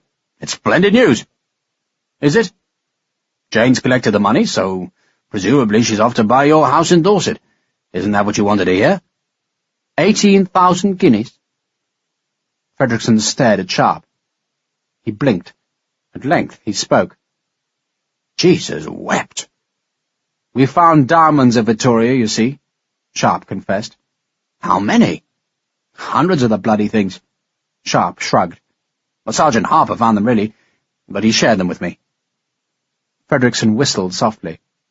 He'd heard that much of the Spanish crown jewels had disappeared when the French baggage was captured at Vittoria, and he'd known that Sharpe and Harper had done well from the plunder, but he'd never dared to put the 2 stories together. Sharpe's fortune was vast. A man could live like a prince for 100 years on such a fortune. "She could buy a splendid house for 100 guineas, Sharpe said petulantly. "Why did she need 18,000? Frederickson sat on the stump of the bowsprit. He was still trying to imagine Sharpe as an immensely wealthy man. "Why did you give her the authority?" he asked after a while. "It was before the duel." Sharpe shrugged apologetically. "I thought I was going to die. I wanted her to be secure." Frederickson tried to reassure his friend. "Well, she's probably found a better investment. But why hasn't she written?" And that was the real rub, the blistering rub that so insidiously attacked Sharpe. Why had Jane not written? Her silence was only made worse by this tantalizing evidence, which suggested that his wife was a rich woman living in London's Cork Street. "Where is Cork Street?" "Somewhere near Piccadilly, I think. It's a good address." "Well, she can afford it, can't she?" Frederickson twisted on his makeshift seat to watch a marsh harrier glide eastwards. Then he shrugged. "You'll be home in 3 weeks, so what does it matter?" "I suppose it doesn't." "That's what women do to you," Frederickson said philosophically. "They choke up your barrel and chip your flint. Which reminds me, some of these bastards think that just because we're at peace they don't have to clean their rifles. Sergeant Harper, weapon inspection, now!" Thus they floated towards home. Later that day, as the barge wallowed between sunlit meadows, Sergeant Harper sat with Sharpe in the bows.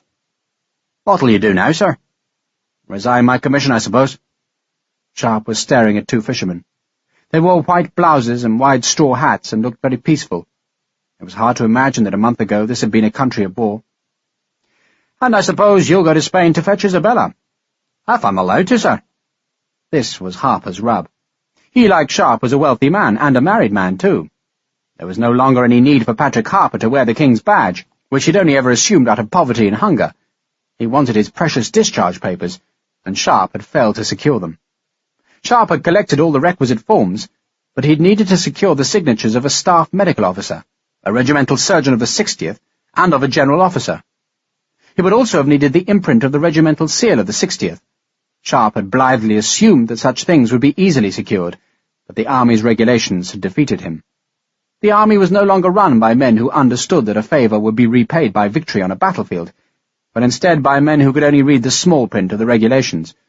Those bureaucrats understood only too well how many men would try and leave the ranks, and extraordinary precautions were being taken to stop any such desertions.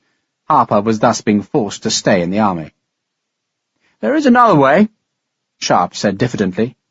"Sir?" "Become my servant." Harper frowned, not at the prospect of menial servitude, but because he didn't see how it would achieve his ambition. Sharpe explained. "Well, so long as I'm on the active list, then I'm allowed a servant. That servant can travel at my discretion. So as soon as we're in England, we'll go to Dorset. I'll report that you were kicked to death by a horse, and then you just go free. The Army will cross you off the list, and we won't need a regimental surgeon to testify that you're dead because you'll have died outside of regimental lines. We'll need a civilian doctor, and maybe even a coroner. But there's bound to be some drunkards in Dorset who'll take a bribe." Harper thought about it, then nodded. "That sounds great to me, sir." "There is a small problem." "Sir?" Harper sounded guarded.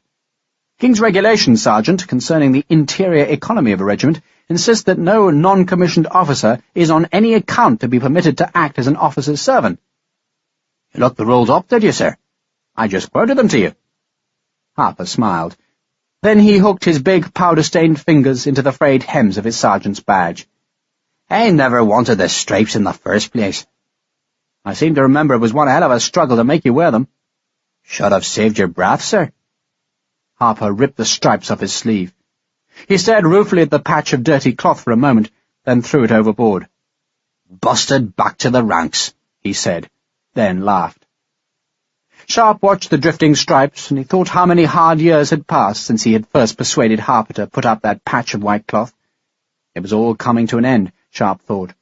All that he'd held most dear and known best. And ahead of him, beyond this placid river with its fishermen, herons, moorhens, and reeds, what then? The future was like a great mist, in which even Jane was indistinct. Sharpe touched the crumpled letter in his pocket, and persuaded himself that when he found Jane all would be well. He'd discovered that her letters had gone astray, nothing more. Frederickson came forward and saw the bare patch on Harper's sleeve. "I demoted Rifleman Harper to the ranks," Sharpe explained. "May one ask why?" "For being Irish," Sharpe said. Then he thought how much he'd missed Patrick Harper's friendship, but consoled himself that Jane was waiting for him, and thus he had all the happiness in the world to anticipate, and then to enjoy. So they floated on. The quays at Bordeaux were busier than they had been for years. Wharves which had been kept empty by the Royal Navy's blockade were suddenly sprouting with masts and spars. Fat-bellied merchant ships queued in the river for their turn at the stone quays, where the soldiers waited between netted mounds of supplies. Cannon barrels were slung into holes, while the gun carriages were broken down to be stacked against bulkheads. Protesting horses were lowered into floating stalls. A British army, fresh from victory, was being hurried out of France. "Well, the very least they could have done," Harper grumbled, "was to let us march into Paris." That was a small grudge against the larger tragedies that were now the daily coin of the Bordeaux quays. Those tragedies were occasioned by an army decree which ruled that only those soldiers' wives who could prove they had married with the permission of their husbands' commanding officers would be carried home. All other women, and their children, were to be abandoned in Bordeaux. The abandoned women were mostly Portuguese and Spanish, who had left their villages when the army marched through. Some had been sold to a soldier by their families. Sharpe could remember when a strong young girl could be bought for marriage for just 5 guineas. Most of the women had gone through a camp marriage, which was no marriage in the eyes of the church, but many had persuaded a village priest to give a blessing to their union. It didn't matter now, for unless the regimental records confirmed a colonel's permission, the marriage was reckoned to be false. Thousands of women were thus forcibly taken off the quays, then prevented from rejoining their men by a cordon of provosts armed with loaded muskets. The wailing of the women and their small children was ceaseless. "How are they supposed to get home?" Harper asked. "Walk," Fredrickson said harshly. "God save Ireland," Harper said, "but I hate this damned army." On the morning that Fredrickson's riflemen joined the chaos on the quays, 3 men from Redcoat battalions tried to desert to join their wives. One successfully swam upstream, his dark head constantly surrounded by the splashes of musket balls. Men already on the ships cheered him. A naval gig, ordered to cut him off, somehow managed to tangle her oars, and Sharpe guessed that the sailors had no stomach for their job and had deliberately made a nonsense of the attempt. 2 other redcoats, trying to climb a wall of the docks, were caught and charged with attempted desertion. Fredrickson was busy scribbling pieces of paper, which would serve as marriage certificates for the 6 men of his company who might otherwise lose their women. Sharpe, as the more senior officer, gladly added his own signature, then glossed his name with a description of temporary brigade commander. He doubted if the papers would work, but they had to be tried. Sharpe and Fredrickson carried the papers, along with all the company's other musters, returns and order books, to an office that was guarded by provosts and administered by civilian officials of the Transport Board. Sharpe wanted to challenge their authority with his reputation, but when he reached the office, the city's multitude of church clocks successively pealed midday in a cacophony of time that sounded like a celebration of victory. It was also the signal for the Transport Board officials to close their ledgers for luncheon. They'd return, they said, at 3 o'clock. Till then the riflemen must wait, though if the officers wished to take luncheon in the city, then they were permitted to pass the picket line of provosts. Sharpe and Fredrickson left the company under Rifleman Harper's command, and, out of curiosity, went to find their luncheon in the city. Yet, just as soon as the 2 officers were beyond the barrier, they were besieged by crying women. One held up a baby as though the infant's mute appeal would be sufficient to change the heartless decision of the authorities. Sharpe tried to explain that he had no standing in the matter. This group of women were Spanish. They had no money. They weren't permitted to see their men. They were just expected to walk home. No one cared about them. Some had spent 5 years with the British Army, carrying packs and muskets like their men. But now they were to be discarded. "Are we to be whores?" one screamed at Sharpe. "He wants us to be a whore!" The woman pointed at a civilian who was standing a few yards away. It appeared he was a Frenchman who had come to the docks to recruit women for his house. The man, seeing Sharpe look at him, smiled and bowed. "I don't like that man," Fredrickson said mildly. "Nor me." Sharpe gazed at the well-dressed Frenchman, who, under the scrutiny, feigned boredom. "Shall we let him know how much we dislike him?" "It would probably make both of us feel a great deal better if we did. You'll cut off his retreat." Sharpe gently extricated himself from the women, then sauntered past the Frenchman, who was content to wait until the Spanish women had finished their importuning of the riflemen. The Frenchman had watched every British officer so besieged, and knew that the women must soon abandon their hopeless appeals, and that afterwards the prettiest among them would be glad of his offer of employment. He lit himself a cigar, blew smoke towards the gulls that screamed about the ship's topmasts, and thought that never before, and perhaps never again, would whores be so cheap. Then, suddenly, he saw a one-eyed and toothless rifleman moving fast towards him. The Frenchman twisted to run away. He twisted to find himself facing another scarred rifleman. "Good afternoon," Sharpe said. The Frenchman tried to swerve round Sharpe, but the rifleman reached out a hand, checked the Frenchman, then turned him and pushed him towards Fredrickson. Fredrickson, who had removed his eye patch and false teeth in honour of the occasion, let the Frenchman come, then kicked him massively between the legs. The man collapsed. Fredrickson stooped and retrieved the man's fallen cigar.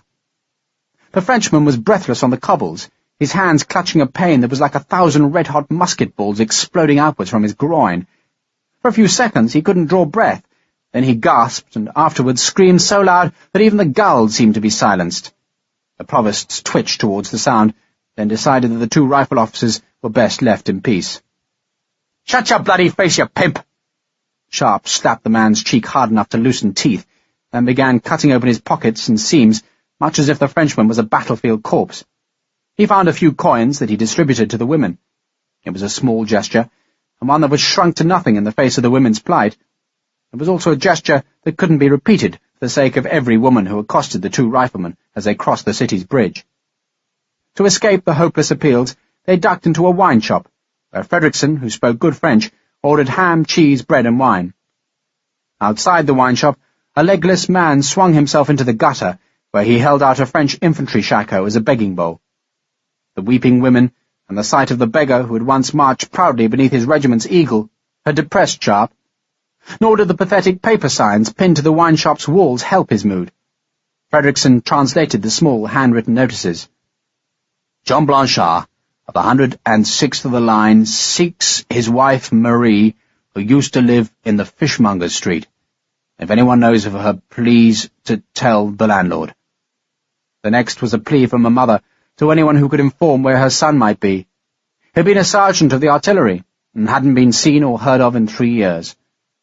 Another family, moved to Argenton, had left a notice for their 3 sons in case any should ever come back from the wars. Sharpe tried to count the small notices, but abandoned the effort at 100. He supposed the inns and church porches of Britain would be just as thick with such small appeals. Back on the battlefield, Sharpe had never somehow thought that a rifle shot could ricochet so far. "I suspect we shouldn't have come into the city." Fredrickson pushed his plate aside. The cheese was stale and the wine sour, but it was the stench of a city's despair that had blunted his hunger. "Let's hope they give us an early ship." At 3 o'clock, Sharpe and Fredrickson returned to the Transport Board offices. They gave their names to a clerk, who asked them to wait in an empty counting-house where dust lay thick on the tall desks. Beneath the window, one of the 2 men who had been caught trying to join his wife was being strapped to a triangle for a flogging.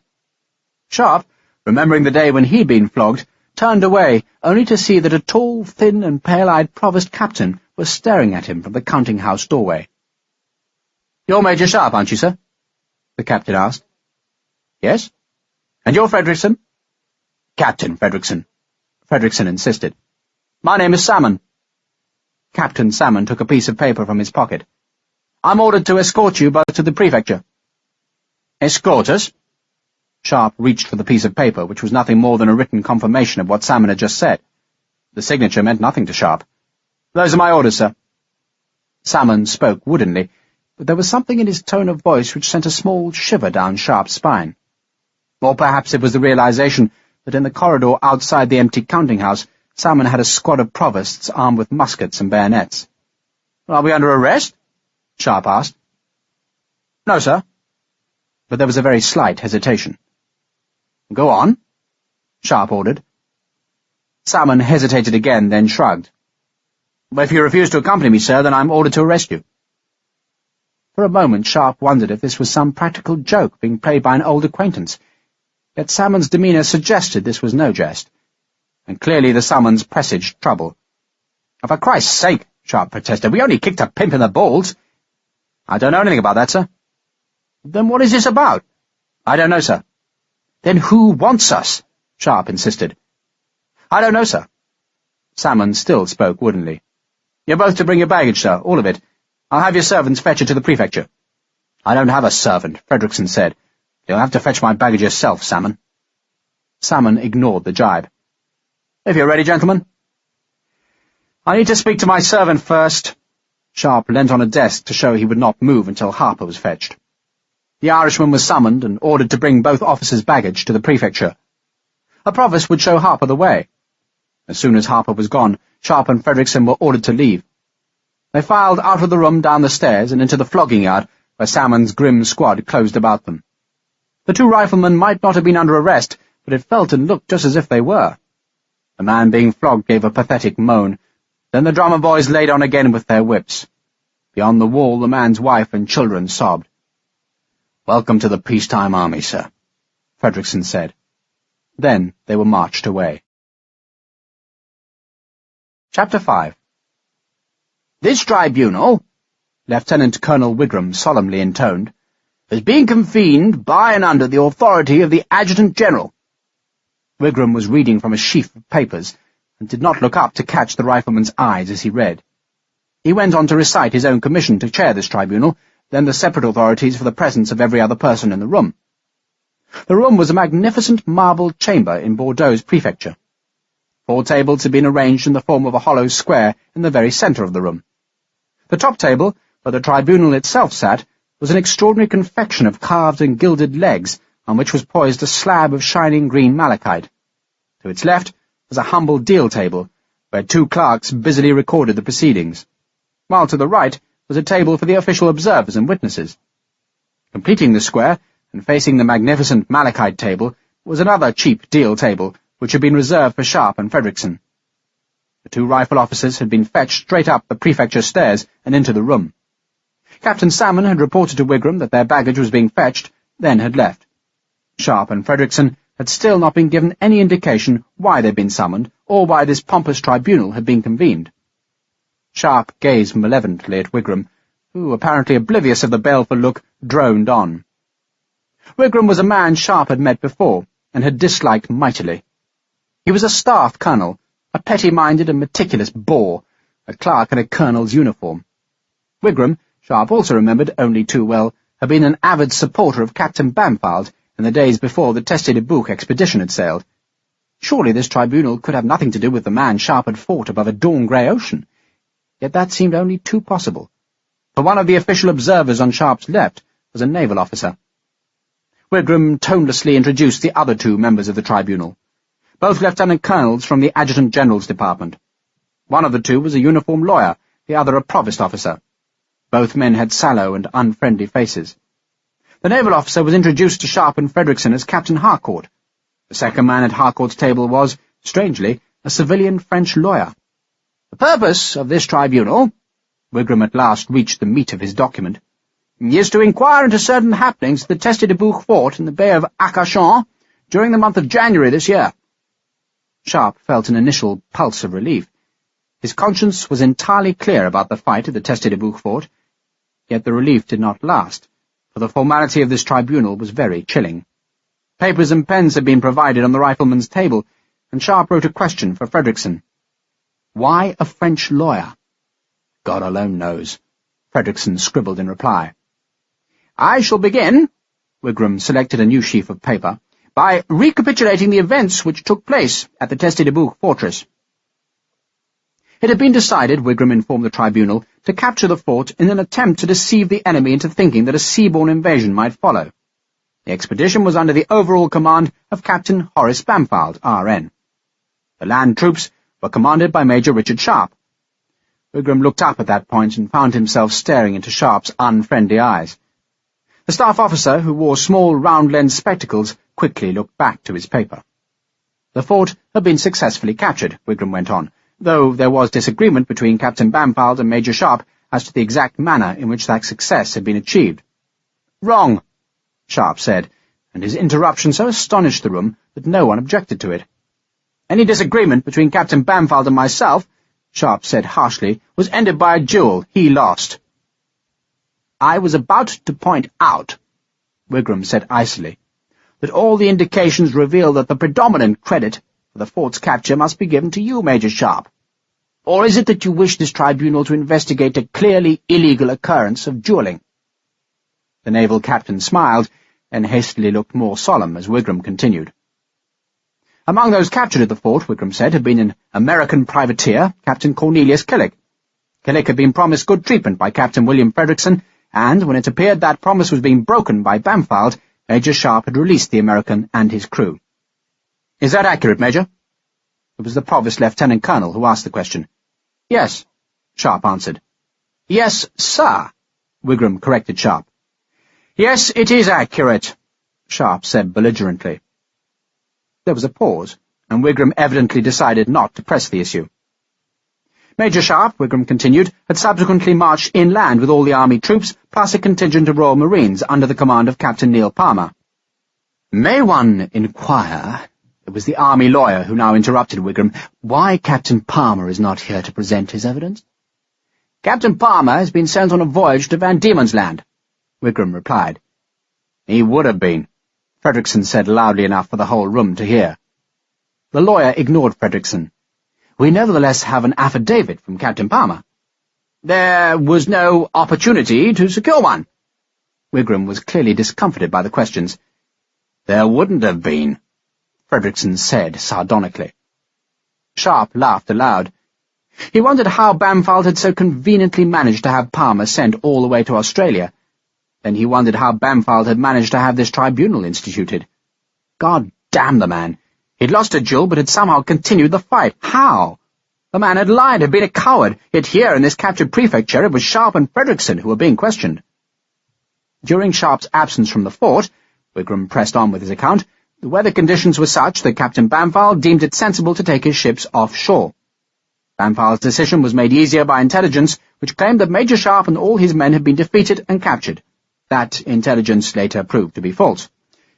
Major Sharpe subsequently returned to the Teste-de-Bouc fort, defended against French attack, and finally escaped thanks to the intervention of the American Killick. Wigram paused. "Is that an accurate account, Major Sharpe?" Sharpe thought for a few seconds, then shrugged. "It's accurate." In fact, it had been surprisingly accurate. The nature of their quasi-arrest that afternoon had convinced Sharpe that this tribunal had been established solely to exonerate Bampfylde. Yet, so far, he had to admit that the proceedings had been scrupulously fair, and the facts not at all helpful to Bampfylde's reputation. Was it possible that this tribunal was establishing the facts to present at Bampfylde's court-martial? Subsequently, Wigram recounted, Captain Bampfylde had accused Major Sharpe of accepting a bribe from the American Killick. Sharpe, hearing that accusation for the first time, sat up. But Wigram anticipated his outrage by asking whether any evidence had been produced to substantiate the allegation. "None at all," Captain Harcourt said firmly. Sharpe was sitting bolt upright now. Was this tribunal indeed to be Bampfylde's doom? Fredrickson must have felt the same hope, for he swiftly drew a sketch of a naval officer dangling in a noose from a scaffold. He pushed the sketch to Sharpe, who smiled. Fredrickson's sketched prognostication of Bampfylde's fate seemed accurate, for Harcourt was now invited to offer the tribunal a summary of the Navy's own investigation. That investigation, held at Portsmouth at the beginning of April, had found Captain Bampfylde derelict in his duty. Specifically, he was blamed for his precipitate abandonment of the captured fort, and for not returning when the storm abated to seek news of the shore party. "So court-martial him," Sharpe offered harshly.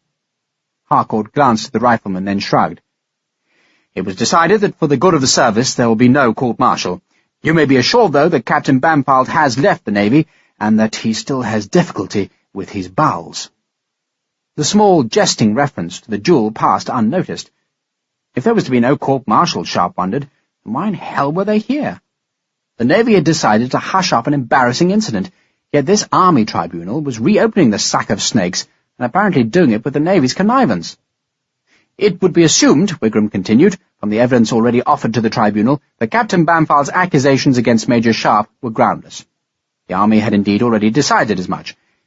Major Sharpe had been faced by a French brigade commanded by the notorious General Calvet, which brigade Major Sharpe had roundly defeated. Nothing but praise could attach itself to such an action. Captain Harcourt, who seemed rather sympathetic to the two riflemen, applauded by slapping the tabletop. The French lawyer, who could hardly be supposed to share Harcourt's sympathy, nevertheless beamed happily.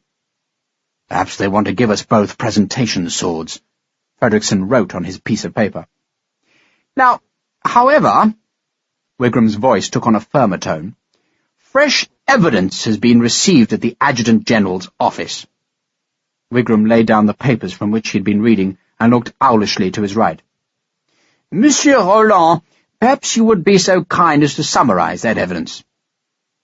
The room was suddenly expectant and quiet. Sharpe and Fredrickson didn't move. Even the two clerks who had been busily writing became entirely still. The French lawyer, as if enjoying this moment of notoriety, slowly pushed back his chair before rising to his feet. Monsieur Roland was a fleshy, happy-looking man. He was entirely bald, all but for 2 luxurious side whiskers that gave his benevolent face an air of jollity. He looked like a family man, utterly trustworthy, who would be happiest in his own drawing-room with his children about him. When he spoke, he did so in fluent English. He thanked the tribunal for the courtesy shown in allowing him to speak. He understood that the recent events in Europe might lead ignorant men to suppose that no Frenchman could ever again be trusted, but Monsieur Roland represented the law, and the law transcended all boundaries. He thus spoke, Roland said, with the authority of the law, which authority sprang from a ruthless regard for the truth. Then, more prosaically, he said that he was a lawyer employed by the French Treasury, and that therefore he had the honour to represent the interests of the newly restored King of France, Louis XVIII. Might one therefore presume, the lawyer from the Adjutant General's department had a silky, almost feline voice, that until a few weeks ago, monsieur, you were perforce an advocate for the Emperor? Roland gave a small bow and a bland smile. Indeed, monsieur, I had that honour also. The tribunal's members smiled to demonstrate that they understood Roland's apparently effortless change of allegiance. The smile suggested that the tribunal was composed of worldly men who were above such petty things as the coming and going of emperors and kings. In December last year, Roland had arranged his papers and could now begin his peroration, the emperor was persuaded to contemplate the possibility of defeat. He did not do this willingly, but was pressed by his family, chief among them his brother Joseph, whom you gentlemen will remember as the erstwhile King of Spain. There was a delicacy in Roland's tone which mocked Joseph Bonaparte and flattered the British. Wigram, whose contribution to Joseph's downfall had been to amass paperwork, smiled modestly to acknowledge the compliment. Sharpe's face was unreadable. Frederickson was drawing 2 rifle officers. The Emperor, Roland hooked his thumbs behind his coat's lapels, decided that, should he be defeated, he might perhaps sail to the United States, where he was assured of a warm welcome. I cannot say that he was enthusiastic about such a plan, but it was nevertheless urged upon him by his brother, who alarmed the Emperor by tales of the ignominy that the family would suffer if they were forced to surrender to their enemies. I believe the generosity of those enemies has made such prophecies worthless. Again, Roland had flattered his hosts, and it is now evident that the Emperor may confidently rely on his victors to treat him with a proper dignity. Indeed! Wigram could not forbear the pompous interruption. Frederickson, who had always had a great facility at sketching, was now surrounding his 2 rifle officers with a battery of field artillery. All the guns faced the 2 greenjackets. Roland paused to drink water. Nevertheless, he began again, at Joseph's instigation, preparations were made for an emergency flight from France. Thus, at all times, a travelling coach stood prepared for the Emperor. In its baggage were clothes, uniforms, and decorations. However, the Emperor understood that the carriage could not be too heavily burdened, or else its weight would impede his flight. He therefore arranged, and in the most solemn secrecy, to have his heavy baggage stored at a coastal fort, where, in the event of flight, it could be swiftly loaded on board a ship and carried to the United States of America. The officer chosen to convey that baggage to the Atlantic coast was a Colonel Mayo. I have here copies of his orders signed by the Emperor himself. Roland picked up the sheets of paper and carried them to the 3 members of the tribunal. "Where is this colonel now?" the English lawyer asked sharply. Despite his unfriendly face, the lawyer seemed assiduous to ask any question that might help Sharpe and Frederickson. "Colonel Mayo is being sought," Roland replied suavely. "Sadly, the present confusion in France makes his whereabouts a mystery. It is even possible, alas, that Colonel Mayo was killed in the last few weeks of the fighting." There was silence as the tribunal scanned the papers. Frederickson, abandoning his gloomy drawing, wrote a quick question. "Have you heard of Mayo?" "No," Sharpe scrawled in reply. Roland had returned to his own table and picked up another sheet of paper. "Colonel Mayo delivered the baggage to a trusted officer here in Bordeaux. That officer was a major named Pierre Duco." Sharpe hissed a curse under his breath. Now he understood why he was in this room. He didn't know how Duco had worked this, but Sharpe knew who his enemies were, and none was more remorseless than Pierre Duco. Sharpe felt ambushed.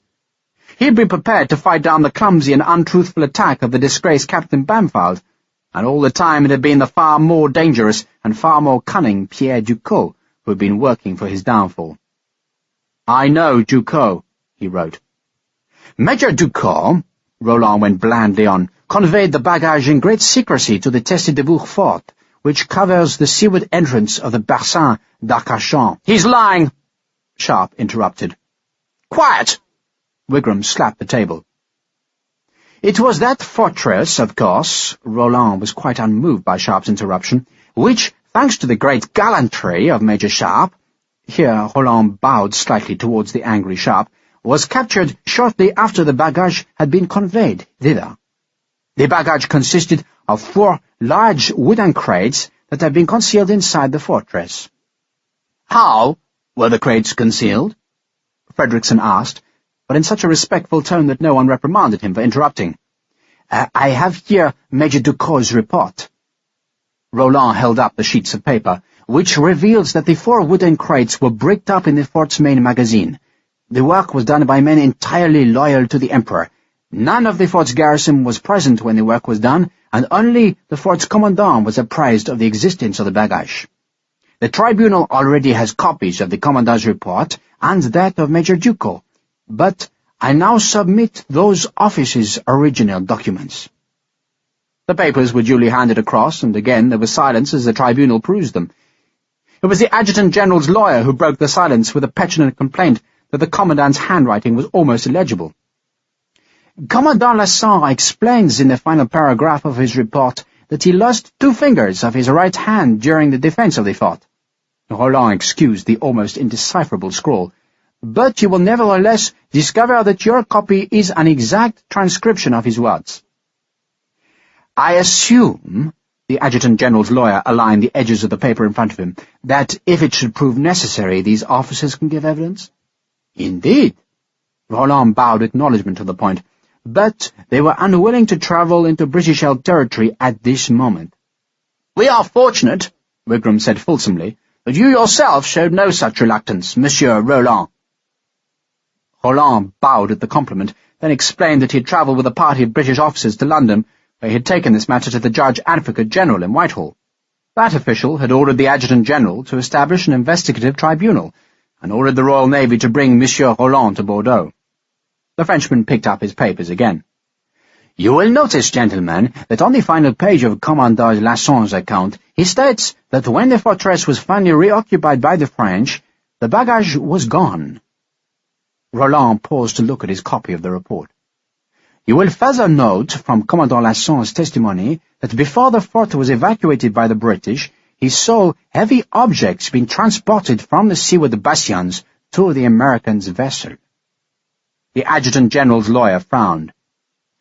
"Do we have any other evidence which confirms that the baggage was hidden in the fortress?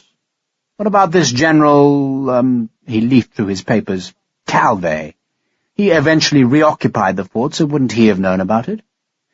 "General Calvé was never informed of its presence," Roland said. "The Emperor's instructions were adamant that as few men as possible were to know of his preparations for exile. France was still fighting, gentlemen, and it would not have served the Emperor well if men had thought he was already contemplating defeat and flight." "But Calvé's evidence would be instructive," the English lawyer insisted. "He could, for instance, confirm whether baggage was indeed removed to the American ship." Roland paused, then shrugged. "General Calvé, gentlemen, has proclaimed an unswerving loyalty to the deposed Emperor. I doubt whether he would cooperate with this tribunal." "I would have thought we had quite sufficient evidence anyway," Wigram said. Roland smiled his thanks for Wigram's help, then continued.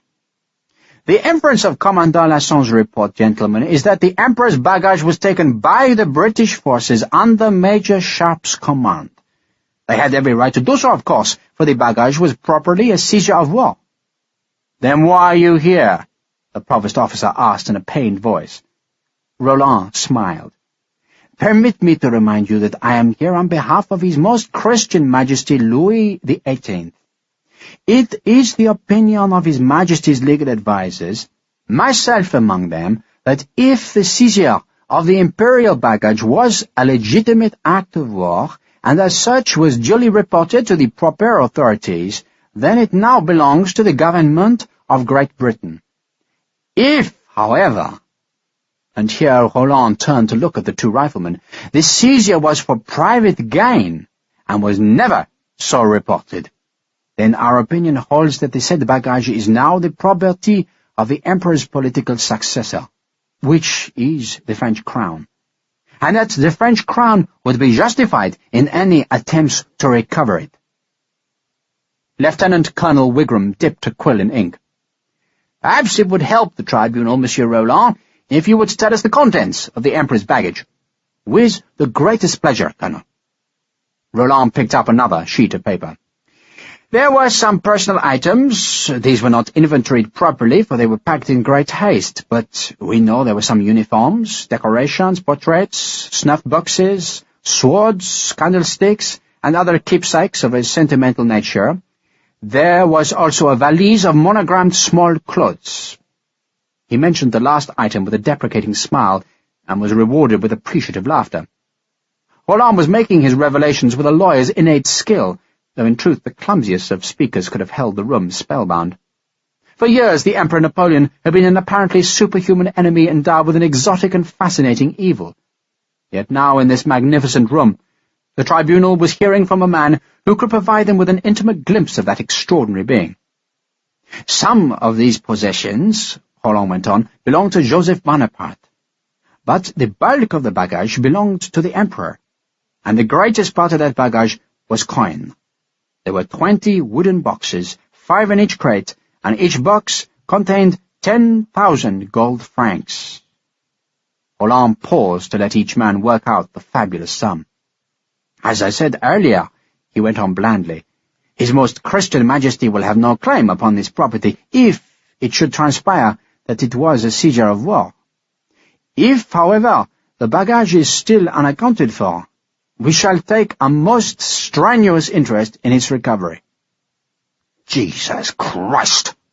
Frederickson hissed. He had written the sum of 200,000 francs under his drawing of the beleaguered rifleman, and now, beside it, he wrote its crude equivalent in English pounds. 89,000 pounds. It was a fabulous sum, even dwarfing Sharpe's fortune. Frederickson seemed dissatisfied with that simple total, for he went on feverishly totting up other figures. Wigram's twin lenses turned on Sharpe. I believe I'm correct in saying that you reported no capture of money on your return from the Duco expedition, Major. I did not, because there was none. If there had been, the Provost Lieutenant Colonel broke in, you would agree that it would have been your duty to hand it over to the competent authorities. Of course, Sharpe said, though he'd never known a single soldier actually to surrender such windfalls of enemy gold. Neither Sharpe nor Harper had declared the fortunes they'd taken from the French baggage at Vittoria. But you're insisting that you did not discover any money in the fort? The Provost pressed Sharpe. We found no money, Sharpe said firmly. And you would deny, the Lieutenant Colonel's tone was sharper now, that you divided such a spoil with the American Killick, and that indeed your only motive for delaying your departure from the fort, which delay, I must say, occasioned many deaths among your men, was solely so that you could make arrangements to remove the gold. That's a lie! Sharpe was standing now. Frederickson touched a hand to Sharpe's arm, as if to calm him. By my reckonings, Frederickson said calmly, that amount of gold would weigh somewhat over 6 tons. Are you suggesting that 2 companies of riflemen and a handful of marines somehow managed to remove 6 tons of gold, their own wounded men and all their personal baggage while they were under enemy fire? That is precisely what is being suggested, the Provost said icily. Have you ever been under fire? Frederickson inquired just as icily. Wigram, disliking the twist that the questions were taking, slapped the table and stared at Frederickson. Did you enrich yourself with captured gold at the Duco fort, Captain? I emphatically deny doing any such thing, sir. Frederickson spoke with dignity, and can state with certain knowledge that Major Sharpe is equally innocent. Are you, Major? Wigram asked Sharpe. I took no money. Sharpe tried to match Frederickson's calm dignity. Wigram's face flickered with a smile, as though he was about to make a very telling point. Yet Not a month ago, Major, your wife withdrew more than 18,000 pounds. God damn you! For a second, the whole tribunal thought that Sharpe was about to draw his big sword, climb the table, and cause carnage. God damn you! Sharpe shouted again. You have the temerity to suggest I'd let men die for greed, and you have spied on my wife. If you were a man, Wigram, I'd call you out now and I'd fillet you. Such was the force of Sharpe's words, and such the anger evident on his face, that the tribunal was cowed. Monsieur Roland frowned, not with disapproval, but at the thought of facing a man like Sharpe in battle. Fredrickson, sitting beside Sharpe, watched the faces of the aghast tribunal, and believed that his friend had entirely pricked the ridiculous charges with his blazing anger. Wigram, accustomed to the civility of clerks, could say nothing. Then the tall, gilded door opened. Captain Salmon, oblivious of the room's charged atmosphere, carried in a white cloth bag that he laid on the table in front of Colonel Wigram. He whispered something to the colonel, then, with the obsequious step of a servant, left the room. Wigram, with hands that almost trembled, opened the white bag. Out of it he drew Sharpe's telescope. He peered myopically at the engraved plate, then, steeling himself for the confrontation, looked up at the rifleman. "If you are innocent, Major, then how do you explain your possession of this glass?" "Well, I've owned it for months," Sharpe snapped. "I can vouch for that," Fredrickson said. Wigram handed the telescope to Monsieur Roland. "Perhaps, Monsieur, you'll translate the inscription for the benefit of the tribunal?" The Frenchman took the telescope, peered at the plate inset on the outer barrel, then spoke the translation aloud. "To Joseph, King of Spain and the Indies, from his brother Napoleon, Emperor of France." There was a murmur in the room. Wigram stilled the sound with a further question. "Is this the sort of personal belonging, monsieur, which the Emperor or his brother might have stored in their baggage?" "Indeed," Roland said. Wigram paused, then shrugged. "And the tribunal should be apprised the glass was discovered in Major Sharpe's baggage during an authorized search that was done on my orders during the last hour." Wigram, buoyed up by the evidence of the telescope, had regained his former confidence and now stared directly at Sharpe. "It's not the business of this tribunal to be a judge of the facts, but merely to decide whether a competent court-martial should be given those facts to judge. The tribunal will now make that decision, and will inform you of its findings at 10 o'clock tomorrow morning. Until that hour you are forbidden to leave this building. You will discover that Captain Salmon has made adequate billeting arrangements." Fredrickson collated his sketches and notes. "Are we under arrest, sir?" Wigram paused. "Not yet, Captain, but you are under military discipline, and therefore ordered to remain in confinement until your fate is announced tomorrow morning." The other officers in the room did not look at either rifleman. It had been the discovery of the telescope that had plunged their certainty of Sharpe's innocence into an assurance of the rifleman's guilt. Sharpe stared at them one by one, but they would not look back. Fredrickson plucked Sharpe's arm towards the door. Captain Salmon and a half-dozen of his men waited on the landing outside. Sharpe and Fredrickson might not be prisoners, but it was clearly only a matter of time before they were formally charged and their swords were taken away. Salmon was embarrassed. "There's a room set aside for you, sir," he said to Sharpe. "Your servant's waiting there." "We're not under arrest," Sharpe challenged him. "The room's upstairs, sir," Salmon said doggedly, and the presence of his provosts was enough to persuade the two riflemen to accompany him to the upper floor and into a room that looked out to the city's main square. A very indignant Patrick Harper waited there. There was also a chamber pot, 2 wooden chairs, and a table on which was a loaf of bread, a plate of cheese, and a tin jug of water. There was a pile of blankets and a heap of baggage that Harper had fetched from the quayside. There were 3 packs, 3 canteens, but no weapons or ammunition. Salmon hesitated, as though he wanted to stay in the room with the 3 riflemen, but a glare from Harper made the captain back abruptly into the corridor.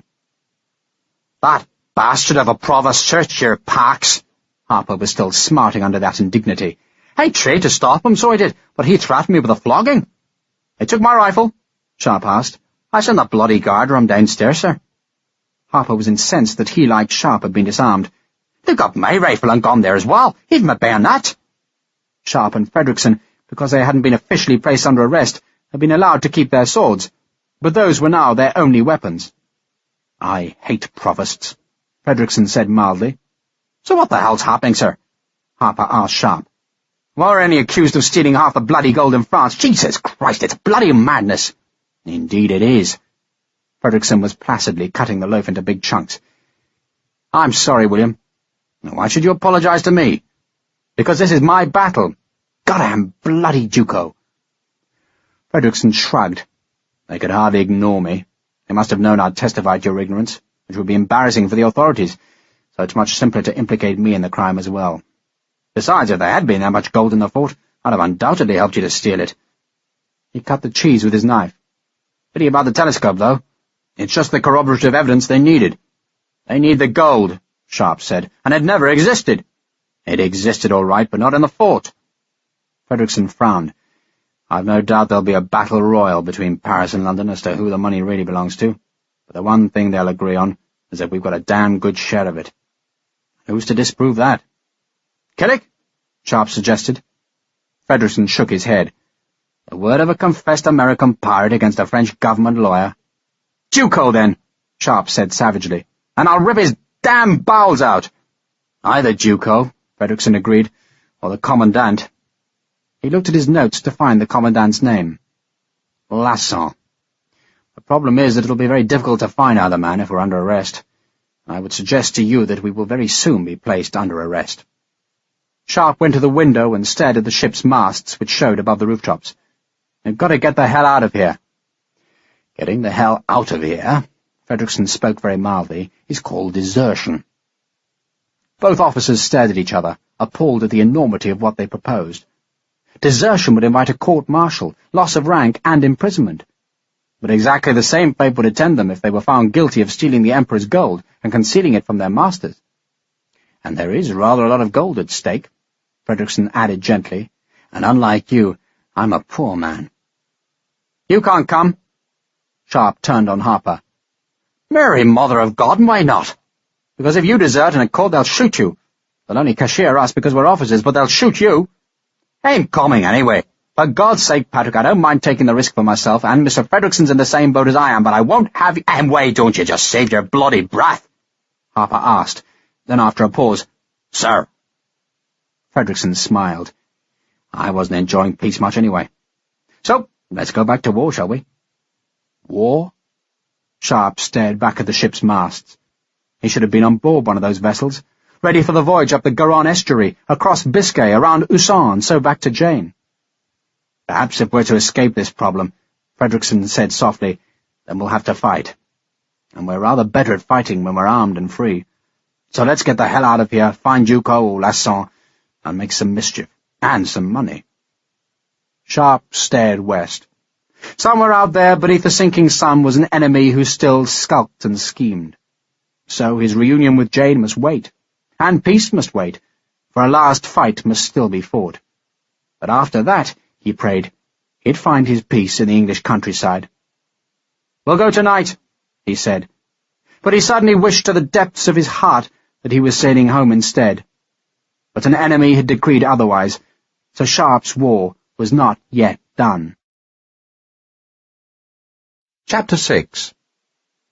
The Chateau Lasson was in Normandy. It was called a chateau, for it had once had the pretensions of a fortress, and was still the home of a noble family.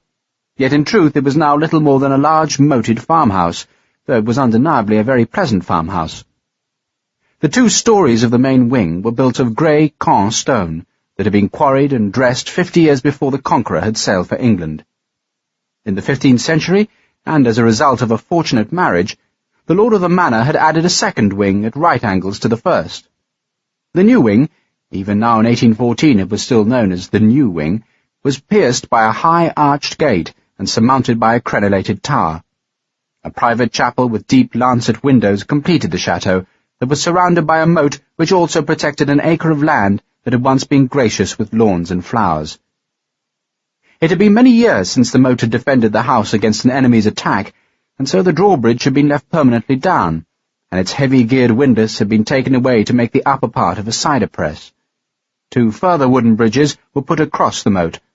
One led from the chateau to the dairy, and the other gave quick access from house to orchards.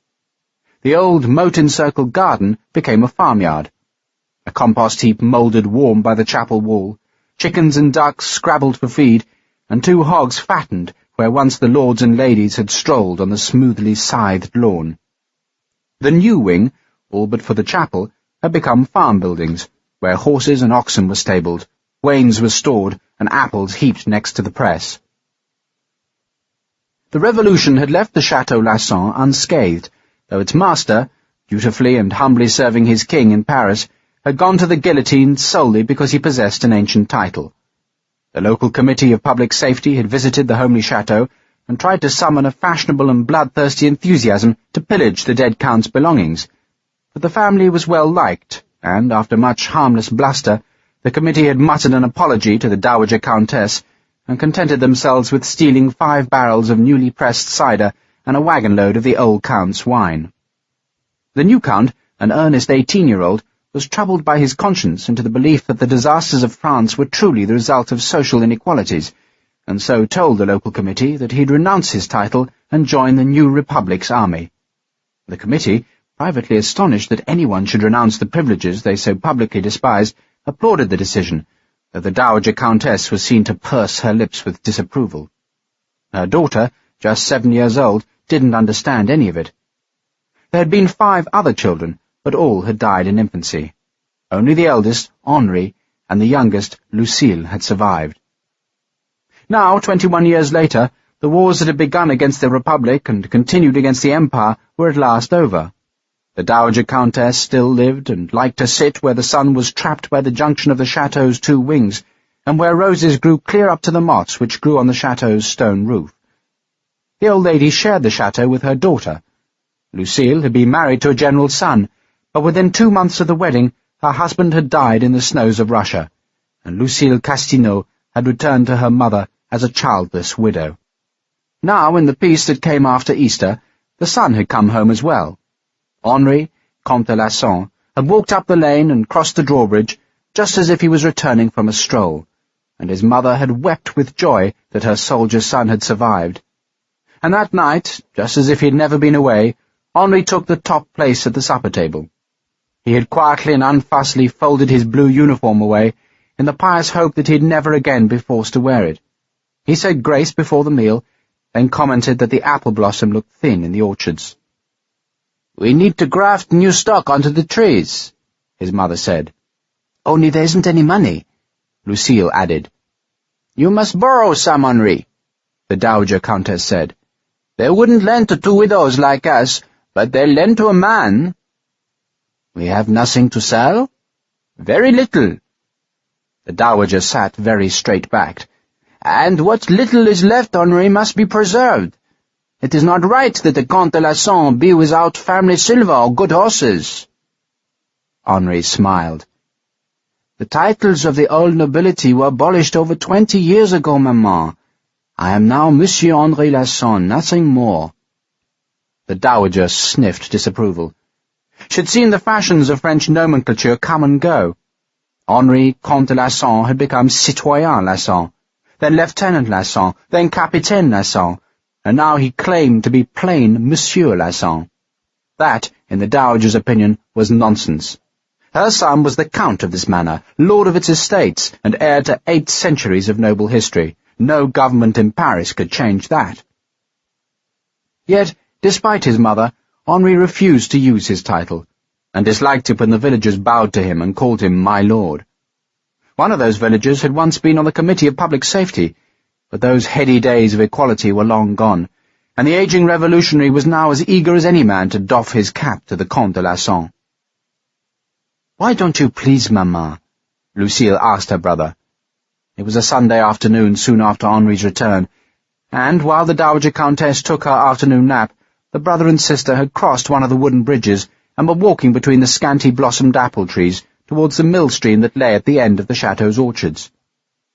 "To call myself Count would be a sin of pride." "Henri," Lucille said reproachfully, though she knew that no reproach would sway her gentle but very stubborn brother. She found it hard to imagine Henri as a soldier, though it had been clear from his letters that he had taken his military responsibilities with great seriousness, and, reading between the lines, that he had been popular with his men. Yet always, in every letter, Henri had spoken of his ambition to become a priest. When the war is over, he would write, he would take orders. The Dowager Countess decried, disapproved of, and even despised such an ambition. Henri was nearly 40 years old, and it was high time that he married and had a son who would carry the Lasson name. That was the important thing, that a new count should be born. And on Henri's return, the Dowager quickly invited Madame Pellemont and her unmarried daughter to visit the chateau, and thereafter harried Henri with frequent and tactless hints about Mademoiselle Pellemont, who, though no beauty, was malleable and placid. "She has brought hips, Henri," the Dowager said enticingly. "She'll spit out babies like a sow furrowing a litter." The Dowager did not extend her desire for grandchildren to her daughter, for if Lucille were to marry again, her children would not bear the family name. Nor would any son of Lucille's be a Count of Lasson. It was the survival of that name and lineage that the Dowager wanted, and so Lucille's marriage prospects were of no interest to the Dowager. In fact, 2 men had proposed marriage to the widow Castineau, but Lucille didn't want to risk the unhappiness of losing love again. "I shall grow old and crotchety," she told her brother, though the last quality seemed an unlikely fate, for Lucille had an innate vivacity that gave her face an illuminating smile. She had grey eyes, light brown hair, and a long lantern jaw. She thought herself plain, and was certainly no great beauty, yet the spark in her soul was bright, and the man who had married her had counted himself to be among the most fortunate of husbands. "Will you marry again?" her brother asked as they walked down to the millstream. "No, Henri, I shall just moulder away here. I like it here, I'm kept busy. I like being busy." Lucille was an early riser, and rarely rested in daylight.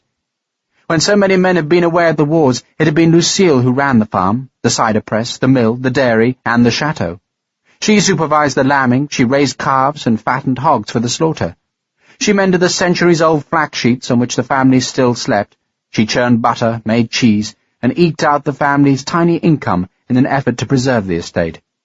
She had been forced to sell 2 fields, and much of the old silver, yet the chateau had survived for Henri's return.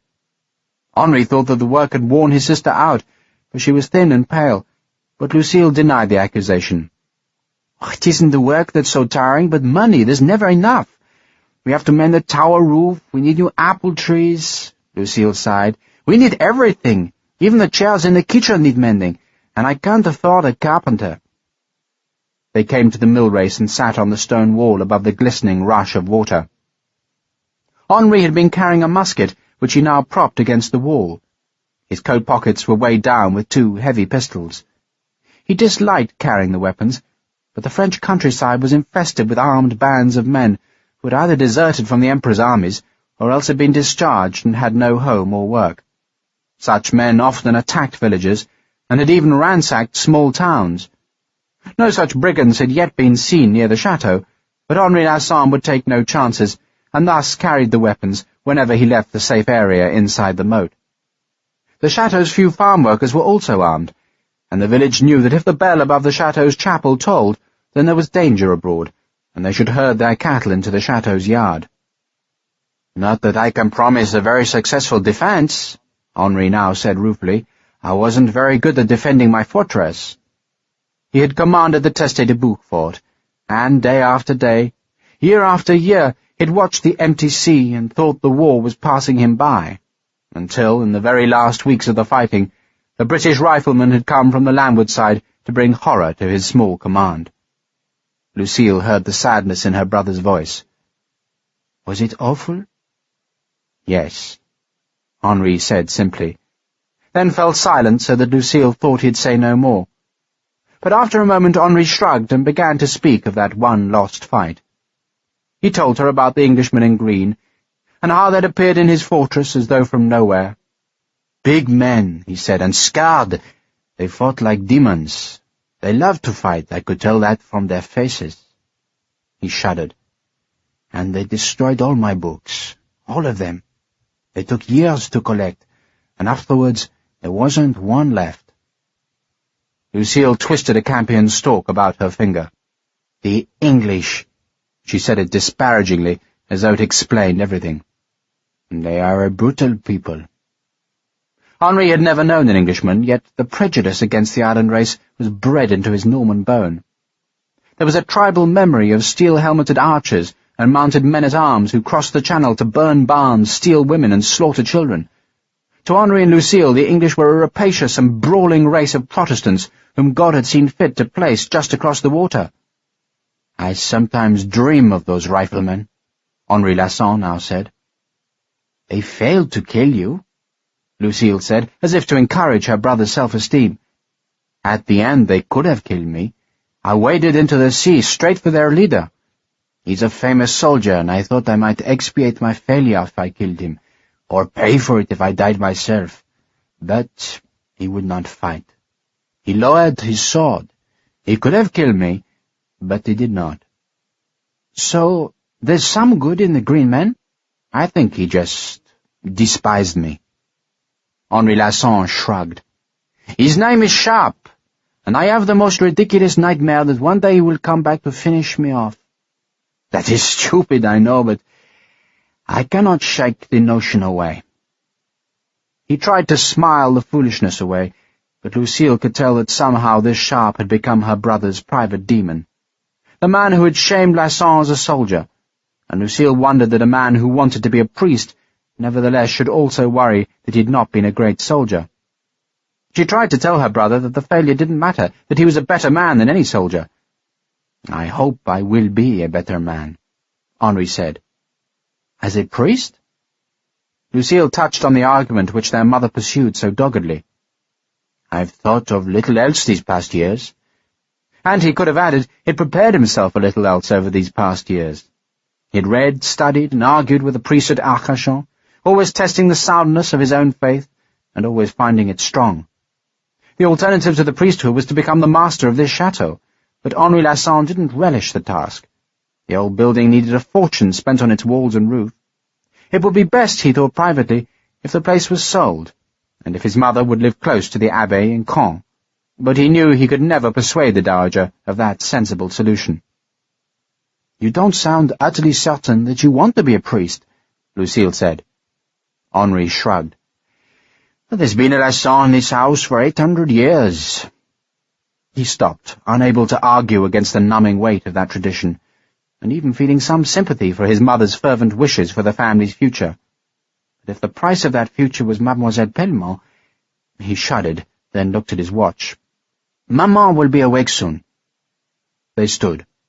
Lasson glanced once more at the far hills, but nothing untoward moved among the orchards, and no green men threatened on the high ridge where the elms, beeches, and hornbeams grew.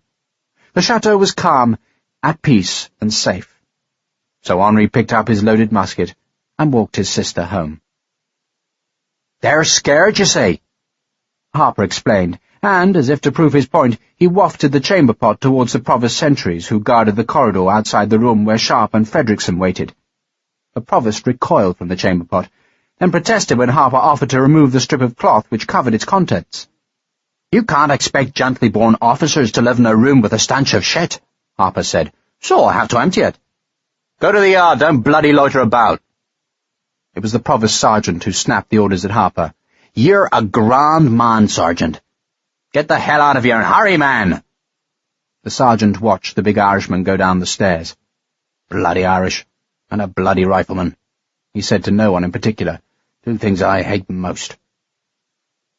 The windowless corridor was lit by 2 glass-fronted lanterns, which threw the shadows of the 3 guards long across the floorboards. Laughter and loud voices echoed from the prefecture's ground floor, where the highest officials of the transport board were giving a dinner. A clock at the foot of the deep stairwell struck 8:30. More than 15 minutes passed before Harper came whistling up the stairs. He carried the empty chamber pot in one hand. Inside the pot were 3 empty wine-glasses, while on his shoulder was a sizable wooden keg that he first dropped onto the landing, then rolled towards the officer's doorway with his right foot.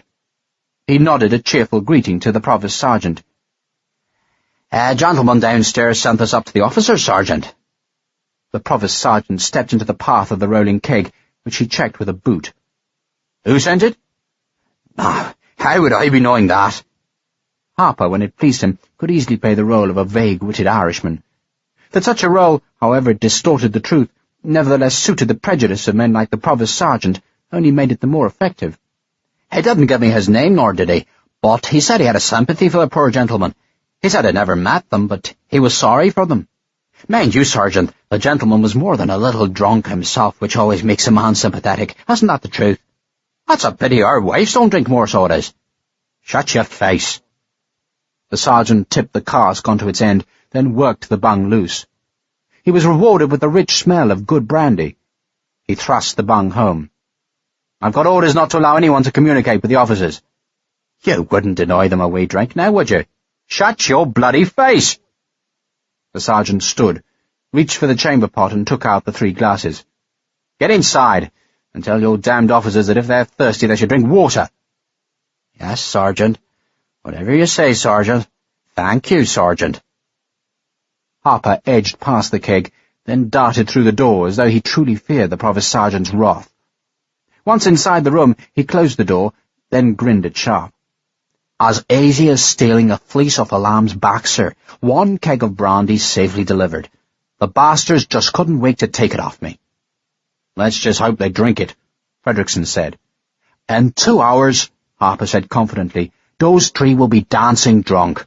I even thought to bring them some glasses. How much did the brandy cost? Sharpe asked. All you gave me, sir, but the fellow in the kitchen said it was the very best. Harper, properly pleased with himself, went on to deliver the rest of his news. There were only 3 guards on the top landing, and he'd seen no other sentries till he reached the ground floor, where he saw a sergeant and 2 men in the guardroom by the front door. But they weren't provost, sir, so there mayn't be any trouble to us. I said hello to them and saw our guns in there. There were another 2 sentries in the town square beyond the front door. They're giving a grand dinner downstairs, so there's a fair number of fellows wandering about looking for places to piss. Oh, and there's a bookcase on the 1st floor, sir, full of bloody ledgers. Did you look for the stables? Sharpe asked. I did, sir, but they're already locked tight, and so's the yard gate. So there's no chance of stealing horses? Harper considered the question, then shrugged. That'll be hard, sir. We're infantry, Fredrickson said dismissively, so we can damn well walk out of the city. And if they send cavalry after us? Fredrickson dismissed the fear. How will they know which way we've gone? Besides, the French cavalry never caught us, so what chance would you give our dozy lot? We walk, then. Sharpe stretched his arms wide as though he prepared for exercise. But where to? That's easy, Fredrickson said. We go to Arcachon. Arcachon? Sharpe asked with surprise. That was the town closest to the Teste de Bouc fort, but otherwise he could think of no special significance attached to the place. But Fredrickson, while Harper had been performing his charade with the chamber pot, had been deep in thought. There never had been any gold in the fort, Fredrickson now explained. At least, not when the riflemen had captured it. If that fact could be proved, then their troubles would be over. What we need to do, he went on, is find Commandant Lasson. I don't believe he wrote that statement. I believe Duco made it up. Fredrickson paused as a man laughed outside the door. I suspect your brandy is being appreciated, Sergeant. Why do you think the Commandant's statement was faked? Sharpe asked. Fredrickson paused to strike a flame in his tinderbox and to light one of his small, foul cheroots. Do you remember his quarters? Sharpe thought back to the few hectic days he had spent at the Teste de Bouc fortress. I remember the bastard had a lot of books. He couldn't fight, but he had a lot of bloody books. Do you remember what the books were about? I had better things to do than read. I looked, Fredrickson said, and I remember that Commandant Lasson had a very civilized library, which made it a great pity when we turned most of it into cartridge paper and cannon wadding. I recalled some very fine editions of essays, and a large, indeed comprehensive collection of sermons and other devotional literature.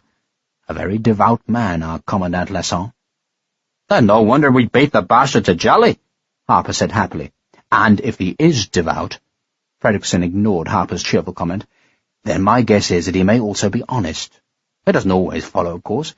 I remember a very sanctimonious chaplain of the 60th who stole the mess ragged, and then ran off with a corporal's rather rancid woman, but I'm willing to think Lasson may be cut from a rather better cloth. Indeed, I seem to recall that the American told us he was a decent man. Yes, he did, Sharpe remembered. So, let's hope he is decent. Let's hope that he'll deny that damned statement and ease us all off a bloody sharp hook. The trick of it is simply to find the man, then persuade him to travel to London. Fredrickson's calm words made the task sound oddly easy. Sharpe, turning to the window, saw how the darkness was shrouding the city. There was a slender moon, sharp-edged and low above a tangle of dark masts and rigging, which showed over the black rooftops. Candles showed in some windows, and torches flickered where link boys escorted pedestrians about the streets. "Why Arcachon, though?" Sharpe turned back from the window. "You think Lasson lives there?" "I doubt we shall be so fortunate as that," Fredrickson said. "But because he's an educated man and a devout one, it's likely that he and the local priest would have been on friendly terms. It's hard to find civilized conversation in a small garrison, let alone someone to play chess with, and I recall that we kindled a fire with a very fine chess set from Lasson's quarters. So, my suggestion is that we find the priest of Arcachon and hope he can tell us where to find Lasson. Do you agree?" "I think it's a brilliant notion," Sharpe said admiringly. "I'm just a humble rifle captain," Fredrickson said, "and therefore flattered by the praise of a staff officer." "But," Sharpe said, "if Lasson's an honourable man, why would Duco falsify a statement of his? He must know that Lasson could deny it." "I don't know the answer to that," Fredrickson admitted, "but we'll never know unless we find Lasson." "Or get out of here," Harper said grimly. "Can I have permission to hit a provost?" "No killing," Fredrickson warned. "If we kill one of the bastards, then they'll have real cause to court-martial us." He crept close to the door. "I wonder if our brandy is working." The three men went silent as they tried to decipher the small sounds from beyond the door. They heard voices, and then quite distinctly the sound of liquid being poured. "Another half-hour," Sharpe decided. The half-hour crept by, but at last the first of the town's clocks rang 10. Sharpe grimaced, seized the door-handle, and nodded at Harper. "You first, Sergeant." He snatched the door open, and their escape had begun. Lieutenant Colonel Wigram was the guest of honour at the dinner which the Transport Board was giving in the prefecture. The officials and their guests had dined well on roast mutton, roast chicken, and baked pears. Now, as the bottles of brandy thickened among the remaining bottles of claret, Wigram was invited to make a speech. He spoke well. The vast majority of the men about the long table were civilians from London who had come to supervise the onerous task of removing an army from France. Their days were spent in settling accounts with the masters of ships, allocating hull space, and securing supplies for the army's journey home. Now, in the candle-lit splendour of the prefecture's large hall, they could hear a little of what the army had achieved. "In the darkest days of the struggle," Wigram said, "when every man's voice at home was raised against our endeavours, and when any prudent man might have deemed our cause lost, there would never have been a dinner as splendid as this one you have so generously provided. Then, gentlemen, we lived on very short commons indeed. Many is the night when I have given my horse the last food from my saddlebags, then slept hungry myself. The French were never far away on those cold nights, yet we survived, gentlemen, we survived." There were murmurs of admiration, and a few guests, overcome both by Wigram's heroism and the plenitude of the wine, tapped their glasses with their spoons to make a pleasant ringing applause. "And even later," Wigram's glasses reflected the candlelight as he looked up to make sure his voice reached the far end of the table where the more junior guests sat, "when fortune smiled more compassionately upon us, hardship was still our constant companion." In fact, Wigram had slept between sheets every night of his war, and had been known to have a cook flogged because his nightly joint of beef was underdone, but this was no time to quibble. This was a time for every man to garner what credit he could from the war, and Wigram could garner with the best. He bowed to Captain Harcourt, another guest at the dinner, and paid a fulsome tribute to the contribution made by the Royal Navy. Again there was applause. Finally Wigram turned to a question he had frequently pondered. "I am often asked," he said, "what qualities are most desirable in a soldier, and I confess to cause astonishment when I reply that it is not a sturdy arm, nor an adventurous spirit which gains an army its victories. Such qualities are necessary, of course, but without leadership they will inevitably fail. No, gentlemen, it is the man who keeps his mental faculties alert who contributes most to the glorious cause. The soldier must be a thinker. He must be a master of detail. He must be a man whose precision of thinking will render him staunch and steady amidst danger and uncertainty. It was at that point that Lieutenant Colonel Wigram paused. His mouth dropped open, and one by one the guests turned to stare with amazement at the apparitions which had appeared in the doorway. It was commonly said that most men only joined the British Army for drink. The French scornfully accused the British of fighting drunk, indeed of not being able to fight unless they were drunk, though if the charge was true then it was astonishing that the French didn't make their own men drunk, because sober they could never beat the British. There was nevertheless a great deal of truth in the charges. The British Army was notorious for drunkenness, and more than one French unit had escaped capture by leaving tempting bottles and casks to waylay their pursuers. So it was hardly astonishing that the three provosts were drunk. Each had consumed close to 1.5 pints of brandy, and they were not merely drunk, but gloriously, happily, and carelessly oblivious of being drunk. They were, in truth, in a temporary nirvana so pleasant that none of the three had even noticed when a big Irishman rapped them hard on the skull to introduce a temporary unconsciousness.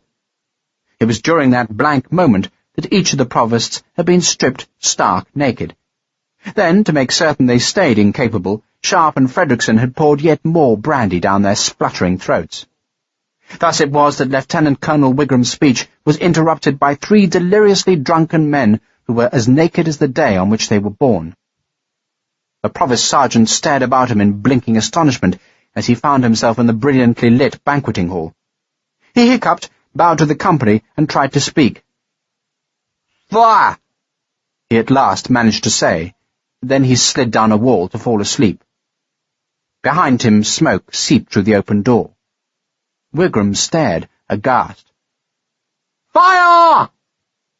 This time the voice came from outside, and was a huge roar of warning. Wigram panicked, but so did almost every man in the room. Glasses and plates smashed as men fought to escape the tables and cram themselves through one of the room's 2 doors. The naked provosts were trampled underfoot. Smoke was thickening in the corridor and billowing up the stairwell. Wigram fought to escape with the rest. He lost his glasses in his panic, but somehow managed to scramble through the door, across the vestibule, and down into the town square, where the dinner guests assembled to watch the promised inferno. There was none. A guard sergeant filled a bucket of water and doused the pile of brandy-soaked uniforms, which, heavily sprinkled with gunpowder and then piled with loosely stacked brandy-soaked ledgers, had caused the pungent smoke. There was a nasty scorch mark on the carpet, which hardly mattered, for being embroidered with the imperial initial N, it was due for destruction anyway. Most of the ledgers were scorched, and a few had burnt to ash, but the fire hadn't spread, and so no real harm had been done. The sergeant ordered the 3 drunken provosts to be carried to the yard and dumped in a horse trough. Then, pausing only to steal 6 bottles of brandy from the table in the banqueting hall, he went to the front door and reported to the officers that all was well. Except half an hour later, someone thought to look on the top floor of the prefecture and discovered that 3 riflemen were missing. 2 rifles, a 7-barrel gun, a bayonet, and 6 ammunition pouches were also missing from the guardroom. Colonel Wigram, panicking like a wet hen, wanted to call out the guard, then send cavalry galloping all over France to discover the fugitives. Captain Harcourt was calmer. "There's no need," he said. "No need?" "My dear Wigram, there are pickets at every exit from the city, and even if Major Sharpe's party evades those sentries, we know precisely where they're going." "We do?" "Naturally. That one-eyed rifleman was entirely correct in his evidence to the tribunal. No men could have removed 6 tons of gold under enemy fire. Surely you understood that." Wigram had understood no such thing, but was unwilling to display such ignorance. Well, of course," he said huffily. "They could never have carried the gold away, so they must have hidden it at the Teste de Bouc. And I warrant you that's where they've gone. And that's where we've had a sloop since last week. Might I trouble you for a single messenger to warn the crew that they'll have to arrest Major Sharpe and his companions?" "Well, of course." Wigram felt aggrieved that no one had told him about the Navy's precautions. "Well, you've had a sloop there for a week." "Well, you don't want the bloody French to get the gold, do you?" "But, my lord, it belongs to them." "I've spent the last 20 years killing the bastards and don't intend to hand them a pile of gold just because a peace treaty's been signed. If it's necessary, we'll tear that damn fort apart to find the bloody stuff." Harcourt glanced up at the stars, as if judging the weather, then grinned. "There is one consolation in all this, my dear Colonel. By running away, Major Sharpe and Captain Fredrickson have proved their guilt. So, when the Navy catches them, you shouldn't have any trouble in convening a court-martial. Shall we send that messenger?" And because the roads are likely to be dangerous, perhaps you'd better be given a cavalry troop as escort. Then perhaps you'd care to finish your speech. I must admit to a great fascination in your theory as to the role of the thinking man in gaining victory." But somehow the joy had deserted Wigram's evening. He did at least find his spectacles, but someone had trampled them in the rush, and one lens was broken and an earpiece bent. So he abandoned his speech, cursed all riflemen, then went to his quarters and slept. Chapter 7. It had been easy enough to escape the prefecture by causing some small chaos, but leaving the city itself would be a harder task. Every exit was guarded by a picket of redcoats. The soldiers were not there to guard Bordeaux against the marauding bands of the countryside, but rather to apprehend any deserter who might have evaded the provosts at the quays and be trying to take his woman back to Spain and Portugal. Sharpe had used the stars to find a westward road through the city, but now, so close to the open country, he had been forced to stop. He was staring at a picket of a dozen soldiers who were silhouetted about a brazier. Sharpe was too far away to distinguish their faces, or see what regiment they might be from. He silently cursed the lost telescope. "If we wait much longer," Fredrickson warned, "they'll have men after us." "Surely they won't stop officers walking past," Harper offered. "Let's hope not." Sharpe decided Harper was right, and that rank alone should suffice to see them past the bored guards. He nevertheless wondered just what he should do if the picket proved obdurate. It was one thing to strip drunken provosts naked, but quite another to use force against a squad of redcoats. "Cock your rifles," Sharpe said as they walked forward. "Are you going to shoot them?" Fredrickson sounded incredulous. "Threaten them anyway." "I won't shoot anyone." Fredrickson left his rifle slung on his shoulder. Harper had fewer scruples and dragged back the cock of his 7-barrel gun. The monstrous click of the heavy lock made the officer commanding the picket turn towards the approaching rifleman. Sharpe was close enough now to see that the picket's officer was a tall and dandified man, who, like many infantry officers who aspired to high fashion, wore a cavalryman's fur-edged pelisse over one shoulder. The officer strolled towards the 3 riflemen with a languid, almost supercilious air. The 3 must have looked strange, for in an army that had swiftly accustomed itself to peace, they were accoutred for war. They had heavy packs, crammed pouches, and were festooned with weapons. The sight of those weapons made the picket sergeant snap an order to his men, who unslung their muskets and shuffled into a crude line across the road. The officer calmly waved his hand as if to suggest that the sergeant need not feel any alarm. The officer had now walked 30 yards away from the brazier. He stopped there, folded his arms, and waited for the rifleman to reach him. "If you haven't got passes," he said in a most superior and disdainful voice, "then I'll have no choice but to arrest you." "Shoot the bugger," Sharpe said gleefully to Harper. But Harper was grinning. The officer was laughing, and Fortune, the soldier's fickle goddess, was smiling on Sharpe. The tall and disdainful officer was Captain Peter D'Alembert of the Prince of Wales' Own Volunteers. He was an old friend who once served under Sharpe, and who now commanded Sharpe's old light company. D'Alembert also knew Fredrickson and Harper well, and was delighted to see both men. "How are you, Regimental Sergeant Major?" he asked Harper. "I'm just a rifleman again now, sir." "Quite right, too. You were far too insubordinate to be promoted." D'Alembert looked back to Sharpe. "Purely out of interest, sir, but, do you have a pass?" "Of course I don't have a bloody pass, Dally. The bastards want to arrest us." It had been pure good luck that had brought Sharpe to this picket that was manned by his old battalion. He was close enough now to recognize some of the men about the brazier. He saw Privates Weller and Clayton, both good men, but this was no time to greet old comrades, nor to implicate them in this night's escapade. "Just get us quietly out of the city, Dally, and forget you ever saw us." D'Alembert turned to his picket. "Sergeant, I'll be back in an hour or so." The sergeant was curious. The picket duty had been boring, and now some small excitement broke the tedium, but he was too far from the 3 riflemen to recognize them. He took a few steps forward. "Can I say where you'll be, sir, if I'm asked?" "In a whorehouse, of course." D'Alembert sighed. "The trouble with Sergeant Huckfield," he said to Sharpe, "is that he's so damn moral. A good soldier, but horribly tedious. We'll go this way." He led the 3 riflemen into a fetid black alley that reeked with an overwhelming stench of blood. "They put me next to a slaughterhouse," D'Alembert explained. "Is there a safe way out of the city?" Sharpe asked. "There are dozens," D'Alembert said. We're supposed to patrol these alleys, but most of the lads don't take kindly to arresting women and children. Consequently, we tend to do quite a lot of looking the other way these days. The provists, as you might imagine, are more energetic. He led the rifleman away from the butcher's stink and into a wider alley.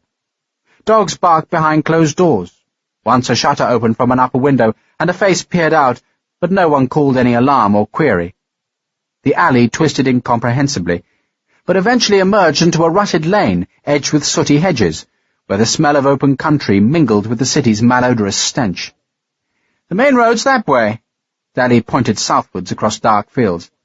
"But before you go, sir, will you satisfy my curiosity and tell me just what in God's name is happening?"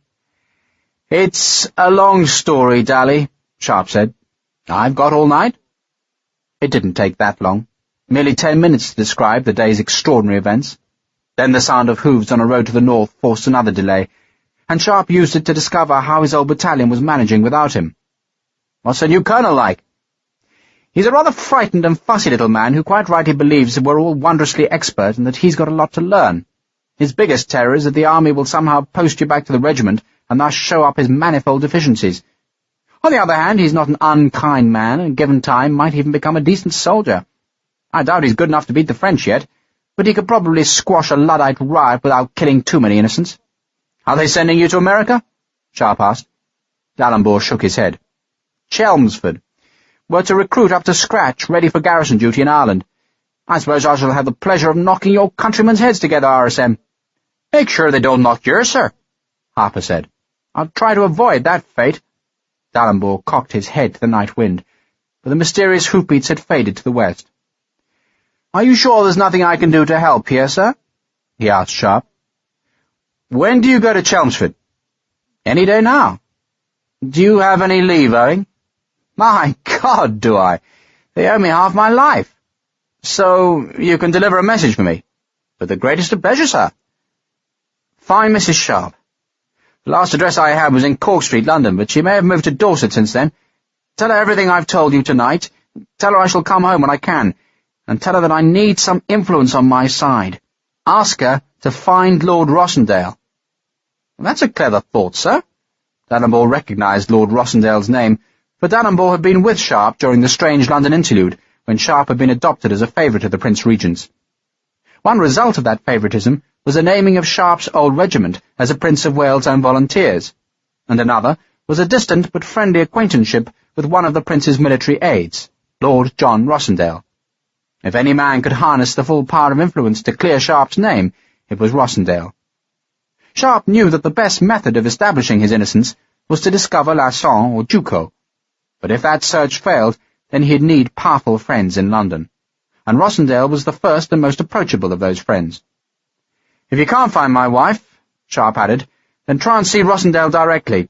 He can talk to the Prince." "I'll do that gladly, sir. And how do I send messages back to you?" Sharpe hadn't thought of that problem, nor did he want to consider it now. The night was getting cold, and he was impatient to be on his way westwards. "Well, we'll probably be home within a month, Daly. It can't take much longer than that to find one French officer. But if we fail, then for God's sake make sure Rossendale knows we're innocent. There never was any gold."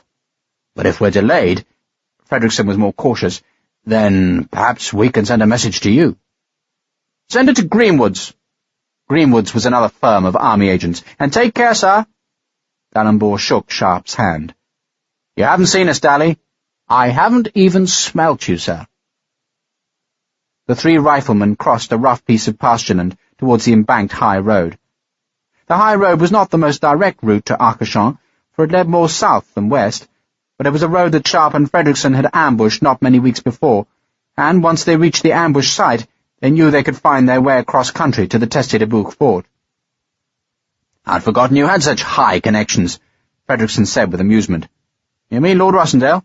"I mean the Prince Regent. Do you think he'll help?" "I'm sure he'll help." Sharpe spoke with a fervent confidence, for he remembered the Prince's assiduous kindnesses in London. "Just so long as Jane can reach Lord Rossendale. Then I wish your wife Godspeed." Frederickson climbed the turf bank and stamped his feet on the flint roadbed.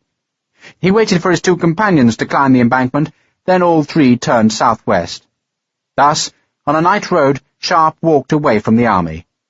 He was a fugitive now, sought by the British authorities, by the French and doubtless by his old enemy, Duco. The riflemen had become rogues, ejected from their own society, and gone to vengeance. Jane Sharpe felt aggrieved. Her grievance had come with the arrival of peace and her slow realization that her husband was a man who was entirely bereft of the ambitions of peace. Jane had never doubted his resolve in war, when Private Richard Sharpe had risen high by his own merits and energy, but Jane knew that her husband had no wish to transmute that wartime reputation into peacetime success. He only wanted to bury himself in the depths of rural England, there to farm and vegetate. Jane had spent most of her life in rural England, out on the cold clay marshland of Essex, and she had no wish to return to those bare comforts. She could understand that her husband might enjoy such an existence, but Jane dreaded the prospect of rural exile, and foresaw that the only visitors to their country house would be old army comrades like Sergeant Harper. Jane liked Harper, but she didn't think she should mention that liking to Lady Spindaker, for it was quite clear that the Lady Spindaker would not approve of a major's wife being fond of a mere sergeant, and an Irish sergeant at that. Lady Spindaker moved in altogether more exalted circles, and Jane's grievance was fuelled when she realized that those circles were now open to her, but only if Sharpe would be willing to forsake the country and use the high friendships he had made in London. "But he won't," she bemoaned to the Lady Spindaker. "Well, you must force him, dearest. He has instructed you to buy a house, so buy one in London. You say he's given you part of the money?" The memory of that trusting gesture touched Jane with a few seconds' remorse, but then the remorse was overborne by her new and certain realization that she alone knew what was best for Richard Sharpe's career. The war had ended, yet there was still promotion to be had, but not if he resigned from the service and buried himself in some Dorsetshire hamlet. The Lady Spindaker, impressed that Jane had once been presented to the Prince Regent, and convinced that the presentation had sprung from the Prince's genuine interest in her husband, opined that there were a multitude of peacetime jobs that were in the gift of royalty, and that such jobs, filled by military men, were not demanding of time, yet were generous in their pay, promotion, and prestige. "Well, he cannot retire as a major," Lady Spindaker said scathingly. "And only a brevet major indeed," Jane confessed. "At the very least he should secure his colonelcy. He could take a sinecure at the Tower, or at Windsor. My dear Jane, he should insist on a knighthood. Look how many other men with much lesser achievements are being deluged with rewards. All your husband needs do, my dearest, is to cultivate those high attachments. He must present himself at court, he must persist in his acquaintances there, and he will succeed." This was all sweet and sensible music to Jane, who, newly released from a stultifying youth, saw the world as a great and exciting place in which she could soar. Sharpe, she knew, had already had his adventures, but surely he wouldn't deny her the opportunities of social advancement. And Juliet, Lady Spindaker, was ideally placed to advise on such advancement. She was no older than Jane, just 25, yet she had cleverly married a middle-aged Major General who had died of the fever in southern France. Jane met the newly widowed Lady Juliet on the boat which returned them both to England, and the two girls had made an immediate friendship. "You must not keep calling me Lady Spindaker," Juliet had said, and Jane had revelled in the intimacy that was cemented by the similarities between the two girls. They were both women who attracted lascivious glances from the ship's officers. They shared a fascination in the feminine accoutrements of clothes and cosmetics, men and intrigue, and they were both ambitious to succeed in society. "Of course," the Lady Spindaker explained, "I shall have to be reticent for a while, because of dear Harold's death. It'll only be for a short while." Lady Spindaker wasn't wearing mourning, for, she said, her dear Sir Harold wouldn't have wanted it. "He only ever wanted me to be a spirit at liberty, to enjoy myself." Juliet Spindaker's enjoyment of life was nevertheless threatened by her health, which was fragile, and by her constant worries about the dead Sir Harold's will. "He had children by his first wife," Juliet told Jane, "and they are monsters. They'll doubtless attempt to purloin the inheritance. Until the case is settled, I'm quite penniless." This penury was no immediate problem, for Jane Sharpe had the resources of her husband's great fortune that had been taken from the enemy at Vittoria. "At the very least," Lady Spindaker advised, "you should establish yourself in London until the Major returns, and that way, dearest one, you can at least attempt to assist his career. And if he should be so ungrateful on his return as to insist on a country home, then you can rest in the assurance that you did your best." Which all seemed eminently sensible to Jane, who, on reaching London, and advised by the dear Lady Spindaker, withdrew all her husband's money. She disliked Messrs. Hopkinson of St. Albans Street, who, when she first approached them, had tried by every means possible to prevent her from closing Major Sharpe's account. They questioned his signature, doubted her authority, and it was only a visit from Lady Spindaker's lawyer that eventually persuaded them to make over a letter of credit, which Jane sensibly lodged in a proper banking house, where a young and elegant man seemed delighted to make her acquaintance. Not all the money was so sensibly secured. The Lady Spindaker had much to teach Jane about the ways of society, and such lessons were expensive. There was a house in fashionable Cork Street to buy, new servants to find, and furniture to buy. The servants had to be uniformed, and then there were the necessary dresses for Jane and Lady Spindaker. They needed dresses for morning wear, for receiving, for dinners, for luncheons, for suppers, and such were the strictures of Jane's new busy life that no single dress could be worn more than once, at least Lady Spindaker averred, not in front of the people the two friends intended to court. There were calling cards to engrave, carriages to hire, and connections to make, and Jane persuaded herself that she did it all in her husband's best interests. Thus Jane was busy, and in her busyness happy. Then, just 2 weeks after the bells of London had rung their joyous message of peace, the thunderbolt had struck. The thunderbolt arrived in the form of 2 dark-suited men, who claimed to bear the authority of the Judge Advocate General's office. Jane had refused to receive them in her new drawing-room in Cork Street, but the 2 men forced their way past the maid, and, firmly though courteously, insisted on speaking with Mrs. Jane Sharpe. They asked first whether she was the wife of Major Richard Sharpe. Jane, pressed in terror against the Chinese wallpaper that the dear Juliet had insisted on buying, confirmed that she was. And was it true, the 2 men asked, that Mrs. Sharpe had recently withdrawn £18,964, 14 shillings and 8 pence from Messrs. Hopkinson and Sons, army agents of St. Albans Street? And what if she had? Jane asked. Would Mrs. Sharpe care to explain how her husband came to have so much money in his possession? Mrs. Sharpe did not care to explain. Jane was frightened, but she found the courage to brazen out her defiance. Besides, she saw how both men were attracted to her, and she had the wit to know that such men wouldn't be personally unkind to a young lady. The 2 dark-suited men nevertheless respectfully informed Mrs. Sharpe that His Majesty's government, pending an investigation into the behaviour of her husband, would seek the return of the moneys. All the moneys, which Jane knew meant all the money spent on powder and lace and hair-pieces, and satin and champagne, and the house, even the house, her house. She panicked when the men had gone. But dear Lady Spindaker, who had been in bed with a mild fever, rallied swiftly, and declared that no dark-suited men from the Judge Advocate General's office had the right to persecute a lady. The Judge Advocate General is a non-entity, dearest one, merely a tiresome civilian who needs to be slapped down. But how?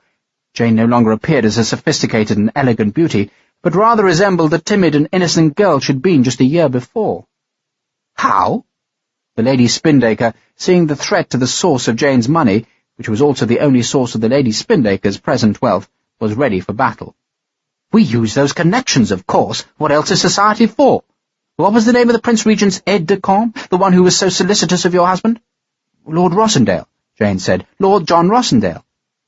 So far she had been too scared to try and profit from that tenuous connection. It seemed too ambitious and too remote. But now an emergency had happened, and Jane well understood that Carlton House, where the Prince's court resided, far outranked the drab offices of the Judge Advocate General. But I only met Lord Rossendale once, she said timidly. Was he rude to you? Oh, far from it. He was most kind. Then write to him. Well, you'll have to send him some small trifle, of course. But what could I possibly send such a man? A snuff-box as usual, Lady Spindaker said casually. For a respectable favour, you'd expect one costing at least £100. Would you like me to buy one, dearest? I'm not feeling so poorly that I can't reach Bond Street. A jewelled snuff-box was duly bought, and that same evening Jane wrote her letter. She wrote it a dozen times until she was satisfied with her words. Then, as carefully as a child under the stern eye of a tutor, she copied those words onto a sheet of her new perfumed writing paper.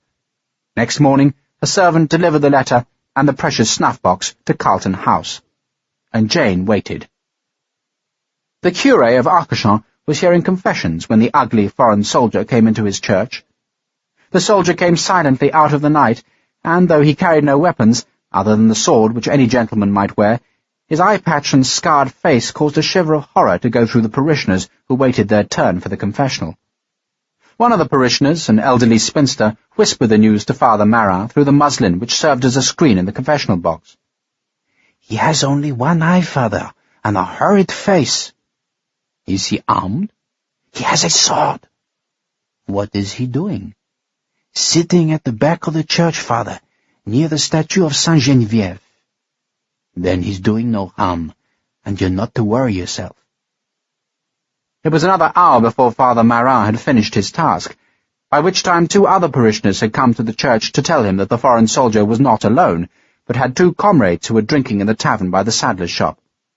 Father Marat had learned that the strangers wore very old and faded green uniforms. One woman was certain they were Germans, while another was equally sure they were British.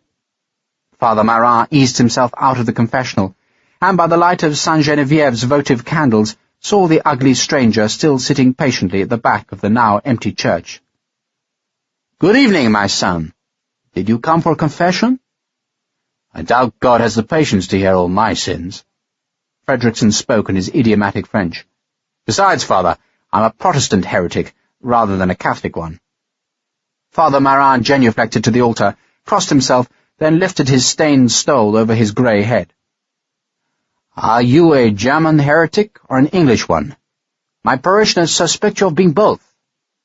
"They're right in both respects, Father, for I have the blood of both peoples. But my uniform is that of a British captain." "What's left of your uniform?" Father Marat said with amusement. "Are you anything to do with the Englishmen who are exploring the Teste-de-Bouc fort?" The old priest saw that he'd astonished the stranger. "Exploring?" Fredrickson asked suspiciously. "English sailors have been occupying the fort for 10 days. They've pulled down what's left of the internal walls, and now they're digging in the surrounding sand like rabbits. The rumor is that they're searching for gold." Fredrickson laughed. "The rumor's true, Father, but there's no gold there. It's further rumored that the gold was buried by the Englishmen who captured the fort in January." "Were you one of those men, my son?" "I was, Father. And now you are here in my humble church, while your companions are drinking wine in the town's worst tavern." Father Marat rather enjoyed seeing Fredrickson's discomfiture at the efficiency of Arcachon's gossips. "How did you come here?" "We walked from Bordeaux. It took 3 days." Father Marat lifted his cloak from a peg behind the Virgin statue and draped it about his thin shoulders. "You had no trouble on the road? We hear constantly of brigands." "We met one band." "Just the 3 of you?" Fredrickson shrugged, but said nothing. Father Marat held a hand towards the door. "Clearly you are a capable man, Captain. Will you walk home with me? I can offer you some soup, and rather better wine than that which your companions are presently enjoying." It took 3 hours of conversation and 2 lost games of chess before Fredrickson persuaded the old priest to reveal Henri Lasson's address. Father Marat proved very careful of his old friend Lasson, but after the 2 chess games the old priest was satisfied that this one-eyed Captain Fredrickson was also a good man. "You mean him no harm?" Marat sought the reassurance. "I promise you that, Father." "I shall write to him," Father Marat warned, "and tell him that you are coming." "I should be grateful if you did that," Fredrickson said. "I do miss Henri." Father Marat went to an ancient table that served as his desk, and began sifting through the detritus of books and papers. "In truth, he was a most unsuitable soldier. Though his men liked him very much, he was very lenient with them, I remember. He was also most distressed that you defeated him." "I shall apologize to him for that." "You won't bear a grudge, I'm sure. I can't swear he'll be at his home, of course, for he was intent on joining the priesthood. I constantly tried to dissuade him, but—" Father Marat shrugged, then returned to his slow search among the curled and yellowing papers on the table. "Why did you try to dissuade him?" "Henri's altogether too saintly to be a priest. He'll believe every hard-luck story that's fed to him, and consequently he'll kill himself with compassion. But if that's what he wishes, then so be it."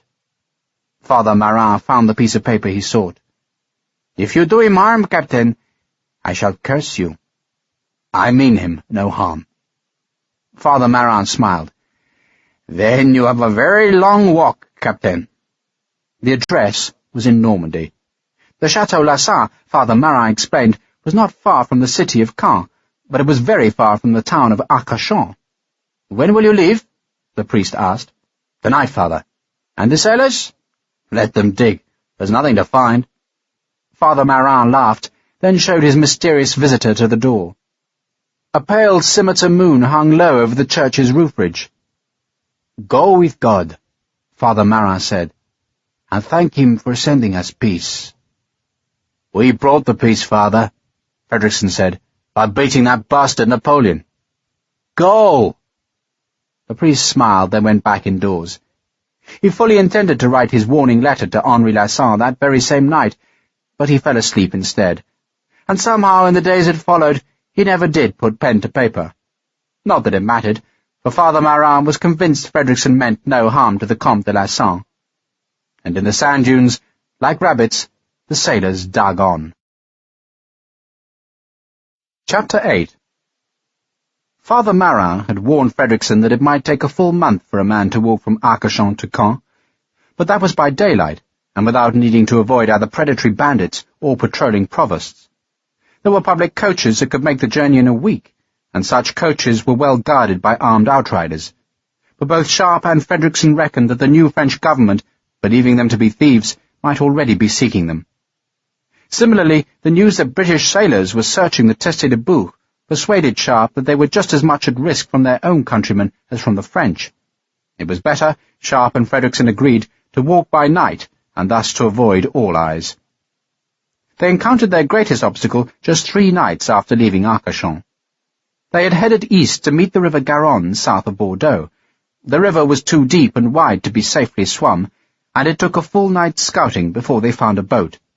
It was a ferryman's skiff that was chained to a thick wooden post sunk deep into the riverbank.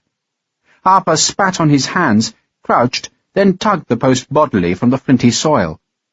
Fredrickson had already cut 2 branches to serve as paddles.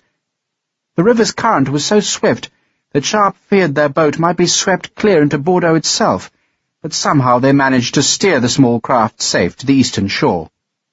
They crossed another and smaller river the next night, and then at last could turn north. Father Marin had given Fredrickson a route, by Angoulême, Poitiers, Tours, Le Mans, Alençon, Falaise, and thus to Caen. All 3 riflemen were accustomed to travelling by night, for the army had always marched long before dawn, so that its day's journey was done before the Spanish sun was at its fiercest. Now, in the French countryside, it was doubtful whether a single soul was aware of the riflemen's passing. The skills they used were by now innate, the skills of men who had patrolled in war for all their lives. They knew how to travel in silence and how to hunt. One night, despite the presence of 3 guard dogs in a farmyard, Fredrickson and Harper stole 2 freshly farrowed piglets that were roasted the next day in a tumble-down and deserted farmhouse high on a hill. 2 nights later, in a wood that was thick with wildflowers, Sharpe shot a deer that they disemboweled and butchered. They plucked fish from streams with their bare hands. They dined on fungi and dandelion roots. They had hares, rabbits, and squirrels, and all they missed from their diet was wine and rum. They avoided towns and villages. Sometimes they would hear a church bell tolling in the dusk, or smell the stench of a great town, but always they looped east or west before continuing along deserted tracks or following the contour lines of great vineyards. They waded streams, climbed hills, and struggled through brackish marshland. They followed the pole star on clear nights, and on others they would walk a high road to find their directions from its milestones. In their tattered uniforms they looked like vagabonds, but vagabonds so well armed that they must have appeared more fearsome than the brigands they took such trouble to avoid. On the 10th night of their journey, they were forced to lay up through the darkness. All day they had watched the clouds piling up in the west, and by nightfall the whole sky was shrouded by sullen black thunderheads. The 3 riflemen were snug in a ruined byre, and when the first stab of lightning flickered to earth, Sharpe decided to stay put. It had already begun to rain, softly at first, but soon it began to spit malevolently, then swelled until the downpour was thrashing the earth in a sheeting and stinging deluge. The thunder cracked and tumbled across the sky, sounding just like the passage of heavy round-shot. Harper slept, while Sharpe and Fredrickson crouched in the bar's entrance. Both men were fascinated by the storm's violence. Lightning twisted and split into rivulets of brilliant white fire, so that it seemed as if the sky itself was in agony. "Didn't it thunder the night before the battle at Salamanca?" Fredrickson almost had to shout to be heard above the violent noise. "Yes." Sharpe could hear sheep bleating their panic somewhere to the west, and he was considering the prospect of mutton for breakfast. Fredrickson sheltered his tinderbox inside his greatcoat and struck a flame for one of his few remaining cheroots. "I astonish myself by positively enjoying this life. I think perhaps I could wander in darkness for the rest of my life." Sharpe smiled. "I'd rather reach home." Fredrickson uttered a scornful bark of laughter. "I hear an echo of a married man's lust." "I was thinking of Jane, if that's what you mean." Since leaving Bordeaux, Sharpe had taken care not to mention Jane, for he knew with what small sympathy Fredrickson regarded the state of marriage. But Sharpe's worries had only increased with his silence, and now, under the storm's threat, he couldn't resist articulating those worries. "Jane'll be fretting. She's a soldier's wife. If she isn't prepared for long absences and long silences, then she shouldn't have married you. Besides, D'Alembert will see her soon enough." "That's true." "And she has money," Fredrickson continued remorselessly. "So I can't see that she has great cause for concern. Indeed, I rather suspect that you're more worried about her than she is about you." Sharpe hesitated before admitting to that truth, but then, needing his friend's consolation, he nodded. "That's true." "You're worried that she's tired of you?" Fredrickson insisted. "Good God, no!" Sharpe protested vehemently, too vehemently, for in truth that worry was never far from his thoughts. It was a natural concern, occasioned by the unhappiness of their parting, and by Jane's subsequent silence, but Sharpe had no taste to discuss such intimacies even with Fredrickson. His voice sounded harsh. "I'm merely worried because bloody Wigram knew she'd withdrawn that money. It means someone's investigated my affairs at home. What if they try to confiscate her money?" "Then she'll be poor," Fredrickson said heartlessly. "But doubtless she'll live until you clear your name. One presumes your wife has friends who won't allow her to slide into ignominious penury." "She has no friends that I know of." Sharpe had snatched Jane from her uncle's house where she'd been forced to live a reclusive life.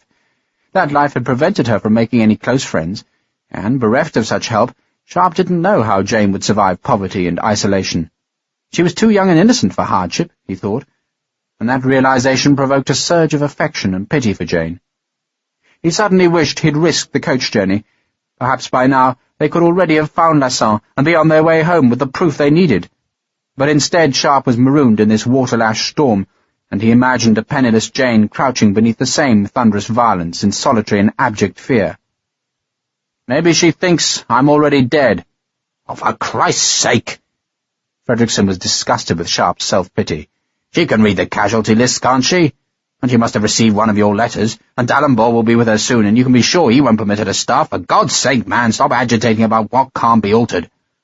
Let's find Henri Lasson, then worry about the rest of our damned lives."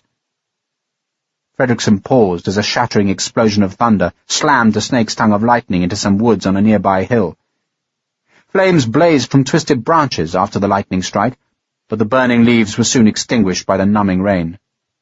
Fredrickson drew on his cheroot. "I wish I understood love," he said in a more conversational tone. "It seems a very strange phenomenon." "Does it?" "I remember the last time I was in London, paying sixpence to see the pig-faced woman. Do you remember how celebrated she was for a few months? She was exhibited in most of the larger towns, I recall, and there was even talk that she might be displayed in Germany and Russia. I confess it was a most singular experience. She was very porcine indeed, with a rather snouty face, small eyes, and bristly hairs on her cheeks. It wasn't quite a sow's face, but a very close approximation. I rather think her manager had slit her nostrils to increase the illusion." Sharpe wondered what the pig-woman had to do with his friend's scepticism about love. "And seeing an ugly woman was worth sixpence?" he asked instead. "One received one's money's worth, as I recall. A manager used to make the wretched creature snuffle chopped apple and cold porridge out of a feeding trough on the floor, and if you paid an extra florin she'd strip to the waist and suckle a rather plump litter of piglets." Fredrickson chuckled at the memory. "She was, in truth, hideously loathsome. But I heard a month later that a gentleman from Tamworth had proposed marriage to her, and had been accepted. He paid the manager 100 guineas for the loss of business, and took the pig lady away for a life of wedded bliss in Staffordshire. Extraordinary. Fredrickson shook his head at this evidence of love's irrationality. Well, don't you find it extraordinary? I'd rather know if you paid the extra florin, Sharpe said. Of course I did. Fredrickson sounded irritated that the question was even asked. I was curious. And? She had entirely normal breasts. Do you think the gentleman from Tamworth was in love with her? How would I know? One has to assume as much. But whether he was or not, it's entirely inexplicable. It would be like going to bed with Sergeant Harper. Fredrickson grimaced. Sharpe smiled.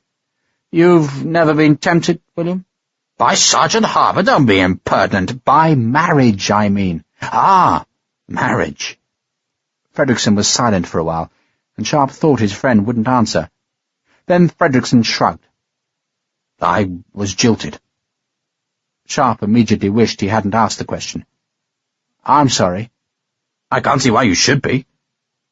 Fredrickson sounded angry at having revealed this aspect of his past. I now regard it as a most fortunate escape. I've observed my married friends, and I don't exclude present company, and all I can say with the greatest of respect is that most wives prove to be expensive aggravations. Their prime attraction could be most conveniently hired by the hour, so there seems little reason to incur the expense of keeping one for years. Still, I doubt you'll agree with me, married men seldom do. He twisted back into the byre to find Harper's saw bayonet that he drew from its scabbard and tested against his thumb. I have a fancy for a breakfast of mutton.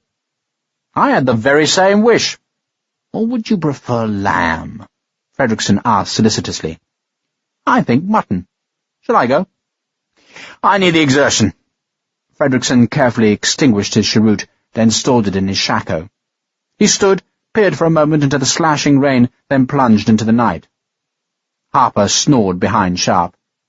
At the hilltop the great branches of foliage heaved and bucked in the sodden wind. Lightning sliced the sky, and Sharpe wondered what malevolent fate had brought his career to this extremity. And then he prayed that the weather would clear, so that this journey could be done and an honest Frenchman found. Henri Lasson had struggled with his conscience. He had even gone so far as to consult with the bishop. He had prayed, until at last he had made his decision. One night, at the supper table, he informed his mother of that decision. The family was eating sorrel soup and black bread. They drank red wine, which was so bad that Lucille had put some grated ginger in the bottle to improve its taste. Henri sat at the head of the table. Maman.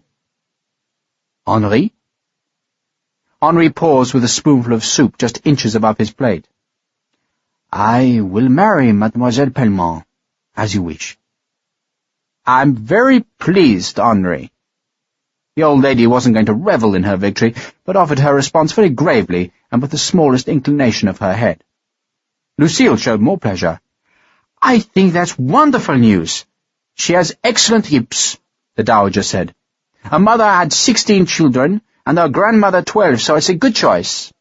A very solid choice, Henri Lasson said with a trace of a smile. She has a very lovely nature, Lucille said warmly, and it was true.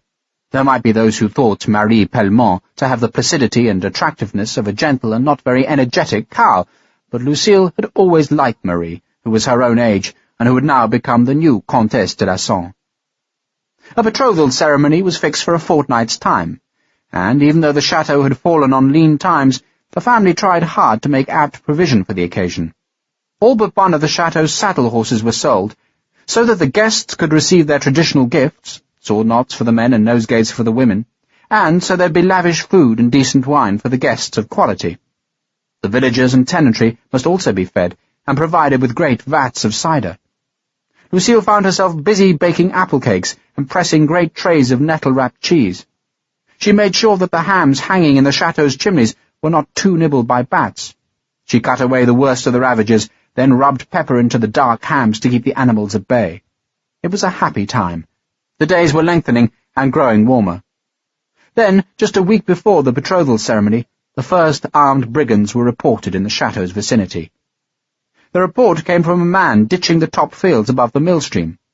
He had watched as some ragged fugitives, all armed and wearing the vestiges of imperial uniforms, had skulked along the streambed. They had been carrying 2 slaughtered lambs. That night, Henri Lasson slept with a loaded musket beside his bed. He barricaded the bridges over the moat with old cider vats, then released geese into the yard to act as sentries. Geese were more reliable than dogs, but no strangers disturbed the geese, neither that night nor the next, and Henri dared to hope that the vagabonds had merely been passing through the district. Then, just the very next day, a horrific report came of a farmhouse burnt beyond the next village of Celle-Église. The smoke of the burning barn could be plainly seen from the chateau. The farmer, all his family, and both his maidservants had been killed. The details of the massacre, brought by the miller of Celle-Église, were appalling, so much so that Henri did not tell either his mother or Lucille.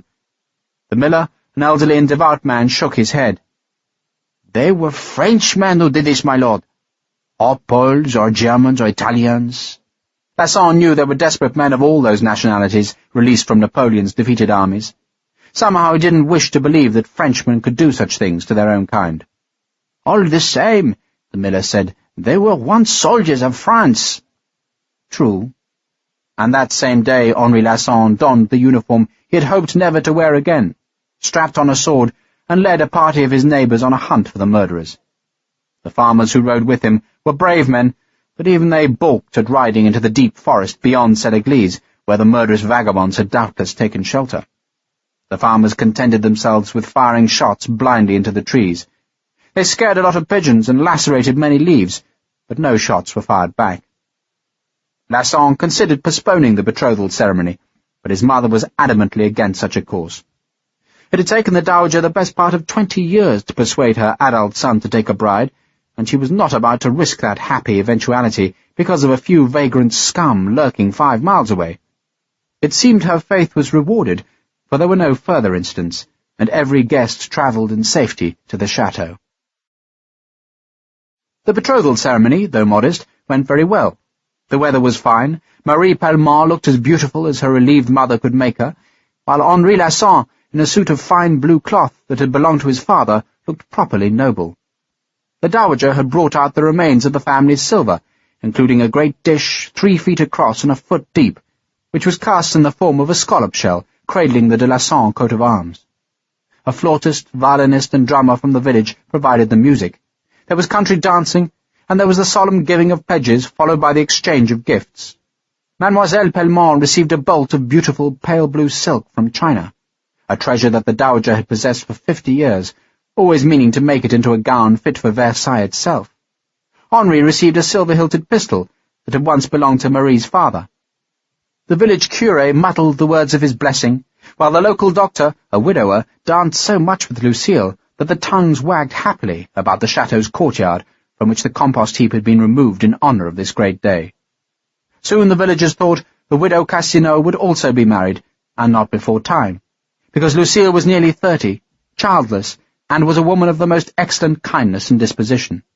The doctor, the village thought, could do far, far worse, though doubtless the widow Cassino could do far better. By midnight, all the guests had gone, except for 3 male cousins from Rouen, who would spend the night in the chateau. Henri put his new pistol into a drawer, then went to the kitchen where his 3 cousins were sousing themselves with good calvados.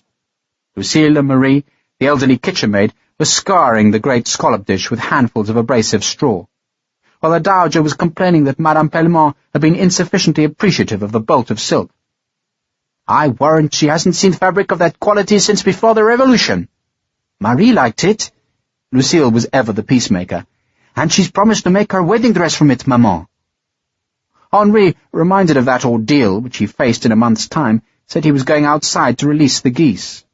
He did so, then, wondering whether he had made the right choice by agreeing to marry, he leant against the chateau's wall and stared up at the full moon. It was a warm night, even muggy, and the moon was surrounded by a gauzy halo. He could hear music coming from the village, and he supposed that the revelry was continuing in the wine shop by the church. "It's going to rain tomorrow." The dowager came out from the kitchen door and looked up at the hazed moon. "We need some rain." "It's a warm night." The dowager offered her arm to her son. "Perhaps it'll be a hot summer. I do hope so. I notice that I feel the cold more keenly than I used to." Henri walked his mother to the bridge, which led to the dairy. They stopped on the bridge's planks just short of the new barricade, and stared down into the still, black and moon-reflecting water of the moat. "I see you're wearing your father's sword," the dowager suddenly said. "Yes, I'm glad." The dowager lifted her head to listen to the music which still sounded from the village. "It's almost like the old days." "Is it? We used to dance a great deal before the Revolution. Your father was a great dancer, and had a fine voice." "I know." The dowager smiled. "Thank you for agreeing to marry, Henri." Henri smiled, but said nothing. "You'll find Mademoiselle Pellemont is a most agreeable girl," the dowager said. "She won't be a difficult wife," Henri agreed. "She's like your sister in some ways. She's not given to vapors or airs. I don't like women who have vaporous souls. They aren't to be trusted." "Indeed not." Henri leant on the bridge's balustrade, then jerked upright as the geese suddenly hissed behind him. The dowager gripped her son's arm. "Henri!" The dowager had been alarmed by footsteps, which had suddenly sounded by the dairy, where flagstones provided a firm footing in the sea of hoof-churned mud. There were dark shapes moving among the moon-cast shadows. "Who is it?" Henri called. "My lord?" It was a deep voice that replied. The tone of the voice was respectful, even friendly. "Who is it?" Henri called again, then gently pushed his mother towards the lit door of the kitchen. But before the dowager could take a single pace, two smiling men appeared from the shadows. They were both tall, long-haired men who wore green uniform jackets. They walked onto the far end of the bridge with their hands held wide to show that they meant no harm. Both men wore swords and both had muskets slung on their shoulders. "Who are you?" Lasson challenged the strangers. "You're Henri Comte de Lasson?" the taller of the two men asked politely. "I am," Lasson replied. "And who are you?" "We have a message for you, my lord." The dowager, reassured by the respect in the stranger's voice, stood beside her son. "Well?" Lasson demanded. The two uniformed men were standing very close to the barricade, not 2 paces from Lasson. They still smiled as, with a practised speed, they unslung the heavy weapons from their shoulders. "Run, maman!" Henri pushed his mother towards the chateau. "Lucille! The bell! Ring the bell!" He turned after his mother and tried to shield her with his body. The tallest of the two men fired first, and his bullet entered Lasson's back between 2 of his lower ribs. The bullet was deflected upwards, exploding his heart into bloody shreds, then flattened itself on the inside of his breastbone. As he fell, he pushed his mother in the small of her back, making her stumble down to her knees. The dowager turned to see the second man's gun pointed at her. She stared defiantly. "Animal!" The second man fired, and his bullet smacked through the dowager's right eye and into her brain. Mother and son were dead. Lucille came to the kitchen door and screamed. The two men climbed the barricade and walked into the chateau's yard. There were other shapes in the darkness behind them. Lucille ran back into the kitchen, where her cousins were struggling to their feet. One of the cousins, less drunk than his companions, drew his pistol, cocked it, and went to the door, from where he saw the dark shapes at the far side of the yard. He fired. Lucille pushed him aside and raised the great blunderbuss that was kept loaded and ready above the soap vats. She cocked it, then fired it at the murderess. The butt hammered with brutal pain into her shoulder. One of the two killers shouted with agony as he was hit. The other 2 cousins pushed past Lucille and ran into the darkness, but a fusillade of gunfire from beyond the moat made them drop to the cobblestones. The bullets smacked into the chateau's ancient stone wall. Marie, the kitchenmaid, was screaming. The geese were hissing and stretching their necks. The dogs in the barn were barking fit to wake the dead. Lucille snatched up an ancient battered horse pistol, dragged back its cock, and ran towards the dark shapes that crouched over the bodies of her mother and brother. "Stop her!" A deep voice called in French from beyond the moat, and one of her cousins, as if obeying the voice, stood up and caught Lucille about the waist and dragged her down onto the cobbles just as 3 more weapons fired from beyond the moat. The bullets whiplashed over Lucille and her cousin. She raised her head to see the 2 men who'd killed her family climbing back over the barricade. She'd wounded one of them, but not badly. Lucille was crying, screaming for her mother, but she saw in the moonlight that the men who escaped her vengeance wore green coats. The men in green. The English devils who had haunted her brother had come back in an evil night to finish their foul work. She howled like a dog at their retreating shapes, then fired the pistol at the retreating killers. Scraps of exploding powder from the pistol's pan burnt her face, and the flash dazzled her. The dogs in the barn were scrabbling at the door. Marie was sobbing. A servant ran to the chapel bell and began to toll the alarm. Villagers, alerted by the gunfire and harried by the bell's frantic noise, swarmed through the chateau's main arch. Some carried lanterns, all carried weapons. Those with guns blazed to the east where the attackers had long disappeared. The villagers' gunfire did more damage to the dairy and the chateau's orchards than to the murderers. Lucille, weeping helplessly, pushed through the villagers to where her mother and brother lay in a pool of lantern light. The village priest had covered the dowager's face with a handkerchief. The old woman's black dress was soaked with blood that shone in the yellow light. Henri Lasson lay on his back. His fine suit of clothes had been cut with knives, almost as if his murderers had thought that he kept coins in his coat seams. His old engraved sword had been stolen. Strangest of all was the presence of a short-handled axe beside his body. The cheap axe had been used to hack off 2 fingers from Henri Lasson's right hand. The job had been done clumsily, so that his thumb and 3rd finger were half severed as well. There was no sign of the 2 missing fingers. The priest thought the disfigurement must have been done in the cause of Satanism. There had been an outbreak of devil worship in the Norman hills not many years before, and the bishop had warned against a revival of the foul practice. The priest crossed himself, but kept his opinion to himself. Sufficient unto the night was the evil already done.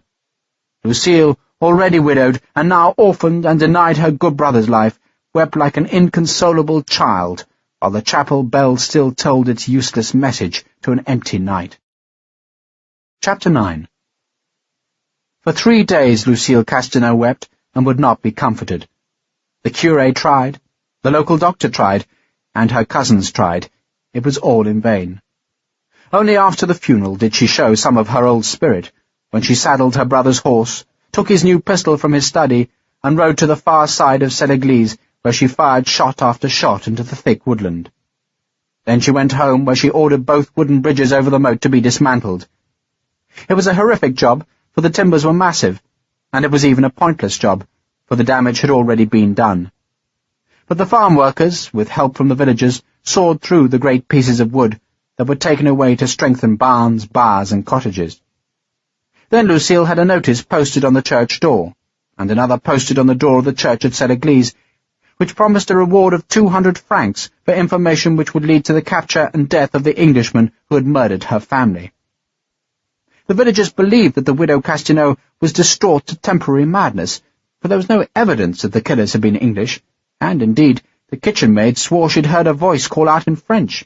A very deep voice, Marie remembered distinctly. A real devil's voice, she said. But Lucille insisted that it had been Englishmen who had committed the murders.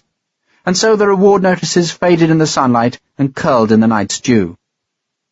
Lucille had sworn she'd sell the upper orchards to raise the reward money, if someone would just lead her to revenge. 1 week after the funerals, Madame Pellemont arrived with her family lawyer and an impudent claim that half the chateau's estate, and half the chateau itself, properly belonged to her daughter, who had gone through a betrothal ceremony with the dead Comte de Lasson. Lucille listened in apparent patience. Then, when at last the lawyer politely requested her response, she opened her brother's drawer, took out the silver-hilted pistol, and threatened to shoot both Madame Pellemont and her lawyer if they didn't leave her home immediately. They hesitated, and it was said that Lucille's voice could be heard in the sexton's house beyond the blacksmith's shop as she screamed at them to leave the chateau. Madame Pellemont and her lawyer left, and the silver-hilted pistol, which turned out to be unloaded, was thrown after them. It lay in the road for 3 hours before anyone dared to pick it up. Lucille's father-in-law, old General Castaneau, came all the way from Bourges to sympathize with her. The general had only 1 leg, his other had been lost to an Austrian cannonball. He sat for hours with Lucille. He told her she should marry again, that every woman needed a husband, and because he was a widower, and because he was sentimental, and because he saw in Lucille what his sharp-eyed son had once seen, he offered himself. Lucille turned him down, though so gently that the old general had no chance to take offence. General Castaneau also assured her that it was most unlikely for any Englishman to have killed Henri and the dowager. "I saw them," Lucille insisted. You saw men in green. Every country's army has men in green coats. Our own dragoons wear green, or wore green. God knows what they wear now. Those men were English. The general tried to explain that the English were hardly likely to be in Normandy, since their army had invaded the south of France and had already been evacuated from Bordeaux. A few Englishmen had been with the Allies who reached Paris, but not many,